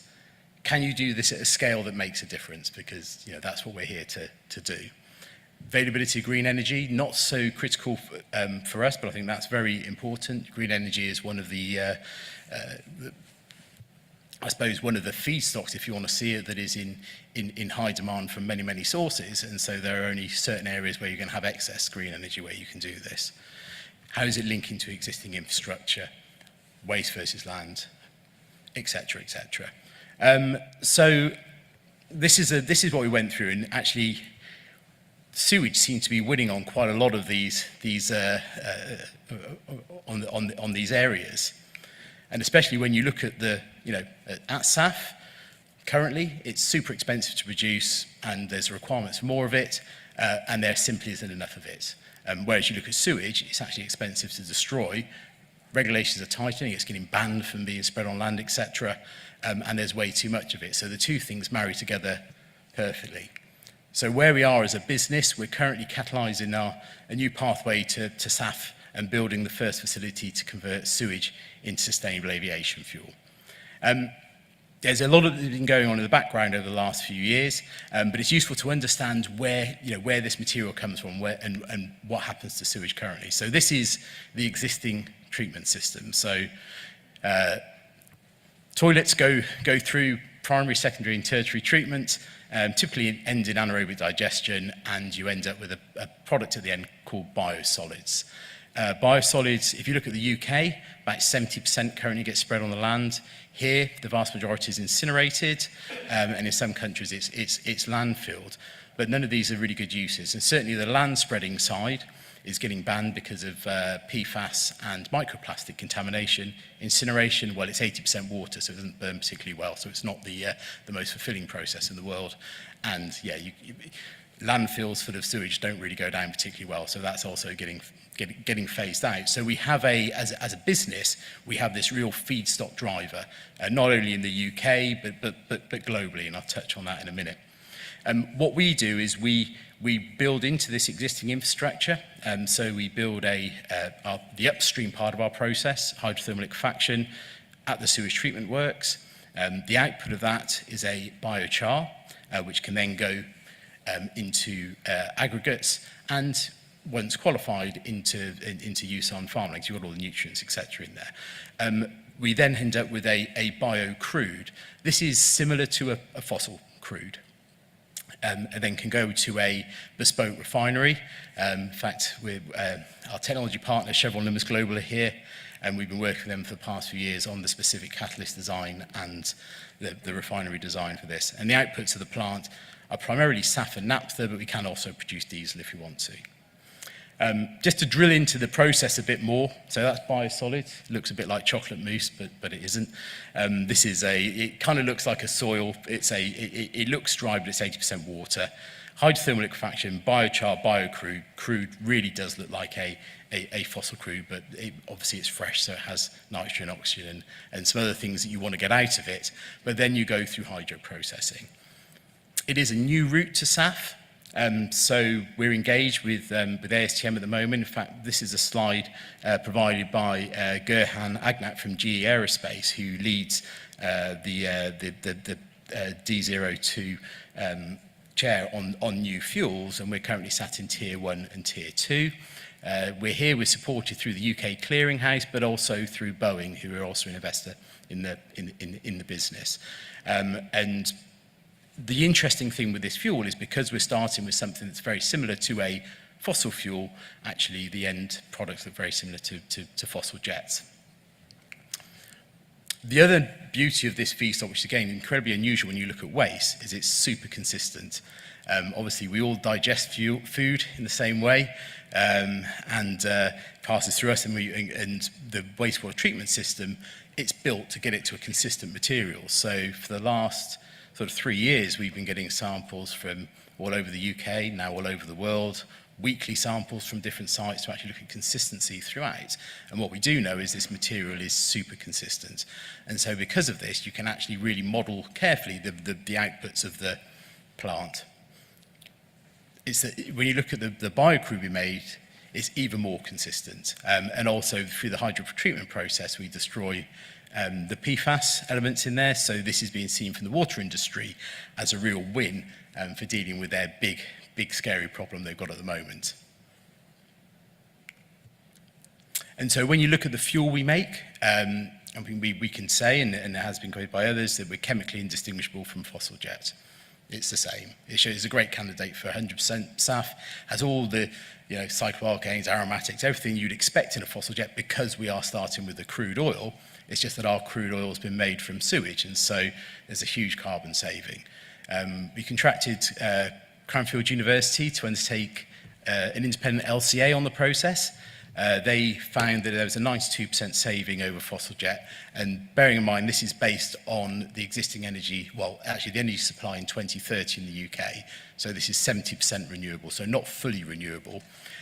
We also have quite a pure 96% CO2 stream from the HTL plants, which hasn't been accounted for in here. So actually it does show the potential to be effectively a carbon neutral or carbon negative fuel. The one area which I think gains the most interest, though, is because of the low-cost feedstock, or in fact it's a feedstock you get paid to take away, you can move towards cost parity with fossil jet, which has obviously got us some interest from industry. So a couple of years ago, we worked with one of the largest investment banks and put in a proper offtake agreement with Wizz Air. So this has a stop-loss floor price mechanism, it has a take-or-pay mechanism built in. This is a real offtake agreement for 525,000 tonnes of fuel over 15 years. One of the interesting things with the material that we've got, you can actually lock in long-term waste management contracts with it, so you can actually, it's an interesting model moving forward to detach it from fuel. We've built some key technology partners with probably the biggest players in the industry, so the hydrotreatment design, so the whole downstream side. We have an exclusive arrangement with Chevron Lummus Global. It's CLG, their technologies. If anyone go to an oil refinery, I think over half the world's refineries have their technology in them already. So if you're going to go big, go with these guys. In fact, Garrett's here today, so he can tell you a bit more about that. On the wastewater side, we be doing technology selection with Atkins Realis for the upstream spokes, hydrothermal liquefaction side, Petrofac as our preferred EPC, and obviously Boeing on the fuel side. The first site we're building is in Harwich. It's not actually that far from here. As you can see on there, there's quite a lot of stuff there already. So this is a small specialist fuels refinery. And again, because we are starting with what is essentially a crude oil, we can use an awful lot of the infrastructure that's there already. It has all the permits. It has the people that know how to run a refinery. So we see this as a fast-track way of deploying this technology. So where it's got Firefly on the right-hand side, that's where we're building our site. We have a couple of the water companies on there, Anglian and Severn Trent. Actually, we now engage with all the UK water companies, and we have access to more feedstock than we need for the first plant. This first plant's going to be producing about 100,000 tonnes of crude a year, and we can actually do about 3 times that with the feedstock supply in the UK. The model we have to do this, it sits over a traditional oil and gas process. We have an upstream and a downstream, as I said. So hydrothermal liquefaction plants based at the wastewater treatment works with crude oil moving to our refinery for processing. We are building the first boat literally at the moment and going towards starting on the first of a kind next year with the aim to be in commercial production by 2028, 2029. We've also now expanding in the US, where we've partnered with Synagro. They're the largest processor of biosolids in the US, I think, in the world. With them alone, we can make 1.3 billion litres of crude a year from the waste that's about to get banned from being spread on the land there. So this has suddenly moved up the urgency list of rollout. And again, we see this running slightly out of sync with the UK project, but not long afterwards. And yeah, sewage is everywhere. You're all playing your part in this feedstock supply. Everyone here is making somewhere between 12 and 16 litres of crude oil a year for us. So thank you very much. And you can model that around the world. And the interesting thing, again, because we make this key intermediate, you can move this stuff around. So not to give too much away, but you can probably see where we're looking at projects at the moment. This is the first leg of my world tour over the next couple of weeks. But there is a huge amount of interest, and it is typically driven by the feedstock, even more so than the demand in the fuel. It's also kind of interesting, right? We're turning sewage into jet fuel. People can relate to that. So we've been on TV literally all over the world. We had NHK in our labs yesterday filming the production of the fuel, and it's quite a visual thing. We can show sewage in, crude oil, jet fuel. It's a great thing for camera. So we've been quite lucky on global coverage, and I think broken out of that typical SAF space. Certainly when I mention it to people what we're doing now, and they say, oh yeah, seen you on the BBC. Which is quite cool. But yeah, we've been all over the world with that. We've also won an awful lot of awards on both the SAF side and on the feedstock side. So just a big international conference last week where we won Innovation on Decarbonising for the wastewater industry, won the Wastewater Innovation of the Year award last year, Aviation Innovation Award last year, Strategic Investment of the Year last year. We won quite a lot last year, actually, and we started as startup. It says startup, but we've been doing this for 23 years, so we're not really. So very, very cool, lots and lots of interest around what we're doing, and it is all driven by the feedstock. And I think that's the differentiator we have, is that if you would describe us within a category, we are a feedstock-driven SAF producer. But this is the reason we're doing it and why we exist as a company. It's very interesting to look at the amazing team that we have and the backgrounds that we have there. But it is all about decarbonising. And so the deal with Wizz will save about 1.5 million tonnes of CO2 equivalent. Feedstock we currently have access to, we can save about 3.8 million tonnes per year. When you start looking at other materials we're looking at, you can see gigaton savings in the future. So yeah, watch this space and certainly look up a bit more about Firefly. I've got a few minutes now, and I quite like it when I get asked difficult questions, so if anyone's up for that, I'm here to do it. So here's me. You can zap that and get my contact details as well. But anyway, yeah. Thank you very much, James. Great. Let's see, I already see one hand, so that's perfect.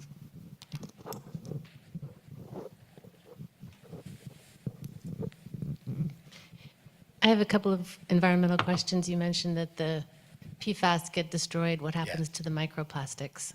Yeah, so the microplastics also get destroyed. You know, we say we're a fully biogenic fuel. Well, there's a little bit of plastic in there, but not much. But because of the two parts of the process, we're very interested. We have a for the last few years, we have a whole research arm of green fuels research that have been dedicated to looking at all these things. And so what's carried through to the fuel, what's carried through to the crude, and what's carried through to the biochar, and how you could partition this and treat it.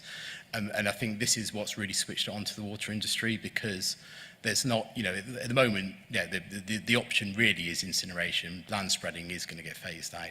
There isn't the land bank to deal with it, and, you know, this is a, I think in America, very recently, the EPA was suggesting that anything above a 1 part per billion PFAS in biosolids will no longer be able to be spread on land. So that is suddenly, there's a lot of sewage there to solve. So overall, there is this, you could see us almost as a waste management company or waste management solution to treat this.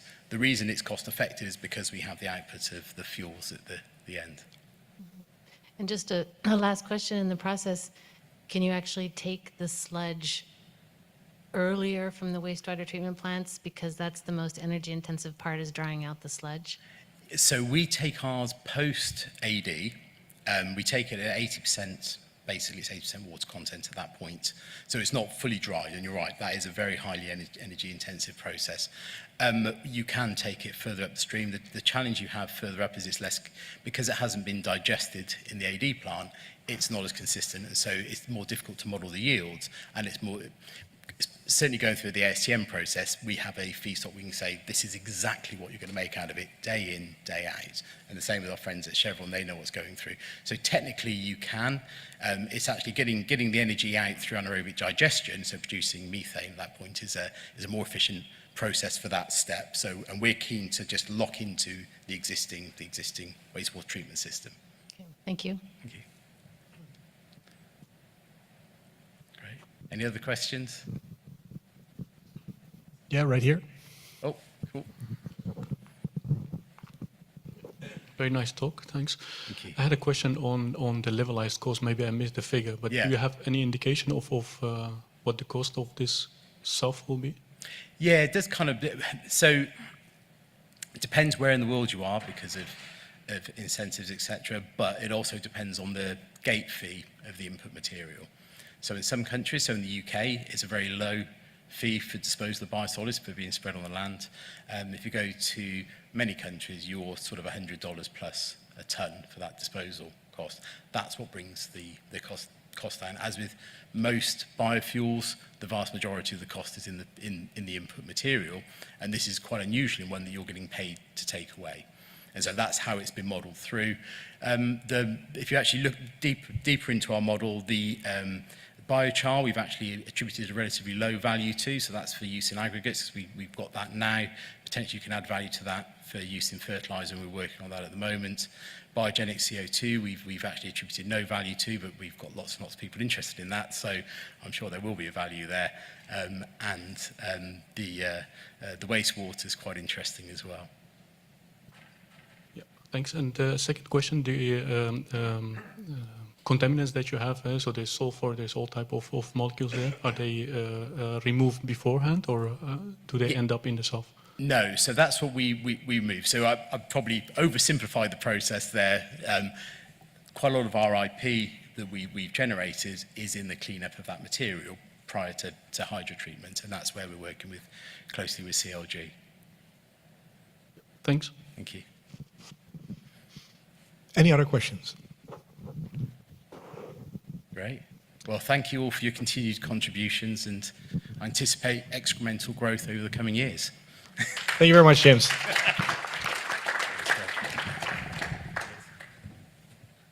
Thanks. Well, with that, I would like to give the floor to our next speaker, Lewin.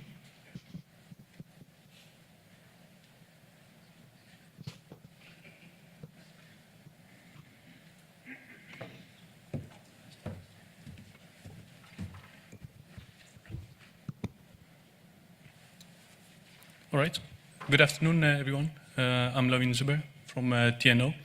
TNO stands for the Netherlands Organization for Applied Scientific Research, which is one of the major organizations internationally oriented on contract research and technology development. Today we'll be talking about the Takeoff, which is a European project that just ended last year. Well, there we have been exploring and developing a new technology for the production of eSAF, starting from captured CO2, renewable electricity and water. Well, the objective is to reduce the emissions, the cost, levelized cost, and also to increase the efficiency compared to the benchmark, which is the Fischer-Tropsch process.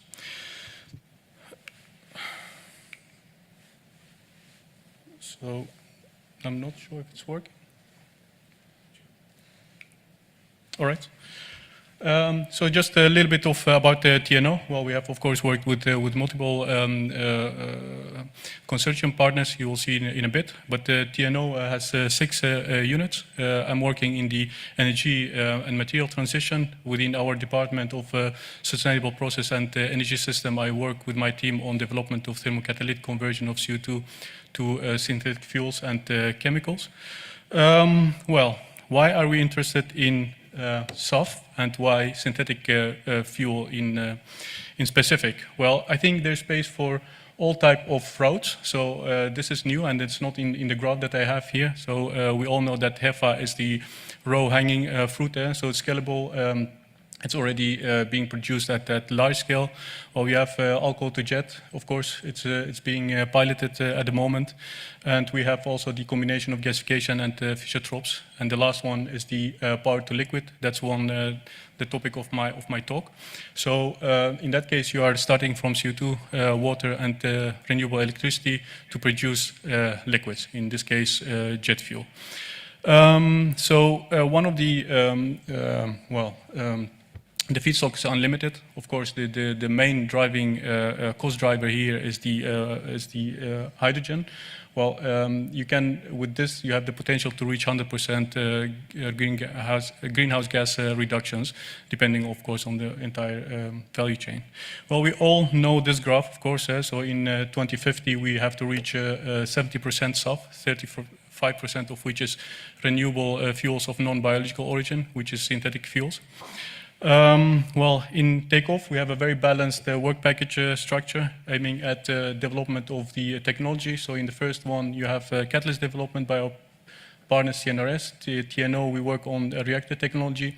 And then the entire value chain is being demonstrated at the RWE. It's one of the biggest, it's actually the biggest power producer in Germany. And at FEV, RWTH Aachen, and Sky Energy, they have been working on engineering the composition of the fuel to lower, for instance, the emissions of the eSAF that's being produced. Well, techno-economic and environmental assessment is being carried out at SDU, so that's the University of Southern Denmark, to support the claims that we have in the Takeoff project. So reducing the cost price, increasing the sustainability, and lowering the emissions. So dissemination and communication was in hands of CO2Val Europe, I think is one of the partners that most of you know.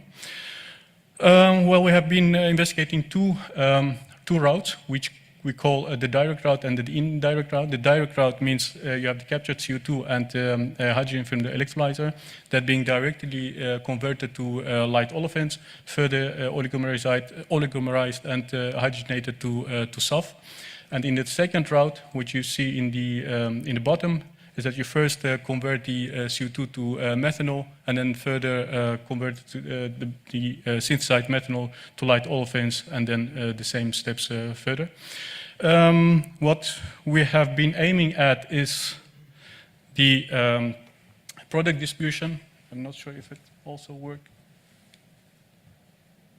like this? No, it doesn't work. But if you see in the bottom right, you see the product distribution of Fischer-Tropsch compared to what we are aiming at within takeoff. So you have a kind of a normal distribution that would be the orange bell curve of the Fischer-Tropsch. But of course, you have there hydro treatment of the waxes to reduce, to squeeze the product distribution more to the SAF or the jet fuel carbon range. Well, in the takeoff, we try to start with engineering the materials in a way to actually narrow the product distribution to C8 and C16. Well, here you see the captured CO2 is using one of the best solvents at the moment, so Caesar-1. It's a combination of aqueous solution of aminomethyl propanol and piprazine. And the electrolyzer was from Asahi Kasei. They are at the same site at RWE. In TNO, we have been developing a in situ water separation reactor. So what you see is that the feed, in this case CO2 and hydrogen being fed to the catalyst bed, the synthesized water, so the reaction water, is preferably selectively removed from the catalyst bed by a membrane, and it condenses at the cold finger. And this way you shift the reactions, because these are equilibrium-driven reactions, as you can see in the bottom left. These removing water, the Chatelier tells us that then the reaction is moved to the right.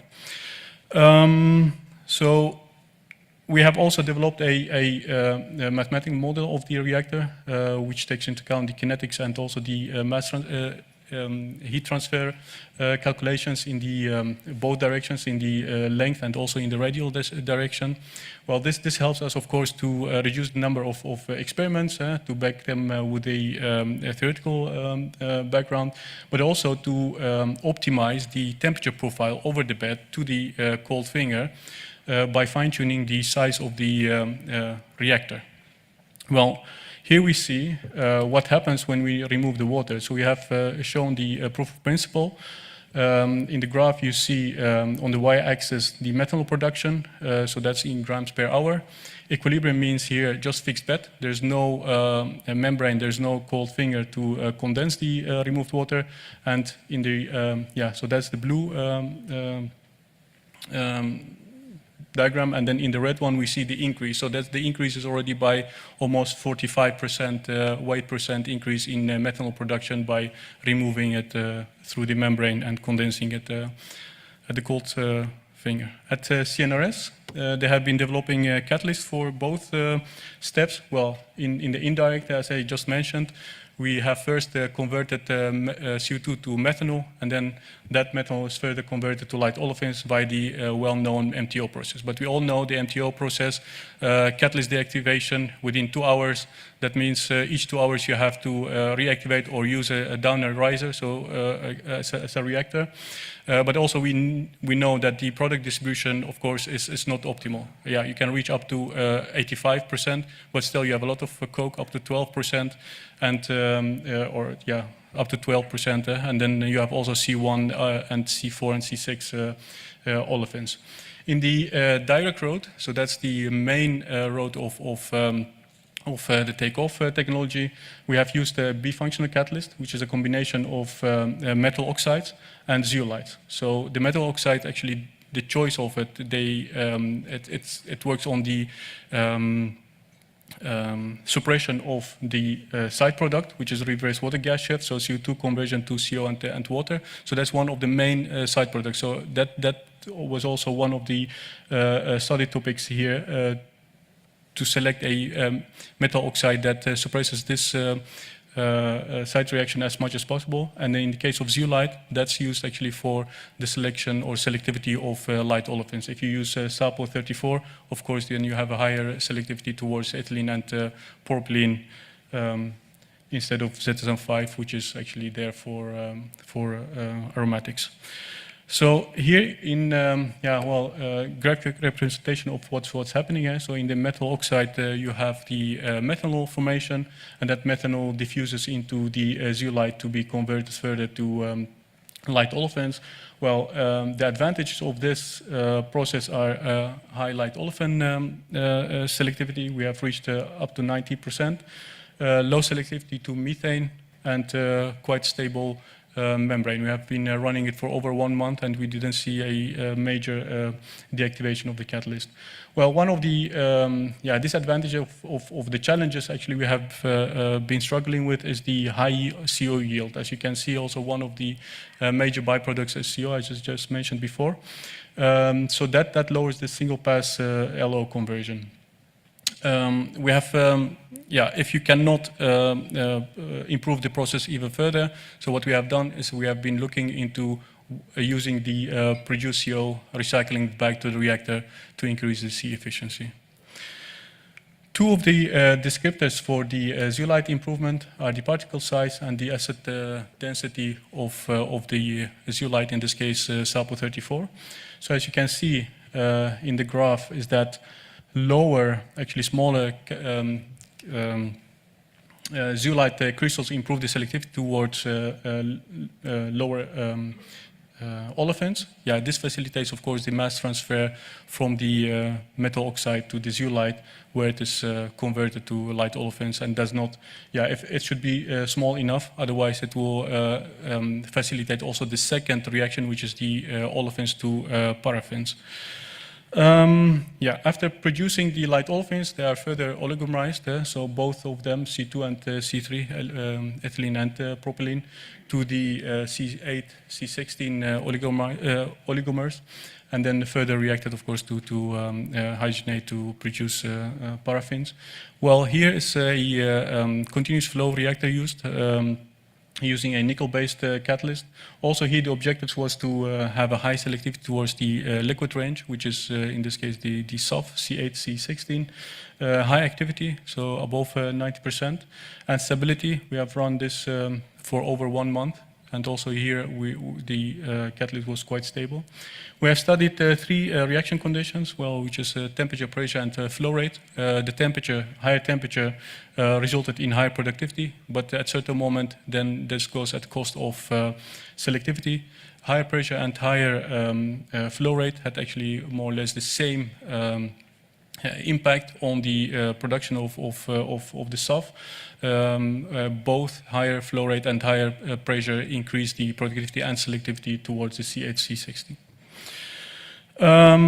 Well, there was still one of the, due to, from C2 to C4 and C6, and also from C3 to C6, the dimerization, of course, is it's one of the biggest products that we have. So we have added a second reactor, which is a batch reactor in this case, to dimerize the C4 and then C8 to get a better product distribution. So in this case, you see that we have moved the product distribution from the blue line to the orange line, where that fits more into the SOF. With this, we have increased the C efficiency, but also the energy efficiency, of course, and also the reactor utilization. Here we have, it's a sample of the SOF that we have produced. It's also being tested by our colleagues. So, in order to call it a drop-in, it should fulfill or meet the requirements of the jet fuel. So 2 of the main requirements are as easy as the boiling point and the melting point. So as you see here, you have the temperature versus the C number in the graph on the right side. So these are linear molecules. So in linear molecules, you see that mainly the melting point, they are mostly outside of the range. So that's why we have been targeting more mild branched molecules, which fall perfectly within both ranges. In the boiling points, they are okay, and also in the melting point. So this is actually kind of engineered, starting from the materials, so the catalyst, to make sure that the molecules that we are producing are branched, to make sure that they fall within the boiling and melting point, but also on the energy density and viscosity. Another point is, of course, that you want additional benefits if that's possible. Well, in this case, is that starting from CO2 and hydrogen. You don't have sulfur, you don't have NOx, SOx in this case.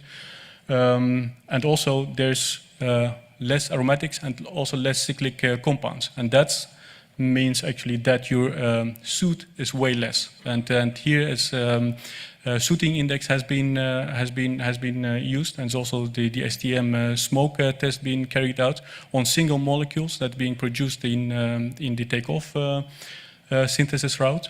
And then these molecules are being actually used to develop a group contribution method. So the sooting index or tendency has been quantified per functional group that's available or that's present in the molecule.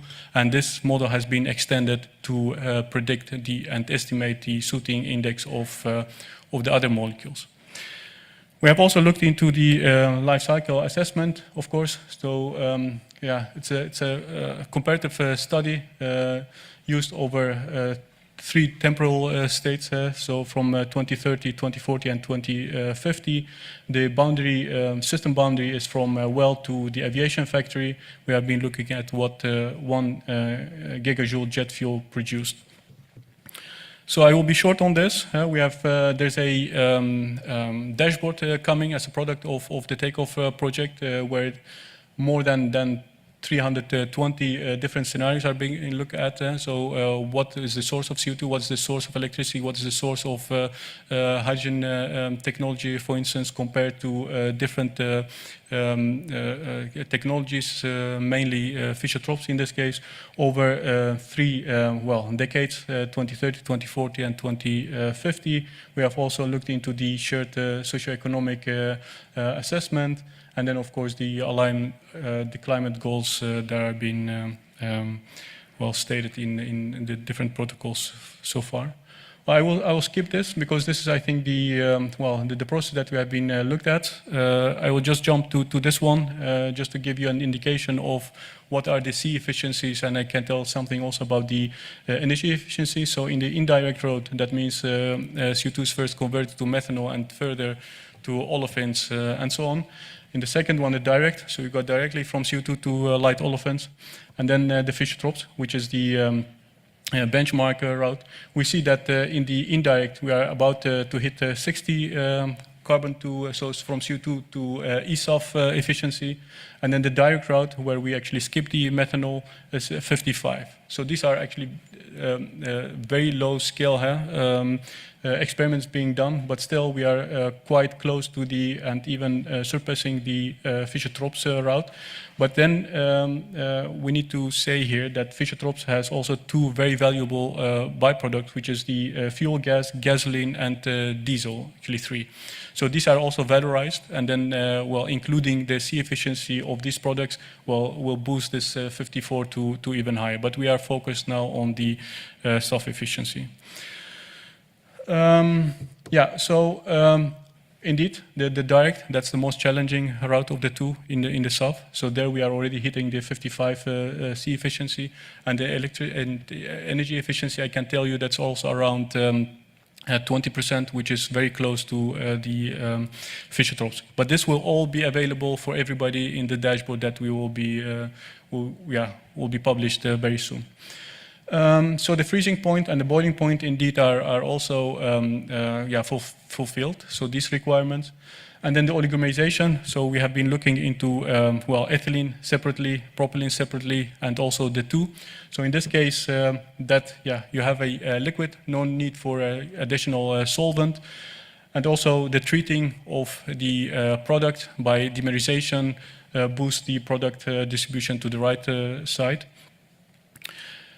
Something on the cost. So we see here on the bottom there are over the 3 temporals, 2030, 2040, and 2050. We see 3 diagrams. The gray one is the fossil, which you should not actually be comparing. The blue one is Fischer-Tropsch, and then the orange one is the direct takeoff. You see that the takeoff at the moment is still more expensive, so it's about 67 to 69% of levelized cost of the FT. And then it's 6.4 times in 2030 to 4.3 times more expensive than the fossil-based fuel in 2050. Well, to wrap it up, we see that CO2 to light olefins, zinc, zirconia, sapo in a ratio 1 to 2 gives the best olefin productivity.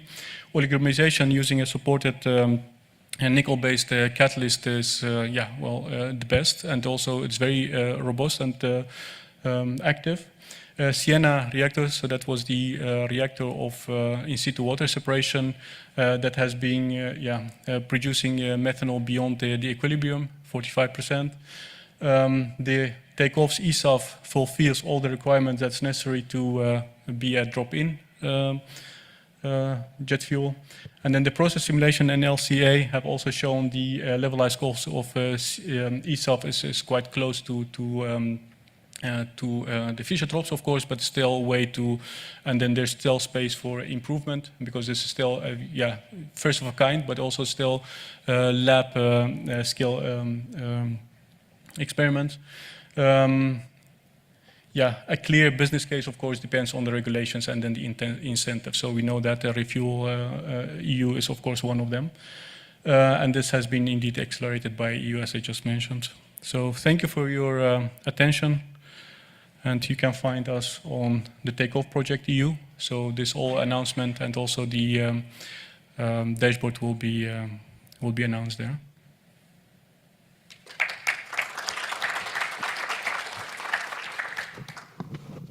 Are there any questions from the audience? Thanks for your presentation. I'm sure I didn't do it justice by summarizing like that, but is it a fair takeaway to say that one of the conclusions of your work is that the takeoff method compared to Fischer-Tropsch is not necessarily a better path? Because like if you take into account the byproducts of Fischer-Tropsch and the fact that it's cheaper, that like that's the current path of e-fuels and we should continue staying on that path? Yeah, well, so both of them indeed has a good impact on the environment there, so avoiding the emissions. The second thing, of course, the Fischer-Tropsch is still well-established technology, so the takeoff, of course, has still a way to go. That definitely is the case indeed. So, but then what are the markets for gasoline and diesel in the future? So that's still questionable. I can imagine over 10 years, within 10 years, it's still room for it, but maybe afterwards to find another market. But diesel and gasoline will not be the products you are aiming at. So that the cars would be, well, hopefully driving on batteries, electricity. I sure hope. At the same time, if I'm looking back to the presentation earlier today, I think we're struggling enough to get ESAF off to start with. Yeah. Yeah. Well, there's room, of course. I mean, we are talking about 400 billion liters per annum. So there's room for all alternatives. So I'm not here advocating you should do only takeoff. No, there's space for takeoff. There's HEFA. There's space for also Firefly to come up with the sewage route, definitely. Yeah. Any other questions? All right, and I'd like to thank you for your presentation. Yep, welcome.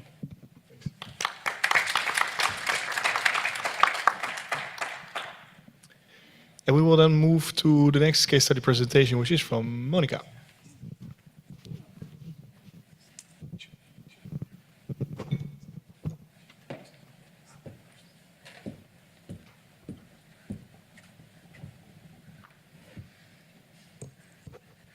Hi, everybody. I think I'm so short, so I don't know if you see me behind this.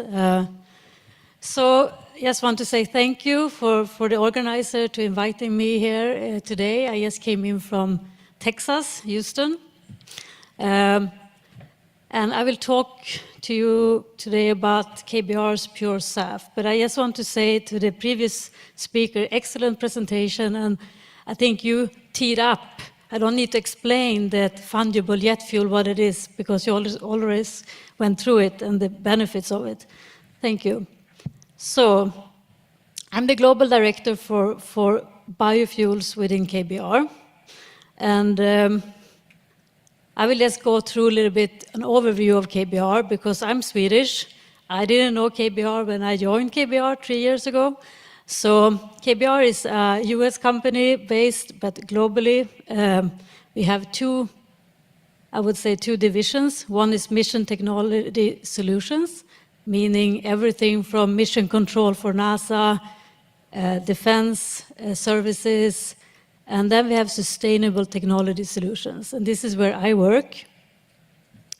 And KBR is headquartered in Houston, but we have offices in UK, in Germany, in India, in very global presence in Middle East. We are about 35,000 people today, present in 80 countries.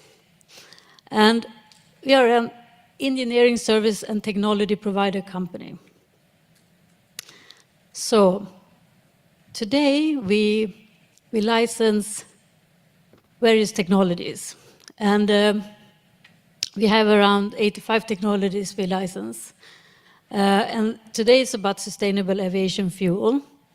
And one of the key areas, we hear a lot of the technology risk, bringing new technologies to the market. We have a lot of good new IP, new innovation.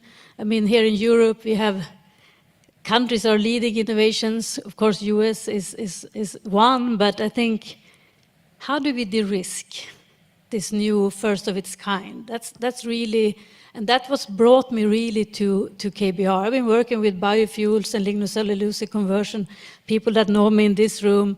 And you see, I have gray hair now. It's been taking time. So I looked for capabilities, how we work together, how do we bring in companies to de-risk this first of its kind, because we need to scale. I think we all are here today because we understand that we need to do something.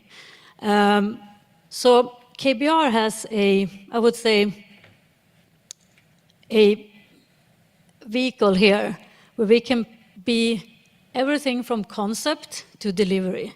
That means that we can provide the whole project life cycle to a project. So when I go around now globally and selling this pure SAF technology, a lot of questions, can you put the guarantees? Can you also help with the feed engineering? Can you do EPC? We don't do construction, but we can do managed construction. And that gives and I don't want to use the word wrap, but it can ensure this first of its kind plant to be built. So this is what I see that we can bring to the table. Coming in as a big engineering company, providing, it could be everything that we help our customers today with. It can be environmental issues that they want to service. It can be feed engineering, detail engineering, but we need to be able to do all of that. So this is the portfolio we have today. We are the world leading in ammonia, meaning gray, blue, green. You know, all now being based in Houston, in Texas, and you follow the news. Of course, it's another kind of, you know, what's coming out, what's going to happen. I think still SAF is going to make it, and it's going to be more driven towards various states and states' incentives and how they can work to create more jobs. So I'm still hopeful we're going to see SAF. Maybe it's not going to be the same push as we had earlier. But this is the portfolio we are selling, and this is complementary. So we know we need to scale green hydrogen. We know we need to do a lot of things in parallel. And this is what we can really offer. It's chemical, it's fuel, it's maybe not only fuel. Maybe we need to think how to make these projects, you know, profitable. Then we need to be serving both refining and standard petrochemical businesses. So pure SAF, what is that? This is a platform actually that can be targeting a lot of, you know, various feedstock, and I'm going to go into that. So if we're going to meet our, you know, demand, and we're going to create the billion liters we need by 2030, we really need to scale. And I think that's been said several times today, that FID, when can we reach FID in Europe? And it's very crucial that we start to see this project coming online. And this is what we come in with. HEFA is already scale. We know that's 1.8 to 2 maybe times the fossil jet kerosene today. We are almost there at the same. Pure SAF can actually cover both the advanced feedstocks, meaning it can be alcohol, it can be waste gases, it can be the power to liquids. And this is very unique. This is going to be a bridge between a complete, we see Fischer-Tropsch as one. This is something that's going to be alcohol to jet with a hybrid model into eSAF, allowing our customer base to face their investments. So this, I think, we all are part of this ecosystem. And I think we as technology providers and licensing in this kind of new area, it's very hard to do as we have done as a big KBR on our legacy technology where we license out our technology and yes, we implement in the refinery, for example.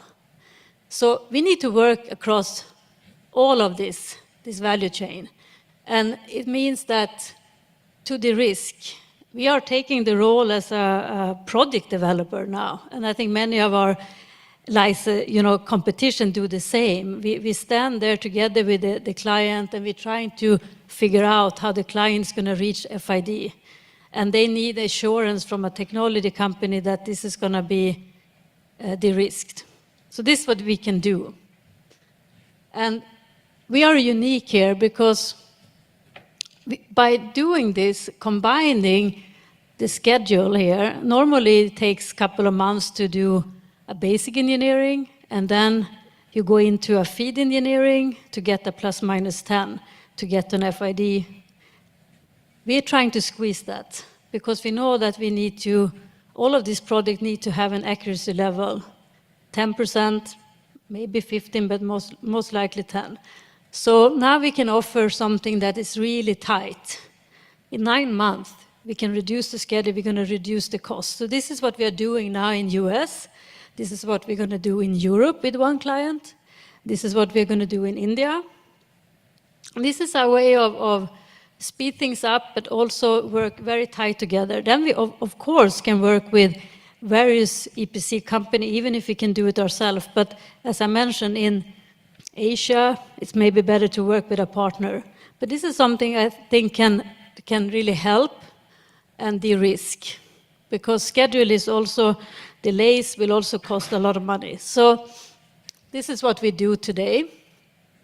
And depending on the client, I would say it can be everything from a refinery, it can be the petrochemical sector, but mainly we see product developers. So, of course, they are exploring and then they move into this FEL 2 or FEL 3. So I think it's very clear, one size doesn't fit all. So we need to be careful. We are going in very, each region have different advantage, different challenges. So this is what pure SAF is, to simplify. The only thing we can't do is use cooking oils, the fatty esters, and anything oil-based is not possible to put in this pure SAF. But all other feedstocks, we are agnostic. We can work with the intermediate streams. We can work with the syngas.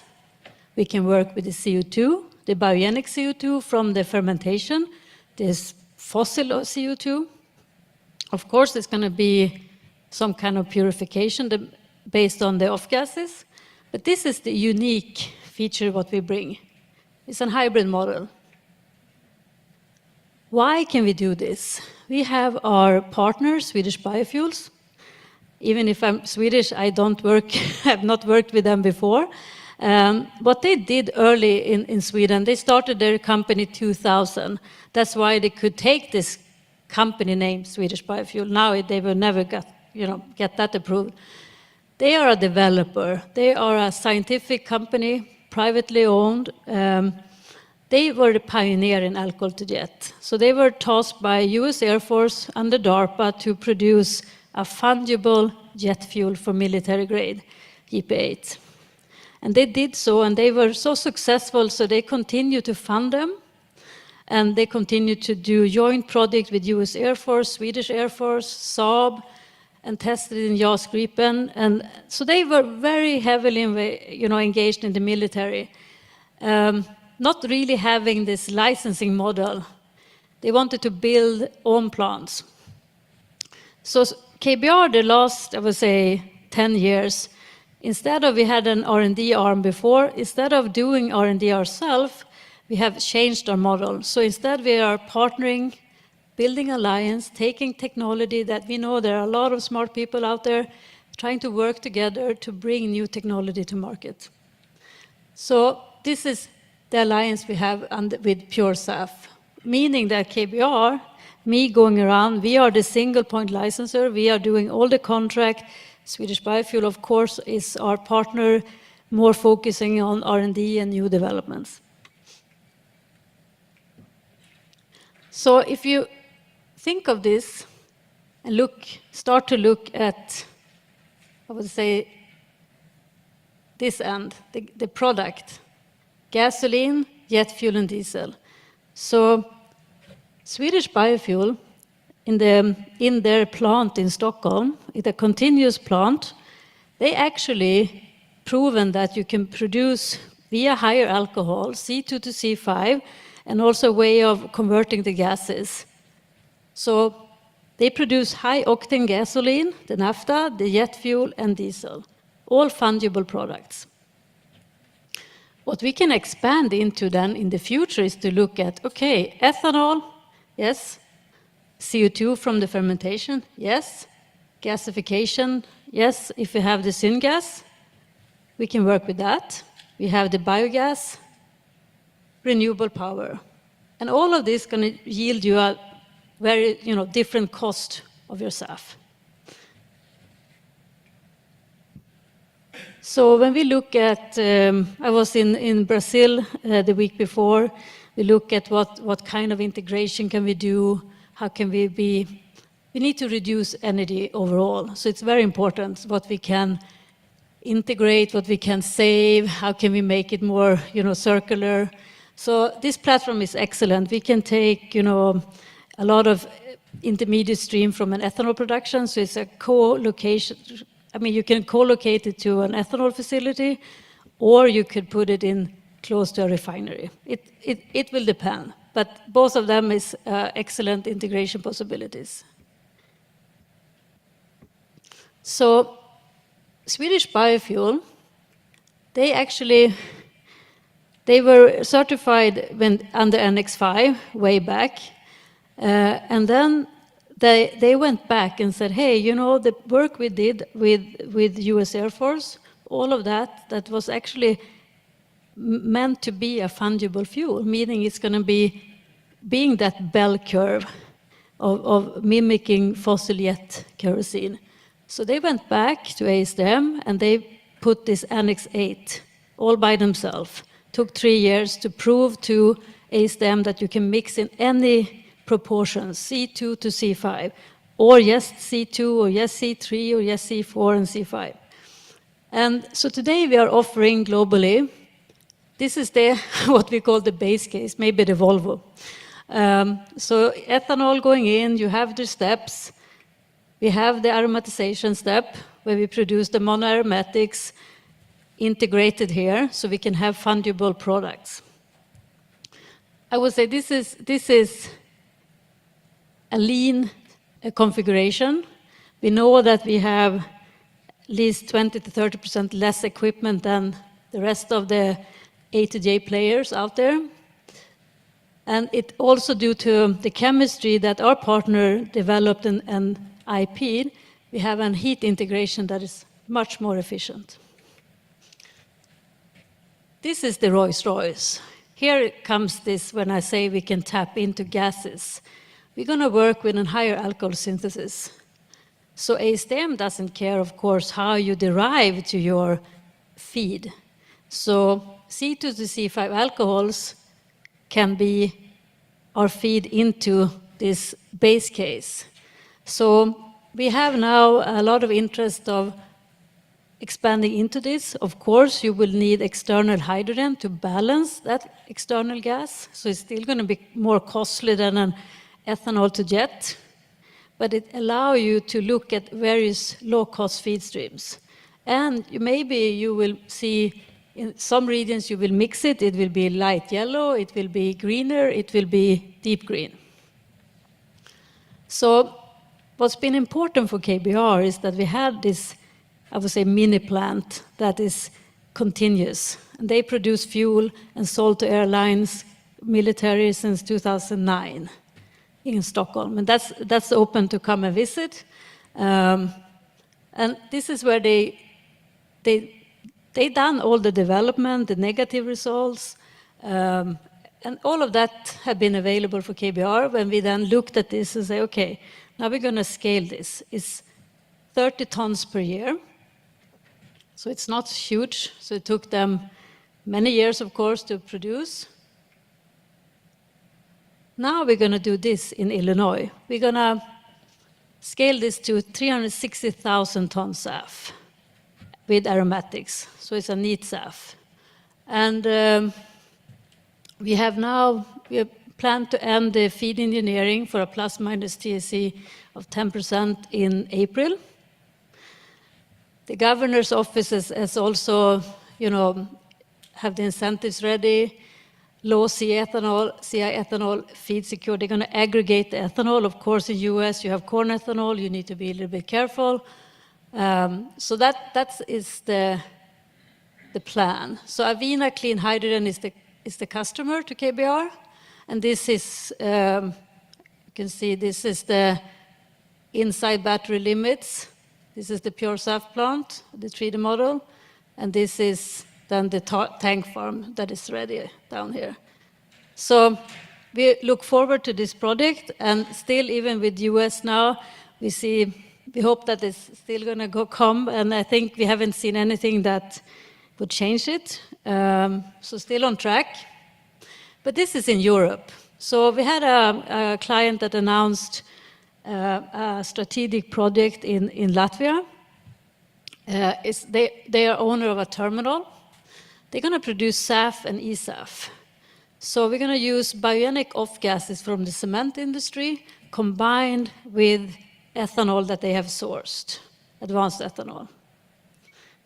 And by doing this, we can allow them to use a low-cost feedstock in the same steel and still produce then the SAF that they need.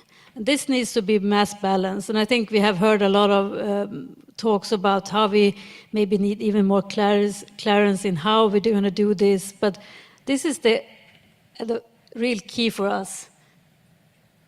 We also had a project now with Pittsburgh Airport. They own a lot of land. And in one part of that land close to the airport is one other SAF project that we have announced. Also going to be around 300,000 plus ton SAF. And all of them target 2028, in Europe 2030.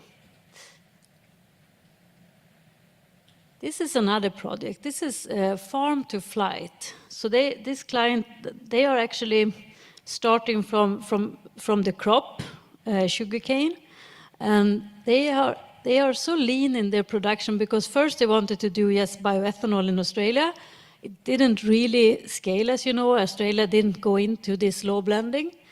Now they're targeting SAF and choosing then KBR Pure SAF.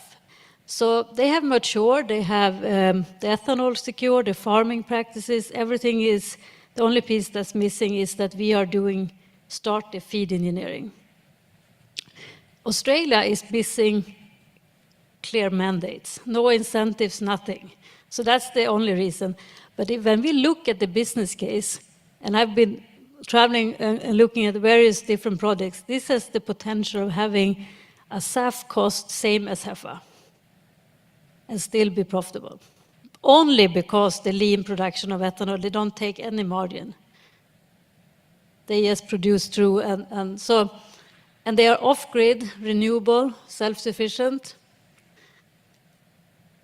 We have an announcement with Petro Vietnam about supporting them as KBR, focus on SAF, but of course other technologies. They have ethanol, they have various feedstock. This is something we are looking into to see if we can start ethanol plants and then do a little bit similar concept, farm to flight. I was in India in early February. The first SAF alliance was there. And it's clear that India also want to move into SAF. They want to be an exporter to Europe. They want to produce for themselves, but they also want to export to Europe. So a lot of discussion is, of course, how can they utilize biogenic off-gases? Ethanol is complex in India. Even if they have it, it's not really an easy market to tap into for them. So they look to us, can we do something with off-gases? That's why this hybrid model is a way of de-risking the whole investment and actually maybe start with mixing. It can be also mixing fossil off-gases to some extent with biogenic off-gases. So this is where we need to lean in as a licensor and engineering company. I think we all look, the airliners, they also need to lean in. We have the OEMs, we have every part of this, the regulation, the policymakers. I think we need all of us to see what we can do. So what we can do at least is to continue innovate, continue to seek alliances, to take new technology to market, but also provide this integrated concept to delivery model, de-risking projects. Resource development, of course, as KBR, we don't, our model is not to invest in projects. We invest often in Topco, but even here, we see how we can support different funds, different initiatives.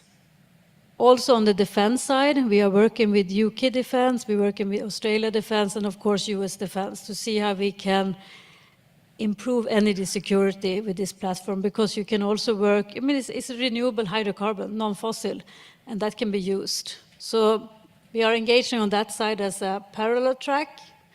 But in general, I would say all of the players we are talking to, and even if they would not be our licensor, they would be playing a role. And I think we're trying to understand how we can support. So this is where we are today. This is just to name a few, but at least we have progressed and being selected by 7 customers today. I can't name all of them. But the one that we have now in Europe that's been public, and you can Google them, it's exciting, and we hope we can support them. Latvia is still, they have cut their dependency from Russia, and they want to move into something renewable, and this is one way to start.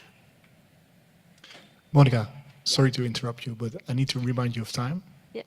I'm not sure how many more slides you have. 1. But, okay, perfect. Yeah. So, if I just want to send you off with one message here to summarize, is that pure SAF is actually a path to produce low-cost SAF. Even if it's still going to be more expensive, we see that it's feed flexible, it's cost competitive, an alcohol-to-jet solution that you actually can utilize the gases. It's ASTM approved, plus it's really low CI. When you look at the whole value chain. So I think that's all. Almost.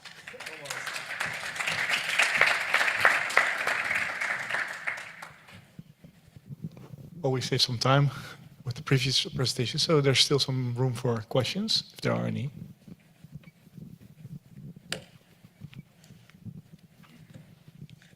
Crystal clear. Good. Yeah, thanks for the nice presentation. I was a little bit triggered from this project that calls farm to flight, and then you mentioned sugarcane. I think that maybe more people, of course. Is that not competing with the well-known food chain, or? So they have actually done through the Corsia and all of that. So they would not comply to Europe CORSIA, but CORSIA, yes. So minus EU, yeah, they have offtake now for the project. So. Yeah, because what I'm afraid of is that, of course, if this business case will work for the farmer, and then this will spread, of course, over multiple areas. And then you mentioned also one in Vietnam, so that's why. Yeah, so I think, you know, from a non-EU perspective, I mean, we need to also be sensitive. They will work with sugarcane, and that's a certain, you know, and they will work with sorghum bagasse, and they can actually prove that land use that is not actually competing with food, actually growing, and they also stimulate the farmers. So I don't think it's black and white here. And I think we also need to be, from a European perspective, understand that each region has what we can strive to push is the you know, transparency, you know, you can trace everything, you should improve, but saying that they can't use it, I don't think that's the right answer either. So they're still going to use it if the sugarcane, or you look in Brazil, even the first generation ethanol producer, if we talk about second, it's a competition to them, of course. So I think we also need to be very, you know, mindful that it's really different. And what we have as a green, deep green in Europe is maybe many of these countries, just to be able to produce renewable and in a cost-efficient way would be a big step. So I'm very positive with the Australian project, and I hope we can help Australia to grow SAF as KBR. There are other players there, but at least that we have many projects. I don't think it can be one. We need to be a lot of us, and it's not a competition because there's so many projects needed. So I embrace everyone to stand up and say we can push to have the right conditions. Thanks for the answer. I totally agree. So I'm not here to teach people what to do and what not to do, but I was just triggered. Yeah, thank you. I've got one question here. Yeah. So I know you told me about your technology yesterday, actually, Monica, but I was surprised that it was that in comparison, you were saying actually there are not other technologies that can do the whole process. Can you just kind of explain that? And what I mean with that often when we look, so do you either have gasification, you have a syngas, and you have a Fischer-Tropsch reactor. Of course, that's why when we want to be compared, we're going to come with something that you start with higher alcohols into our platform.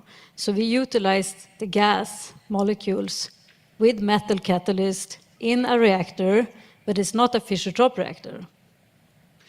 So it's another way of producing liquid fuel. So Fischer-Tropsch is robust. I'm not saying that it will not scale. This is another way that I think it can be very attractive because it allows you to play with the feed streams, and it allows you to take that kind of investment in a phased approach. So is that a kind of means it would work in every region? So for example, Middle East don't have ethanol available so they would look to KBR and say, hey, you are very present in Middle East. What can you do to help us without any ethanol? Can you still produce this through this platform? And we can say yes, okay? Europe still, we don't have second generation ethanol, so alcohol to jet is difficult. But I can also tap into the first generation ethanol today. Their CO2 can be utilized to produce more SAF. So today, from a yield perspective, if you have 100,000 tons of ethanol going in, and then you would have 100,000 tons of biogenic CO2 from a fermentation, just to simplify, you will boost your SAF with 45%. But that cost of that biogenic CO2 would be, you need to compare that. If you sell it today, then you need to compare the margin on that. Alternative, you just vent it off, and it's just an off gas. Thank you. Final question for Martin? Yeah, I have two short questions. The first one is on CI score. You said low CI score. Can you be more specific? So I mean, so pure SAF itself is around 2 to 5 in CI, just the process itself. Of course, when we look at, now it's early days because we don't have any neat jet fuel in the market. We are pending the ASTM approval to let it be 100%. Because it was balloting for 100%. I think it's going to come soon, meaning that we can actually pump it. We can work with, say, a refinery in the US, look at the infrastructure, the Buckeyes, and Pittsburgh Airport example is a good example. Can we just allow it to be a neat jet fuel that actually meet all the criteria for the jet kerosene today? That's what we're waiting for ASTM to just approve that. Then we look at the whole value chain, how we can tap into the infrastructure that we have today with this fuel. So we don't need to see and trying to search and blend it with some fossil blend. And also it makes it easy to trace because all our customers will have a neat SAF. They can say, this SAF is exact within the specification for jet kerosene. Also on the octane, on the octane, high octane on gasoline and diesel. And the second question is on the Latvia project. You said that you will procure second generation ethanol. The client have that, yeah. To me, it does not exist, but at least in Europe. But neither in Brazil. I can't disclose where they have procured okay. it from. So it's secret, but neither in Brazil it does not exist. So it's mass balance. So. But you know, with this platform, it is allow you to look at the off gases and maybe say, hey, maybe I increased off gases and have less ethanol. It doesn't make a second generation ethanol. Huh? No, but if the second generation ethanol is not in excess, we know that, then you don't need to have a full 100%. You can say, hey, maybe I have X ethanol, 10% or 20, or we just take it away at all. But the problem is, as soon as you work with the gases, you need hydrogen, and we need green hydrogen. So then your cost will go up on that. So that's where we are trying to see how we can mitigate from a technology perspective and maybe aim for, you know, a SAF cost that is as low as possible in each direction. Thanks. Thank you very much, Monica. So thanks everyone. Well, next half an hour we got on the agenda we got room for one-to-one meetings and a short break. So we will continue at 4 o'clock with our next case study presentation, and that will also be the start of the final part of the program of today. So see you back at 4.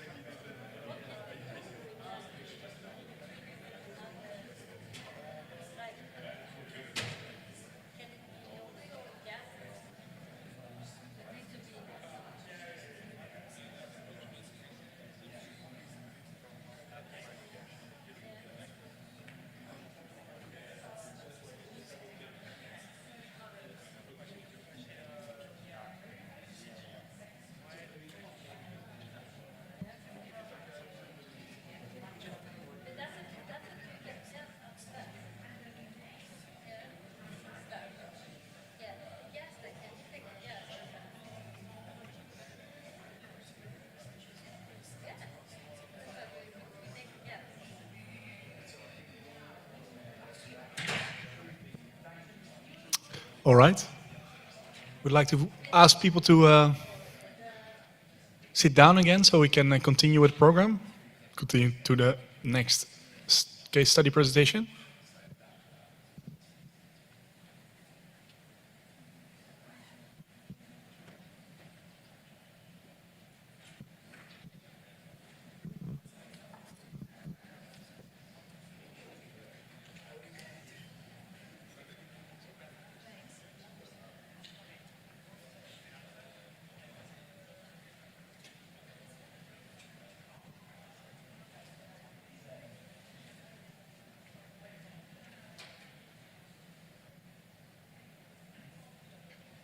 All right, thank you very much, everyone. As more people will most likely enter the room shortly, I would like to invite Martin Nielsen for his case study presentation on the development of ESAF.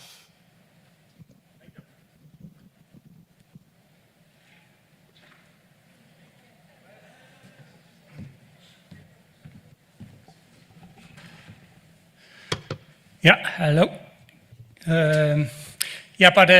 For the ones who doesn't know Arcadia, I was saying it's a startup company. I think I will go to the next, so you can see here that some pictures, you cannot maybe see all the people, but it is a startup company. I think I mentioned this morning, a gray-haired startup company. We have people from Sasol, we have from Shell, we have from more or less all the companies where we have purchased some or going to purchase the equipment from. So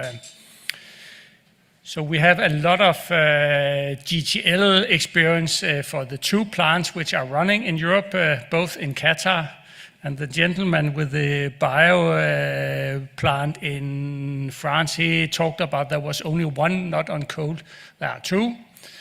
And a Fischer-Tropsch process doesn't matter if it's cold or anything else. So I don't think anybody should be concerned about that. So what we have done until now is that we are saying we will design 1, build many. We have designed 1 plant. I will go, maybe we can showcase it here. We have designed 1 plant in Denmark. We have spent plus 40 million euro on the FEED. We have completed the FEED. We have completed the permitting. We have more or less everything in place. What we are really missing is now the signature on the offtake in order to reach the FID. Maybe just go through this shortly. There was also some talk earlier today about renewable energy. As we are located in Denmark in DK2, we expect to source most of our energy directly from the grid, as it will be plus 90%, which are required for being IFNBO compliant. Then we will use an electrolyzer from Plug Power in US, 280 megawatt electrolyzer actually.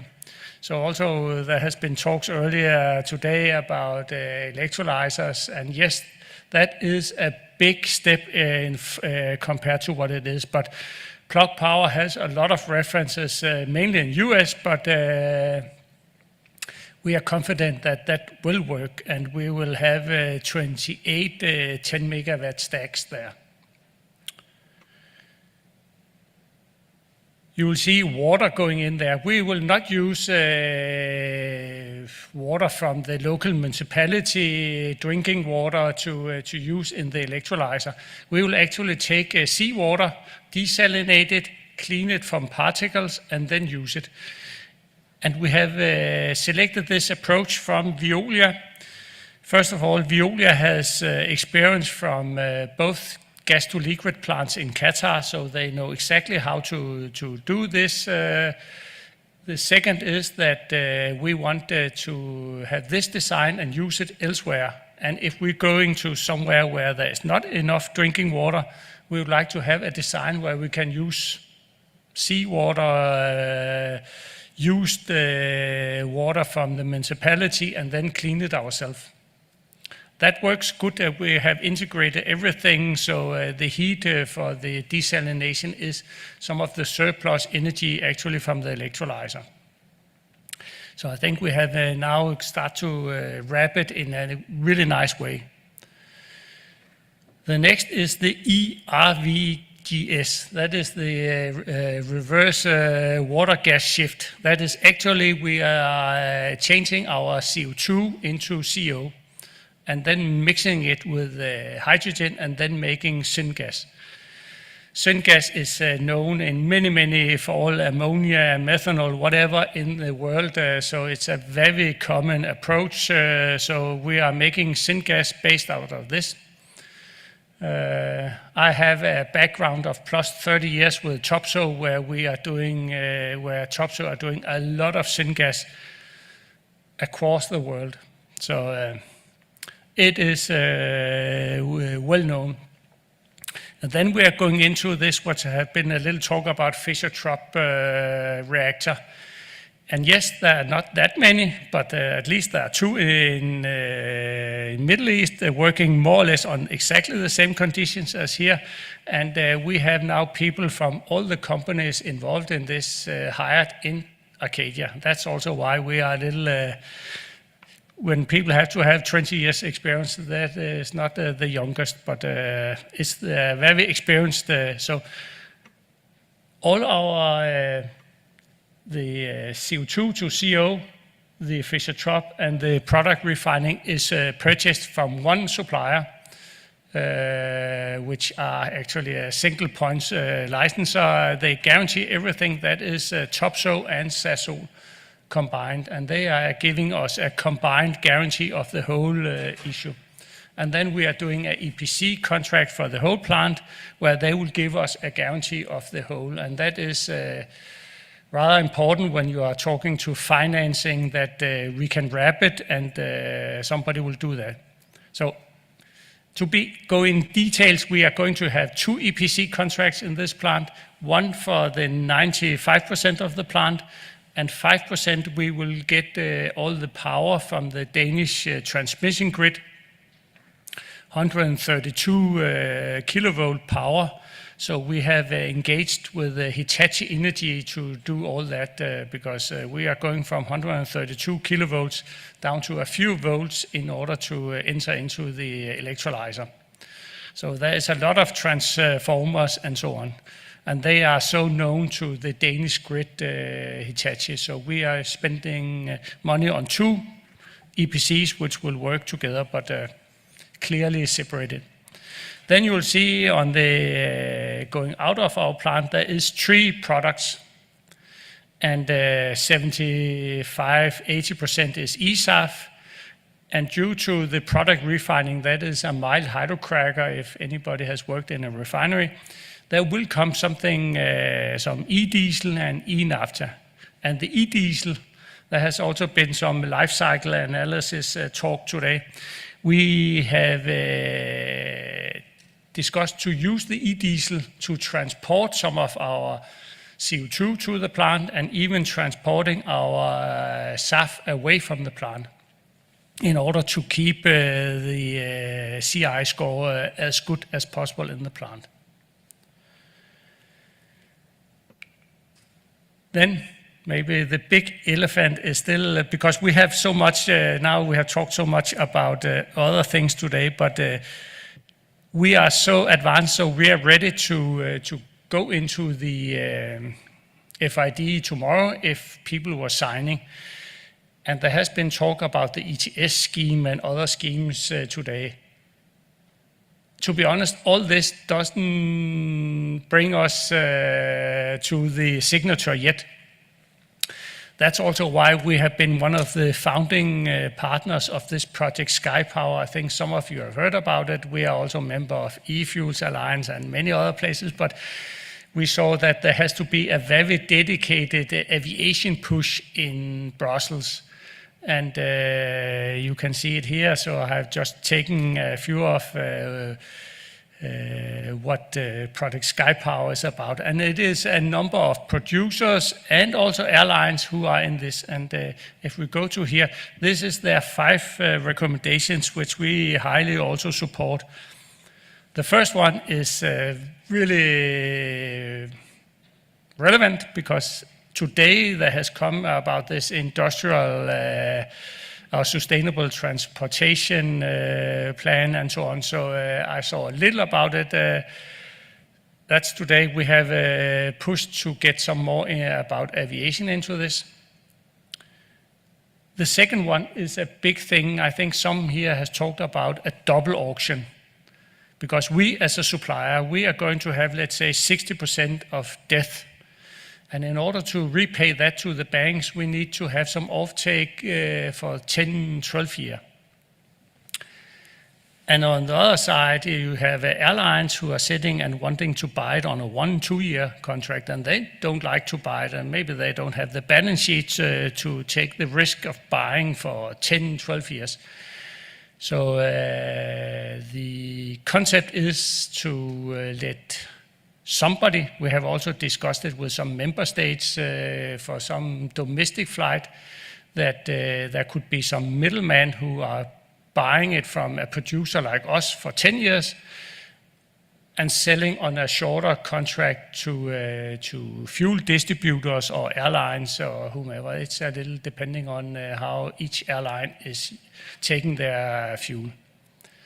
This is will de-risk both sides of that issue. It's a dilemma, and it has been seen in many discussions that that is a dilemma we have to find a solution on. This is a possibility to do it. Then, of course, number 3 is to have some kind of funding short time here in order to get to FID. If there is no FID, let's say the next 18 months, then there will not be a eSAF production in EU, at least for start up in 2030. Number 4 is, of course, maybe some of you heard I mentioned this morning, we would like to have Ursula von der Leyen to saying, read my lips, no change to the blending mandates, because that is so vital that we and the investors and the lenders can trust that the mandates will stay for the next 10, 15 years. This is a vital point. The last one is more it could be good to have some support on the project risk, but that's a smaller thing. If you don't know Project Sky Power, you can see their homepage. You will find exactly the same here, so I take it from there. So this is some good recommendations that a lot of CEOs are now trying to lobby for in Brussels. If we should say a little about if any of you are sitting and thinking about getting the good idea to build a plant like this, this is some of the topics you have to look into. And of course, you have to find the renewable energy, the CO2, etc., proven technology. But you also have to find some good, we have used Technip Industries, a French company, to do our feed package, and find somebody who knows about doing oil and gas. This is an oil and gas installation running on electrical power. So normally I'm saying it's an electrical refinery. And don't underestimate community support that the local would accept it, and don't wait to start on the permitting process in Europe. Actually, my last slide, so there's a little time for questions. You'll see the bottom picture is of the site, and the upper one is of the 3D model from Technip Industries. So everything is ready. The moment we have the offtake agreements, we have the lenders, we have the investors ready. but they have to see offtake in order to close the business case completely. So I can put it here and saying, are there any questions to a real project? Thank you, Martin. Plenty of room for questions, so if there are any. In the middle of the room, can we get a mic?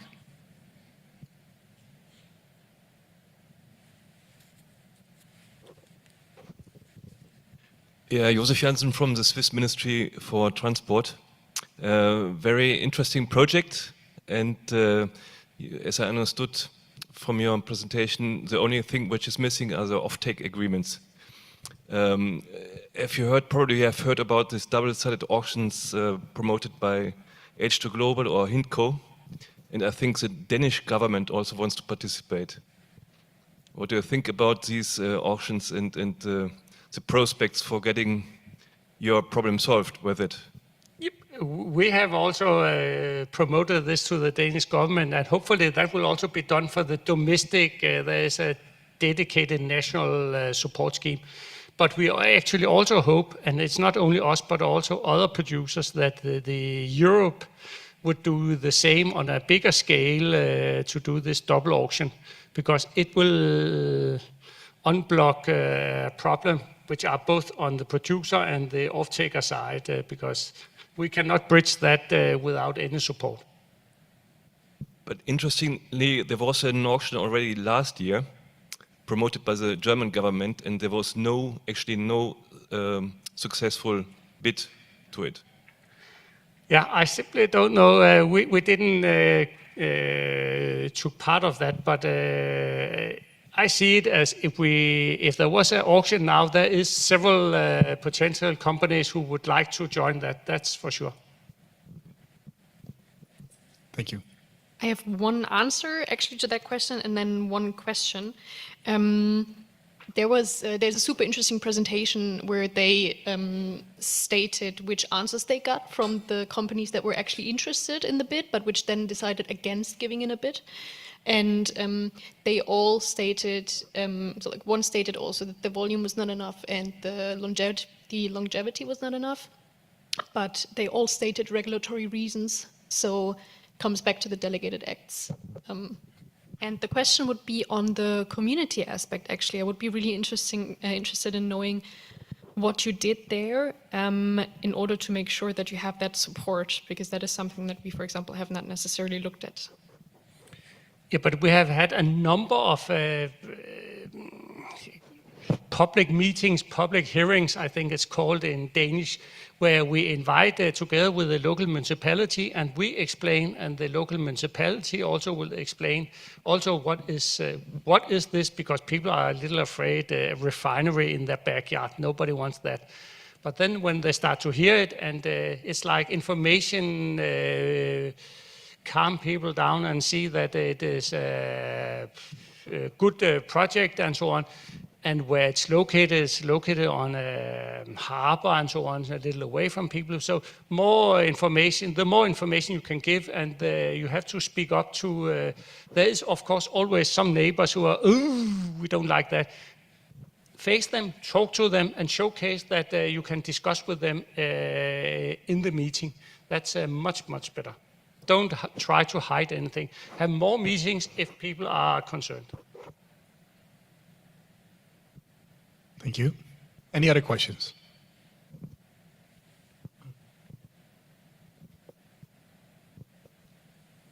All right, if not, then we'll move on. Thank you, Martin. Thank you.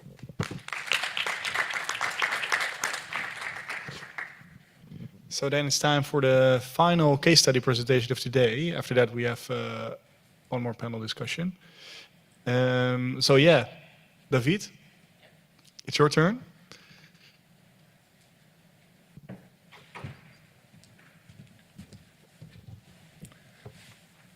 Okay, so good afternoon, everybody. I'm Davide Stramare, working in NextCam, and today I will present you the regional scale SAF project in Indonesia we are currently developing as NextCam.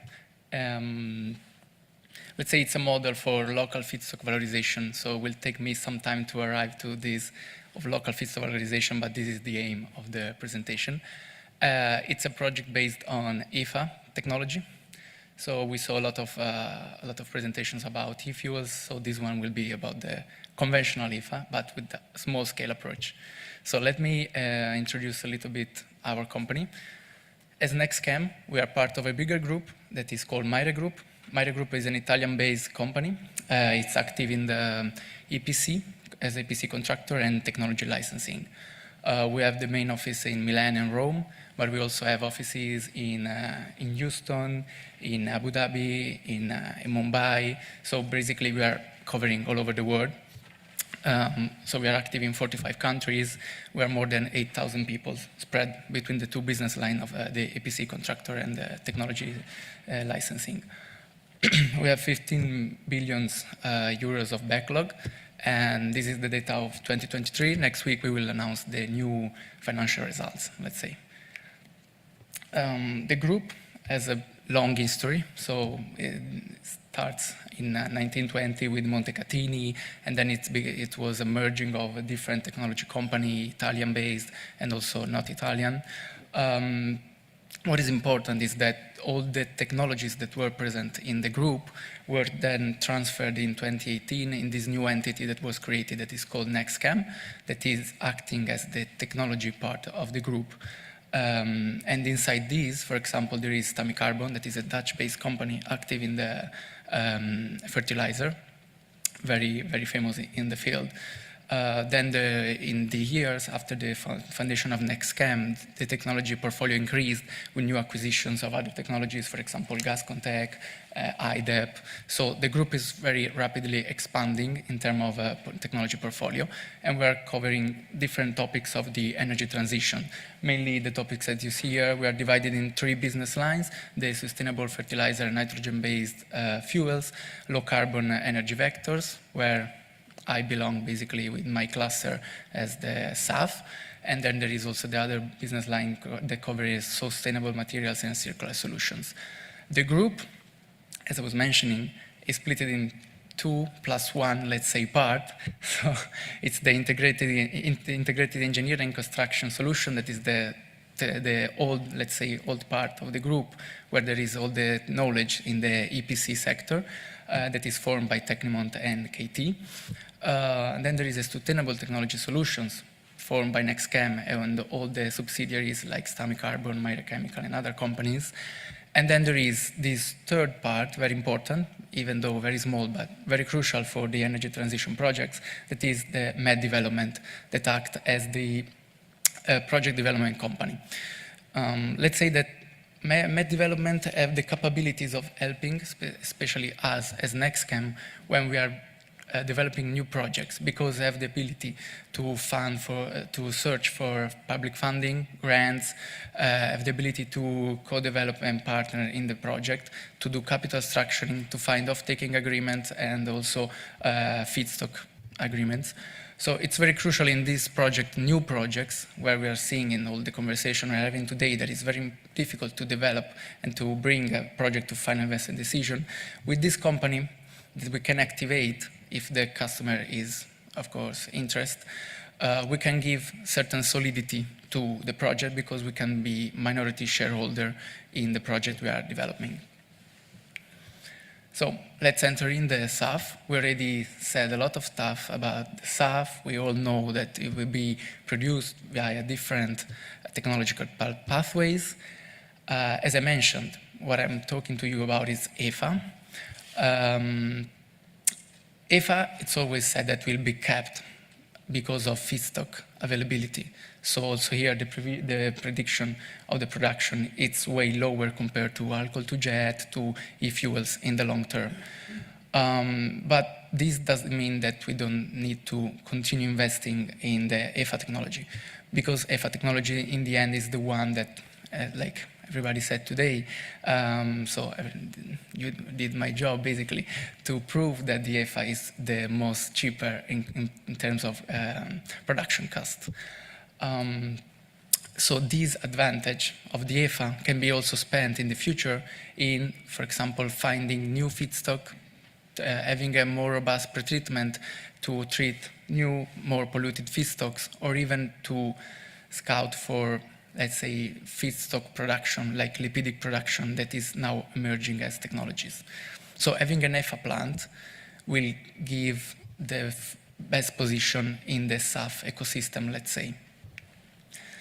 The crucial part, of course, is the feedstock. And to understand and have a successful project, what we need to do is to really understand what is the feedstock, where is the feedstock, what are the contaminants, and about the geography. Feedstock in these that are waste oils, so are waste lipids, fats, it's not the same all over the world. It's not like a fossil project. You just find the oil, you build your refinery, and you produce your final product that is kerosene.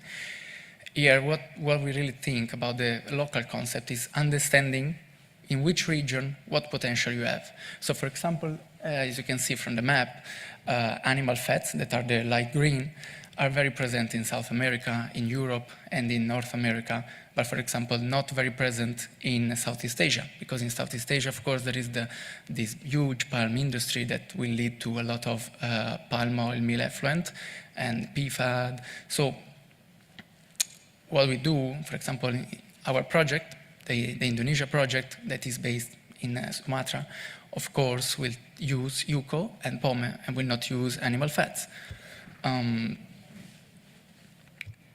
And then on the other part, the off-taking, the final product,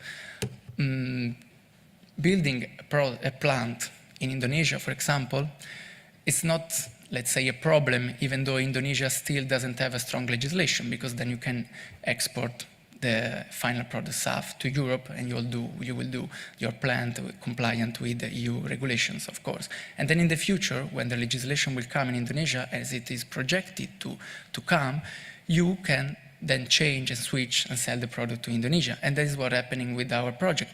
In the beginning, we were talking about producing there and then selling the final product to the European market. Now, since Indonesia is developing its own sustainable aviation fuel roadmap and program, the operator of the main shareholder, in reality, switch it to probably they will sell the product locally. So this is also another advantage. What I'm talking to you about today is, I was telling you the EFA technology, but in reality it's two technologies. One for the EFA that is called NextSAF Bio, and one for the pretreatment that is called NextPTU. So these are the 6 points, let's say, our value proposition of these two technologies that we think are very, very distinguished from other EFA licensors. First of all, let's say we are small scale and we act as a single point of accountability. For small scale, I know it's a relative concept, but in the EFA, let's say ecosystem, we are small scale, so from 30 kilotons per year of production up to 120 kilotons of year production. And single point of accountability, what we mean is that thanks to these two technologies, we can provide the customer with the pretreatment and then the EFA plant and also the hydrogen production unit. So the customer will have only one licensor to deal with and doesn't have to wrap up the guarantees between different licensors. This is very important because our target of customers are industrial players and not oil and gas players that are very well known about the licensor guarantees and this stuff.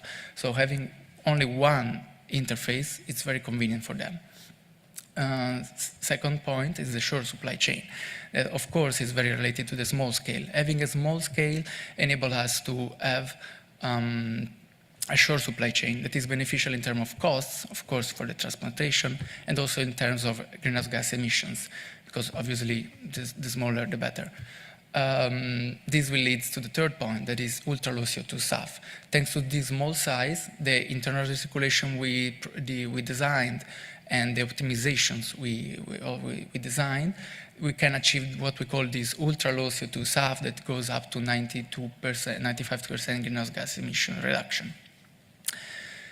And then, for a customer, obviously flexibility is the crucial part. Flexibility for the feedstock and flexibility for the product. Our technology, NextPTU, for the pretreatment enables the customer to have maximum flexibility on the feedstock utilization. So it can be that the customer will start with UCO, that is very conventional, and then we'll go to POME, then we'll go to brown grease in the future. So this is very, very crucial because the market will evolve, new feedstock will emerge, and having the possibility to treat them is obviously a nice point. And also in terms of flexibility of the product, with our technology, let's say you can produce SAF or renewable diesel, and you just need to shut down the plant, restart the plant with the new operative condition in terms of temperature and pressure, and you can produce SAF or renewable diesel. Last, it's the short time to market. Thanks to the fact that we already have pre-engineered size, as I was telling you, 30, 60, 90, and 120 kilotons per year, we can have a very short time to market in project deployment. So I don't want to go through in the details of the technology, but this is the very easy scheme. So they have the pretreatment, as I was telling you, the hydrogen production unit, the EFA process. And as you can see, the fuel gas produced are always, let's say, internally recirculated to increase the GHG and decrease the natural gas required. The renewable naphtha, it's an interesting point because can be sold to the market or internally recirculated for the production of hydrogen. Then there is the SAF, that is the main product. And as I was telling you, if you produce SAF, you don't produce renewable diesel, then you need to stop the plant and restart the plant if you want to produce renewable diesel and you will no longer produce SAF. So this enables you to choose depending on the market conditions you have. The capacity range I was telling you, so that 30, 60, the 60 is the one of the Indonesian project, and then you can do 90, 120 kilotons per year of product. Let's say, talking a little bit about the feedstock, I was telling you the pretreatment is very crucial. We are talking here about wastes, oils that basically are triglycerides, phospholipids that are okay, are welcome, but still you have the phosphoric head that then you need to treat and you need to remove. So you need to have a technology able to treat phosphorus because then it will be a contaminant for your catalyst. And then we have free fatty acids that are the single chain. The free fatty acids usually other EFA process have a limit due to the acidity. Our process is already designed to be able to handle 100% of free fatty acids. In terms of contaminants, what we can find in the feedstocks that we need to treat with this pretreatment. Let's say we will have insoluble impurities. These can be treated easily, removed by the counter and the clarification unit. Sometimes can be that there is polyethylene. Why polyethylene? Because if you pour hot UCO, used cooking oil, into plastic bags, there will be some degradation, so some polyethylene will pass into the oil. Or also if you use animal fats, the plastic packaging can end up in the animal fats. So this is a problem, and if present, should be removed by a dedicated unit. Then we will need to pay attention of chlorides that can be in the form of organic and inorganic. Sulfur, if present, is not a problem because in reality for the catalyst we need a sulfiding agent, so sulfur is fine. Then we need to be very cautious on total metals, so considering sodium, silica, and the other metals that can be present. Phosphorus, I was telling you, it can be a very problem, and this is also treated with our technology. And then there is nitrogen that in principle is not a problem, but if it's converted in the first reaction into ammonia, then it's a problem for the catalyst. So this leads to, having this in mind, we designed our pretreatment like this one, with the clarification unit to remove the insolubles, 2 steps of the acid reaction, first with the weak acid and then with the strong acid, and the final washing hydrolysis to remove the rest of the contaminants that are left. It's also interesting the fact that there is this, let's see if this works.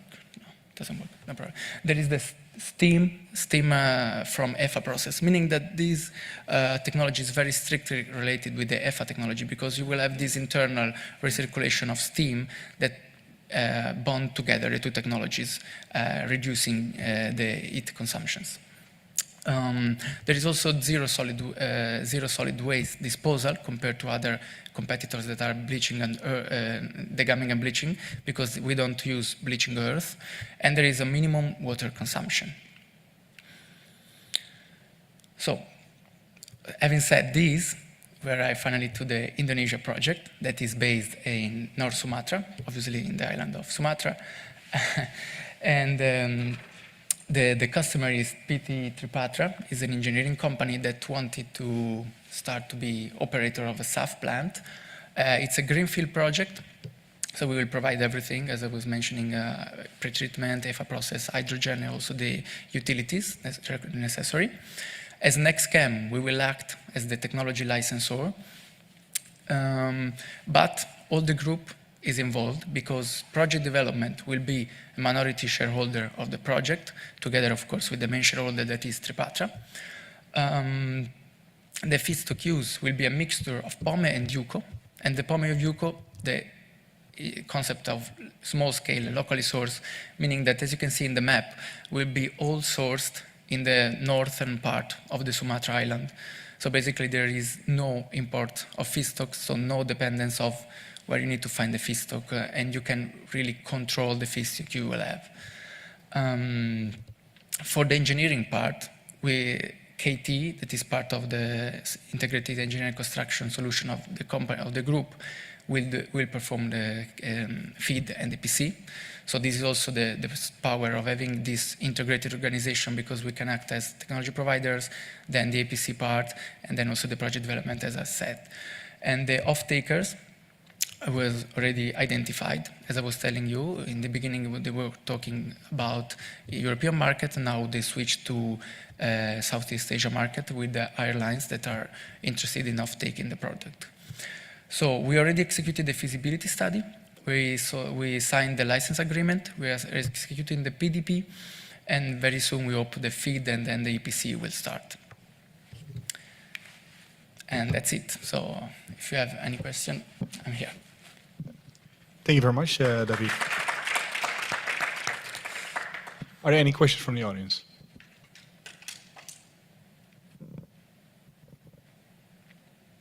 None at all?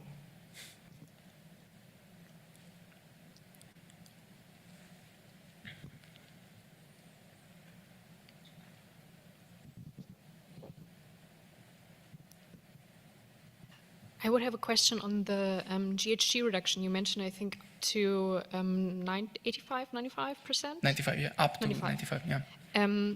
Is there, like speaking from somebody who's working mostly on EU legislation, is there an economic value in going above the minimum requirements? Because like if you compare the sectors a bit, like for example in maritime we see sometimes a bit of a more well-to-wake approach, and in aviation, and I know that that's being replicated in a lot of other countries, it's more on a like blending mandate that doesn't necessarily incentivize going beyond. True, true. No, this is completely true. Indeed, I put these slides because the 95% you can achieve when you recycle the renewable naphtha. So since you internally recycle the renewable naphtha, we will no longer require natural gas. So your GHG reduction will goes up.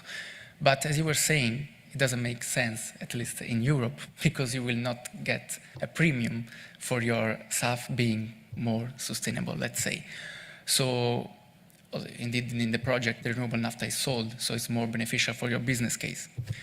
We would hope that also in European Union there will be a premium for the GHG reduction, like there is in the US, because there you have the baseline, and then for every point of GHG reduction you achieve more than the baseline, you will get some incentives more. So it's only in this case that can make sense to recirculate the naphtha and achieve this high GHG reduction. Otherwise, what we advise is to solve the renewable naphtha, unless it's for internal purposes that you want to do your plant super sustainable, let's say. But yeah, we hope that maybe the legislation can evolve in this way. And if you sell the renewable naphtha, don't reintegrate it into the process, where you're around with the GHG reduction? You will be around 82. Okay. Yeah. Thank you. No problem. Thank you very much. Any other? Well, maybe from my side, one more question then. So you say that you can fully control the feedstocks, but that's never infinite, right? I mean, on the long term, these contracts are quite. So, is there in what kind of way do you take that into account? Is there any flexibility possible, or? So, like say, in terms of feedstock, what we see and what also our research and development activities are devoted to for the pretreatment is to being able to treat new feedstock that nowadays are not collected, then not utilized. But we know there is a potential. For example, brown greases and other feedstocks. So what we say the evolution of our pretreatment will be a pretreatment capable of treating these new feedstock that obviously are very much more contaminated and needs more pretreatment, more, let's say, maybe more reactions, more steps to. So yes, you're right, you cannot always control the feedstock, but you can enlarge the pool from where you source your feedstock to be sure that you will have feedstock for your plant. Okay, thanks. And about business cases, because I assume that you it very much depends on a lot of different variables, right? Yeah. Where you are, which location. How does it work? Does the interested partners approach you, or do you do an assessment upfront of what would be interesting locations to build these small-scale plants, and then you approach the partners? Well, we try to map and understand where we can go and what we can sell. So we studied, for example, very deep the palm oil industry to understanding how much pome was available, where was it located, and this. But then, those opportunities comes up, and you then start the discussion and customize the project for the specific site. Yeah. All right. Yeah. Let's wait for the mic.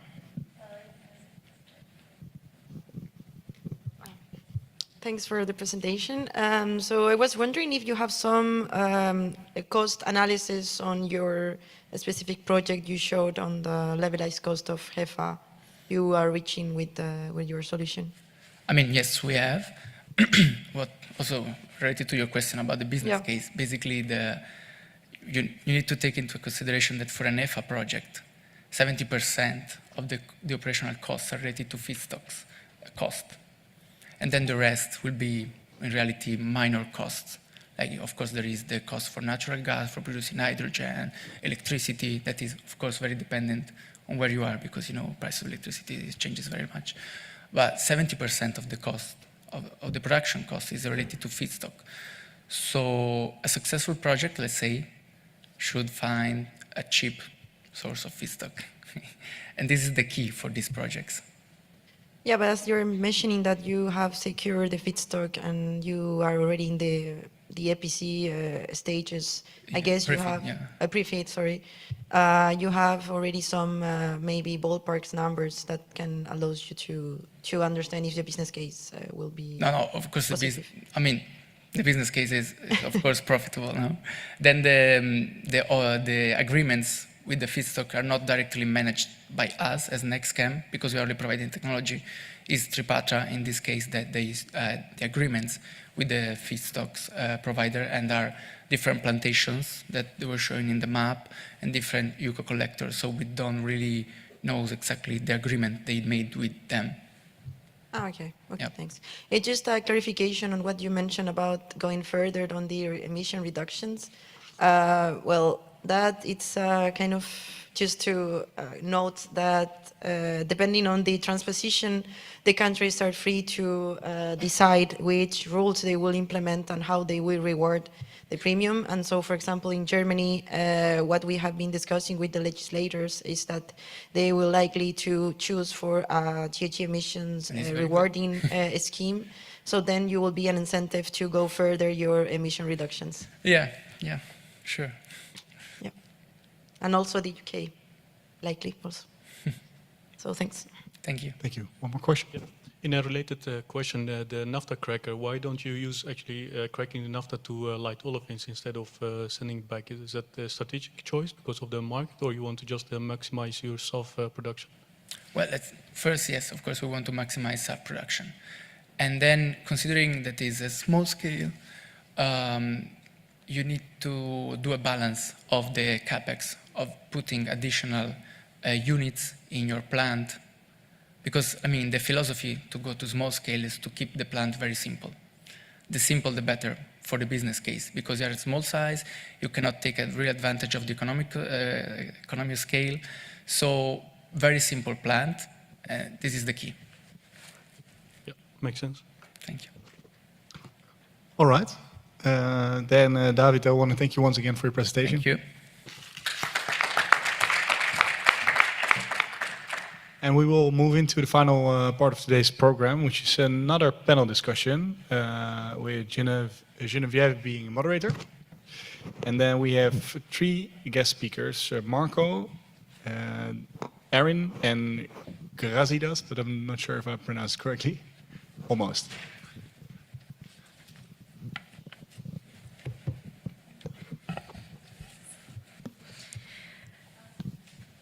Good afternoon, everyone. Thank you for joining us on this panel on the transitioning on SAF. It is the last panel session for the first day. I know it's been a long day, but thank you for sticking by, and I promise it's going to be an insightful one. My name is Geneviève from Flyro, and we focus on supporting the SAF supply chain through our modular blending system. This means what we do is that we enable the entire supply chain with the opportunity to blend fuels at any point. So we know that SAF is a key solution to decarbonizing aviation. So despite that, we still have challenges and hurdles. So what we have here is 3 amazing panelists that will be sharing their expertise in how we could work together to accelerate SAF adoption. So maybe to begin, perhaps we could start with a round of introductions. Maybe you could share a bit about yourself and what you do in your respective company. Maybe we could start from Marco. Thank you. So good evening, everybody. And my name is Marco Di Mario. I am the Senior Vice President of Fuel Business for Menzies Aviation. I'm in the aviation business since 25 years in different roles and organizations like Shell Aviation and other ground handling players like Sky Tanking and now Menzies Aviation. I hope that I can contribute here with my knowledge of aviation business and as an handler of sustainable aviation fuels. Thank you. My name is Erin. I work at Estuary. We are an aviation analytics platform, and we're focused on sustainability. So what we do is we run flight-by-flight analyses of all commercial general aviation using radar data, transponders, regulatory data, as well as weather models to calculate on a per-flight basis the full cycle of emissions, so CO2, non-CO2, and life cycle impact. And so we're focused on empowering players along the aviation value chain to use our data to make better decisions and reduce the impact of aviation on a software timeline. Yeah, good afternoon, everyone. My name is Grazidas. I'm in aviation industry already for also more than 20 years. Before that, I was in the oil industry. Currently, our company, iFuel, so we mainly involved in the conventional jet fuel sales, but we also see more and more demand on the SAF fuel from airlines, our customers. And we are currently, we're already contributing to the SAF ecosystem, and we hope to contribute more. And we want to be part of these discussions, which are ongoing. All right, thank you very much. Okay, so maybe we could deep dive into the discussion now, and we can start with the distribution and handling of SAF. And I think this question would first be posed to Marco. Marco, given your expertise in fuel handling and ground operations, perhaps you could share a little bit more on the infrastructure supply chain, including airport fuel farms. How ready are they to receive large-scale SAF adoption, and what upgrades are necessary if needed? Okay, thanks for the question. The infrastructure at airport level is ready to receive SAF in the sense that there is surely a lot of confusion, but once SAF is a certified fuel for the aviation use, it can be handled and stored into an airport facility together with the other jet fuel. There is no need of segregation or separation for technical reasons. The confusion is that many airports, many airlines still believe that to bring and handle SAF at an airport, they need a separate facility or they need a specific authorization. Some airports are still communicating on social media that they are authorizing the use of SAF at the airport, but there is no need of a specific authorization.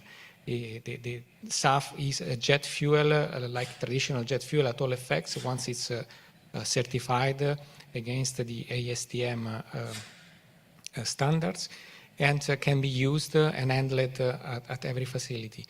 The main confusion is also about the synthetic blending component, which is the basic component for the production of SAF, which needs to be blended, and this is not allowed to be blended at airport level. So what can be supplied at an airport is certified SAF without a need of any specific change in the facilities, but not the synthetic blending component, of course. This can be only handled at refineries and terminal level. Absolutely, and I mean, essentially that's why SAF is called the drop-in fuel, right? As long as it's certified D7566, is deemed as jet fuel, we can utilize the existing infrastructure. Fuel farms do not need to make any changes, and they can already supply SAF. Well, one thing we need to know is that, I mean, of course, I think all of us in this room would know that SAF is expensive and is far more expensive than conventional jet fuel. Of course, there are a lot of factors to think about, like production costs, as well as even going through FID. Producers also find it extremely expensive, capex to build biorefineries. So maybe now I'd like to pass on to Grasvidas in terms of your view, especially when you are expert in the pricing. Maybe you could share what are the main factors that drive the SAF pricing as compared to conventional jet fuel? So yeah, today we spent a lot of time talking about eSAF. Currently, in the markets where we operate,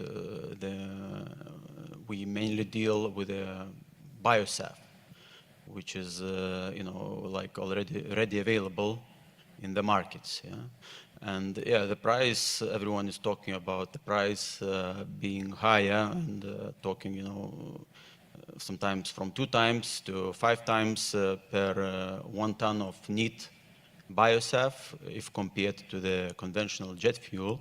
Yeah, but currently the way the mandate is set up, so it's a small percentage of the conventional jet fuel which needs to be present in the airports, and the price, of course, all the airports, not all the airports, but the airports where we operate, they try to minimize, the usage of this neat SAF, and the price is not really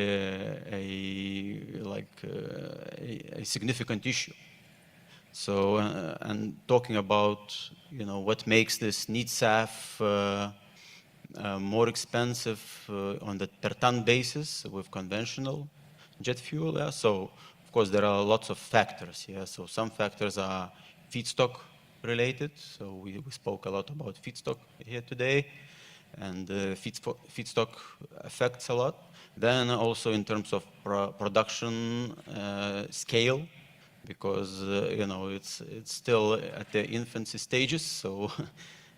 It's normal that it affects the price. The scale, the production is not yet at the full scale, and the technologies are evolving as we speak. So we say we are building the aircraft as we fly, sometimes in the industry.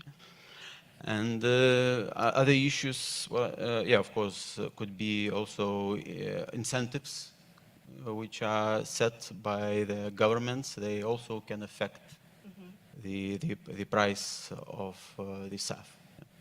Yeah, so airports typically, I mean, I've heard varying views. Some don't really care whether they want to off-take SAF, but airlines, they are very concerned, and it is still a major investment for airlines to procure SAF. We hear a lot of complaints from airlines saying that, hey, you know, the government is not doing enough, the mandate is not fair to them, things like that, right? So we know that it is still a big hurdle for airlines to adopt. So maybe now going to Erin, in your view, considering that is such a major investment for airlines, how can data actually help them to make better operational decisions and to maximize emissions reductions? Sure. So as Martin mentioned earlier, there's going to be a 6 million ton gap between supply and demand for the foreseeable future. So it's important that we use what we have wisely. And Damiana mentioned that earlier with the Alight project going on in Copenhagen. So there's growing research, growing interest that's showing us that if you actually toggle up the blend from 10, 30, 50%, you could actually increase your climate savings for both CO2 and non-CO2 rather than just giving 2% to every flight. And so data can empower the fuel provider, the airport, the airline to correctly identify what are the right routes to be applying this high blend SAF to. Are there certain aircraft engine combinations? And so we want to empower by identifying where the opportunities are, whether it's certain flights or, you know, in certain regions, as Damiana mentioned, in regions where there's contrail-prone meteorological factors. Turn up the blend in afternoons for all flights taking off kind of from a mid-afternoon period onwards. So data can really empower us to take what we have available to us in the foreseeable, you know, coming years to reduce by 50% up to the energy forcing on some of these flights and get the industry going towards that net zero pathway. Very interesting, and I'm actually very keen to know a little bit more on when you mentioned about non-CO2 and contrails. I know this whole panel is about SAF, but I think I'd like to understand a little bit more on that. Maybe you could just shed more light in terms of what other concerns that the aviation sector actually have to look at apart from SAF. So we're all very focused from an industry and actually from a global community on reducing carbon emissions, but those are not the only GHGs that have a warming impact. And predominantly the non-CO2 category of aviation's climate impact is driven by contrails, about 35%. As Polona mentioned earlier this morning, that can have up to a similar, if not more, impact as carbon on warming effects.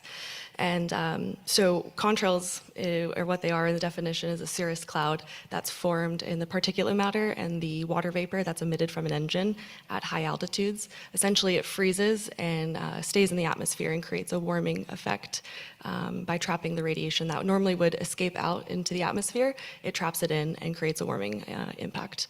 And these particularly happen at the end of day, and there's a high seasonality effect as well in winter months. So that's also where you can potentially reallocate your SAF over certain times of the year, knowing that latitudes like with the one that we're in here in Amsterdam, winter months have a contrail-prone opportunity that we could use the SAF wisely.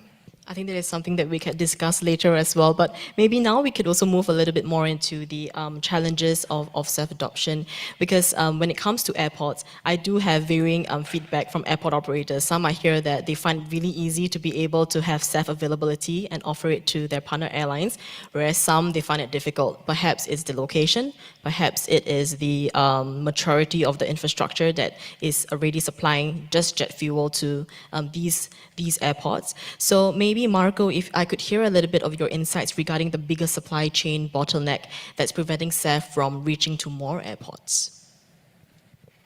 For sure, one of the main issues at the moment is the logistics. The production of SAF is concentrated into some regions, and the reason that the SAF needs to be blended at refinery or terminals, which are never or not always close to airports, introduce an additional complexity, but also an additional cost in the distribution. At the moment, the distribution of jet can rely on a number of facilities like pipeline and refineries, which is much larger than the one that produce and distribute the SAF. So this is for sure one of the complexities. It must be also say that for many reasons like the credits and the emissions reduction, SAF needs a separate accounting, a separate stock accounting. And this is possible at airport level, but from refinery to airport is still a huge issue, because when the SAF is blended and distributed together with conventional jet fuel into a large pipeline or long distance pipeline, this does not allow a correct stock accounting, and we can lose track of the SAF. So at the moment, this is also a big challenge, because the suppliers which bring SAF at airport level and the airlines that use SAF, they want to be able to market also the reduction of the emissions. And if the SAF is introduced in a large system of pipeline, it's not possible yet to keep the account. And I mean, you mentioned about the stock accounting at an airport level, you're able to do that. Could you just like divulge a little bit further into that, on how you actually include that into your operations, and how do you do it actually? As a fuel handler at airport level, but also I'm aware that other players are doing the same, we are getting ready to handle SAF also from a stock accounting point of view. So jet fuel, for customs reasons, needs to be tracked, and an accurate stock account needs to be maintained. This may change from country to country, of course, but in general terms, at all airports, we need to keep a stock account of conventional jet fuel, and we are adapting our systems in a way that we can have a separate accounting. So even if in the same tank, conventional fuel and SAF are mixed, we can still keep track of the different percentage of fuels, conventional and SAF, that are delivered to the aircrafts. So this translates to something similar like what we know, the book and claim. So essentially, that is a huge approach, a big approach now in order to sort of close up the gap in the supply chain today, where we are able to decouple the physical molecules to the environmental attributes. So, but to get the credits that become claimable, that's where you need to have the SAF physically refueled first. And I think that's where maybe Gracivitas, as your expertise in the fuel trading and also the supply of the fuel, do you think within your capacity, are you able to make SAF more accessible to airlines or to airports? Yeah, so with the mandates here coming in force, we're facing now different issues and from different customers. So our customers, some of them are commercial airlines, so passenger airlines with scheduled flights. Some are cargo airlines, which are non-scheduled flights, and some are business customers, so more like general aviation. Yeah, so we in our company, we try to provide to make it, as you said, more accessible for different customers, with different solutions. Yeah, so one of the solutions, of course, we try to offer, the bundle contracts, where we combine SAF, attributes with some carbon offsets. And these carbon offsets can come from other industries, from other sectors, and that could reduce, the overall cost to the client. Yeah. Other solutions which we provide to the market is that we try to solve some logistical issues, from the port to the airport. Yeah, so different situations where, as it was correctly mentioned by Marco, so the locations of producers are sometimes far away from the locations of consumption. So this is also we try to find solution and propose it to the market, a logistical solution. Yeah. So even outside of just gate to gate as your line, you also probably have to also look at the logistical point of view, and probably also have to work with companies like Menzies Aviation in terms of supplying that fuel to the airport. Of course. Okay, and I mean, now that we were talking about different airport locations as well, that got me thinking as well on Erin's contribution earlier when it comes to varying conditions like airport, the weather conditions, flights are flown with different aircraft body types as well. And maybe Erin, you could share a bit more on how much these different factors actually affect emission levels based on your data analytics. Sure. So carbon emissions are a bit more predictable in terms of their linear nature, but non-CO2 emissions actually have a highly non-linear function. And so some things that really influence it is the engine type on the aircraft, the fuel properties, as well as seasonality effects that I mentioned, the time of day that the flight takes place. So there's certain regions that we know are more prone to these contrail formations, really in that 30 to 60 degree latitude along the northern hemisphere, which is where a great majority of global air traffic takes place. And so, we're sitting here in that region right now, and we know we can see from our data that Schiphol in December 2024, the most emitting routes were to Shanghai, Atlanta, Dubai. And so we can accurately see, okay, these are the routes that we maybe need to focus some of our climate activities on. Here are some of the airlines that are contributing to those routes and those emissions.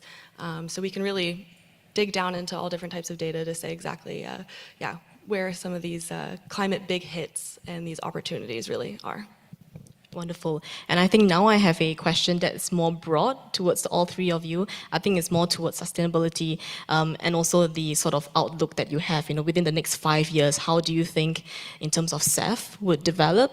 And maybe for Erin, you could share a little bit more on the non-CO2 side as well. Sure. But any one of you that have thoughts to that within the next 5 years outlook?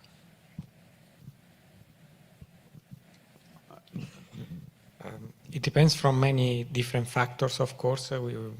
In the previous sessions, we have spoken about pricing. Of course, that's a very huge factor in the distribution and development of SAF.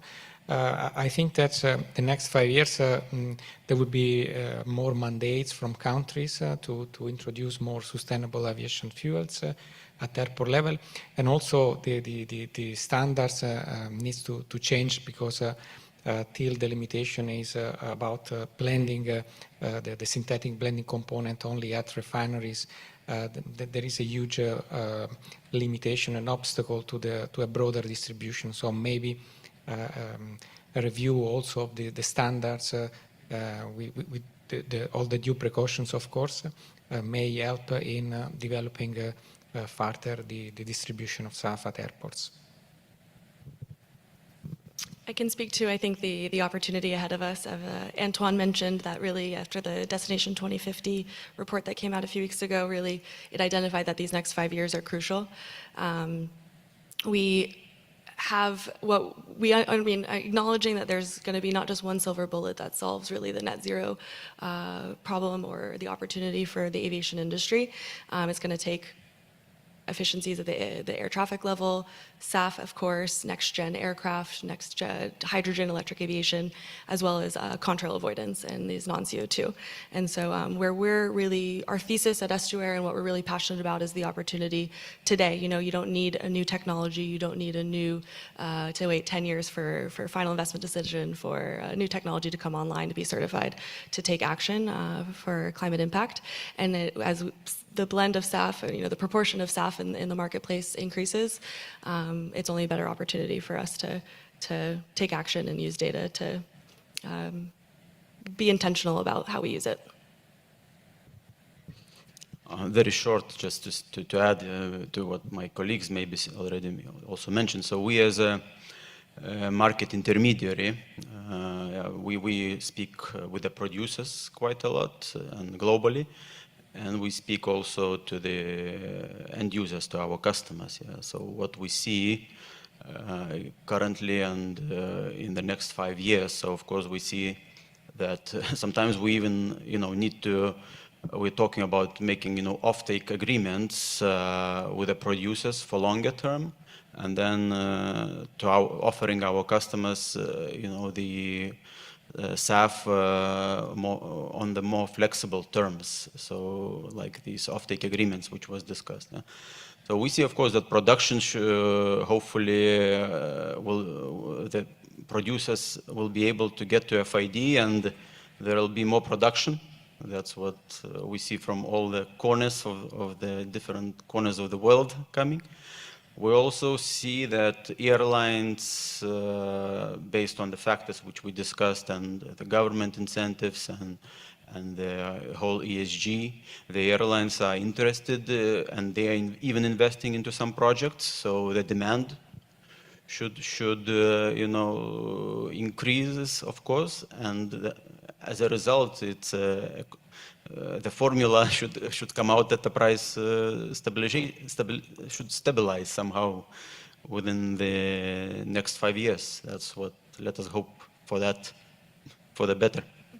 Yeah, I absolutely agree. And in fact, even for us at Flyover, our position is a lot into ensuring that we can ease the supply chain and make the delivery of SAF a lot easier. And in our position is a lot just focused on the blending, because for decades we've just been flying with a single product, kerosene, fossil fuel.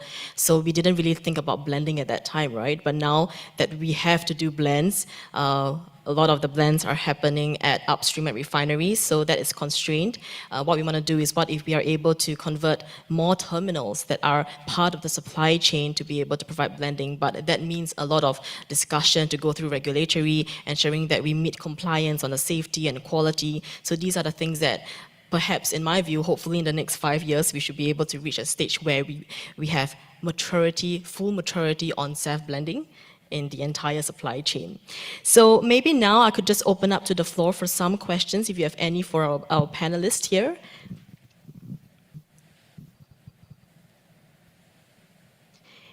If there is no question, I actually do have one more for the rest of you, and that surrounds a lot into collaboration.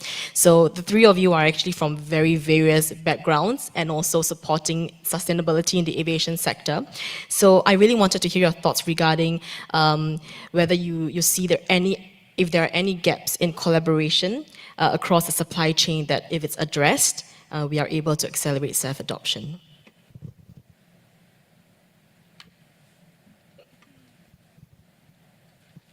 For sure, there are gaps. There is always some room for improvement. I believe that at the moment, from producers, handlers, and users, there is some kind of disconnection, that there is not a channel of communication to optimize or make more efficient the supply chain. So one of the improvements in the future would be to create also occasions like this where different players and different parts of the supply chain can meet and can enhance the communication, because at the moment there is still a lot of confusion and gap in knowledge in different sectors. As an handler, I really not aware of what's going on in terms of production and distribution, and probably the same happens in the other aspects at airport level. Perhaps tracking and assurance that the molecules, right, that the airline chooses to take action beyond book and claim, can they take the credit for the actions that they're taking? That seems to be a big from the customer side and the ultimate ones who are flying the SAF. I hear a lot of hesitation around how they recognize the effort that they're making. Sorry, just to reinforce that, you mean airlines should also look at, based on the credits that they purchase, how they actually translate that to clear emissions reduced? Like beyond book and claim, they want to actually know that the SAF that they're buying is what they're flying. Right. Yeah, I mean, yeah, typically we do have that feedback, especially a lot into business aviation as well. But either that, with book and claim, we can still claim the credits either way, but that's fine, yeah. And Grazvidas, you have any feedback? It's just, you know, like it's more like daily operations. So now the paperwork, everyone like puts in the mandates and puts for the blending, but then the paperwork is a little bit lagging. So currently we're working quite extensively with suppliers and with airport handlers and with the clients on the paperwork, but that's that's solvable, and that's the thing which we get a lot of on meetings and on the team calls to resolve it. So it's collaboration going on. Yeah, when it comes to paperwork, I think it's also extremely complex. Bringing back to book and claim as well, something that we need to think about is also double counting, how we can ensure that that maintains transparency through all the registry as well. And I think what IATA is trying to do is to create one single registry to be able to handle all of these credits, which is amazing, and hopefully that rolls out well. Okay, if there's no further questions from the audience as well, I'd just like to thank my panelists here for their valuable insights, and of course all of you for sticking by. Of course, SAF is a huge topic. Sustainability is a huge topic in the aviation sector. There's a lot more to discuss as well, and I believe the discussions will continue offline as well. Right, thank you very much. Thank you. Well, thank you very much. That brings us to the end of day one. I want to thank you all for being here today. I think we've seen a lot of very interesting presentations and discussions going on about different corners of the SAF industry, so to say, from technological development, political of regulatory frameworks, and the real challenges we now face with our first production plans to move into construction phase, so to say. So yeah, once again, I want to thank you for being here, and I wish you all the best and a lot of fun tomorrow as well. Take care. Bye-bye.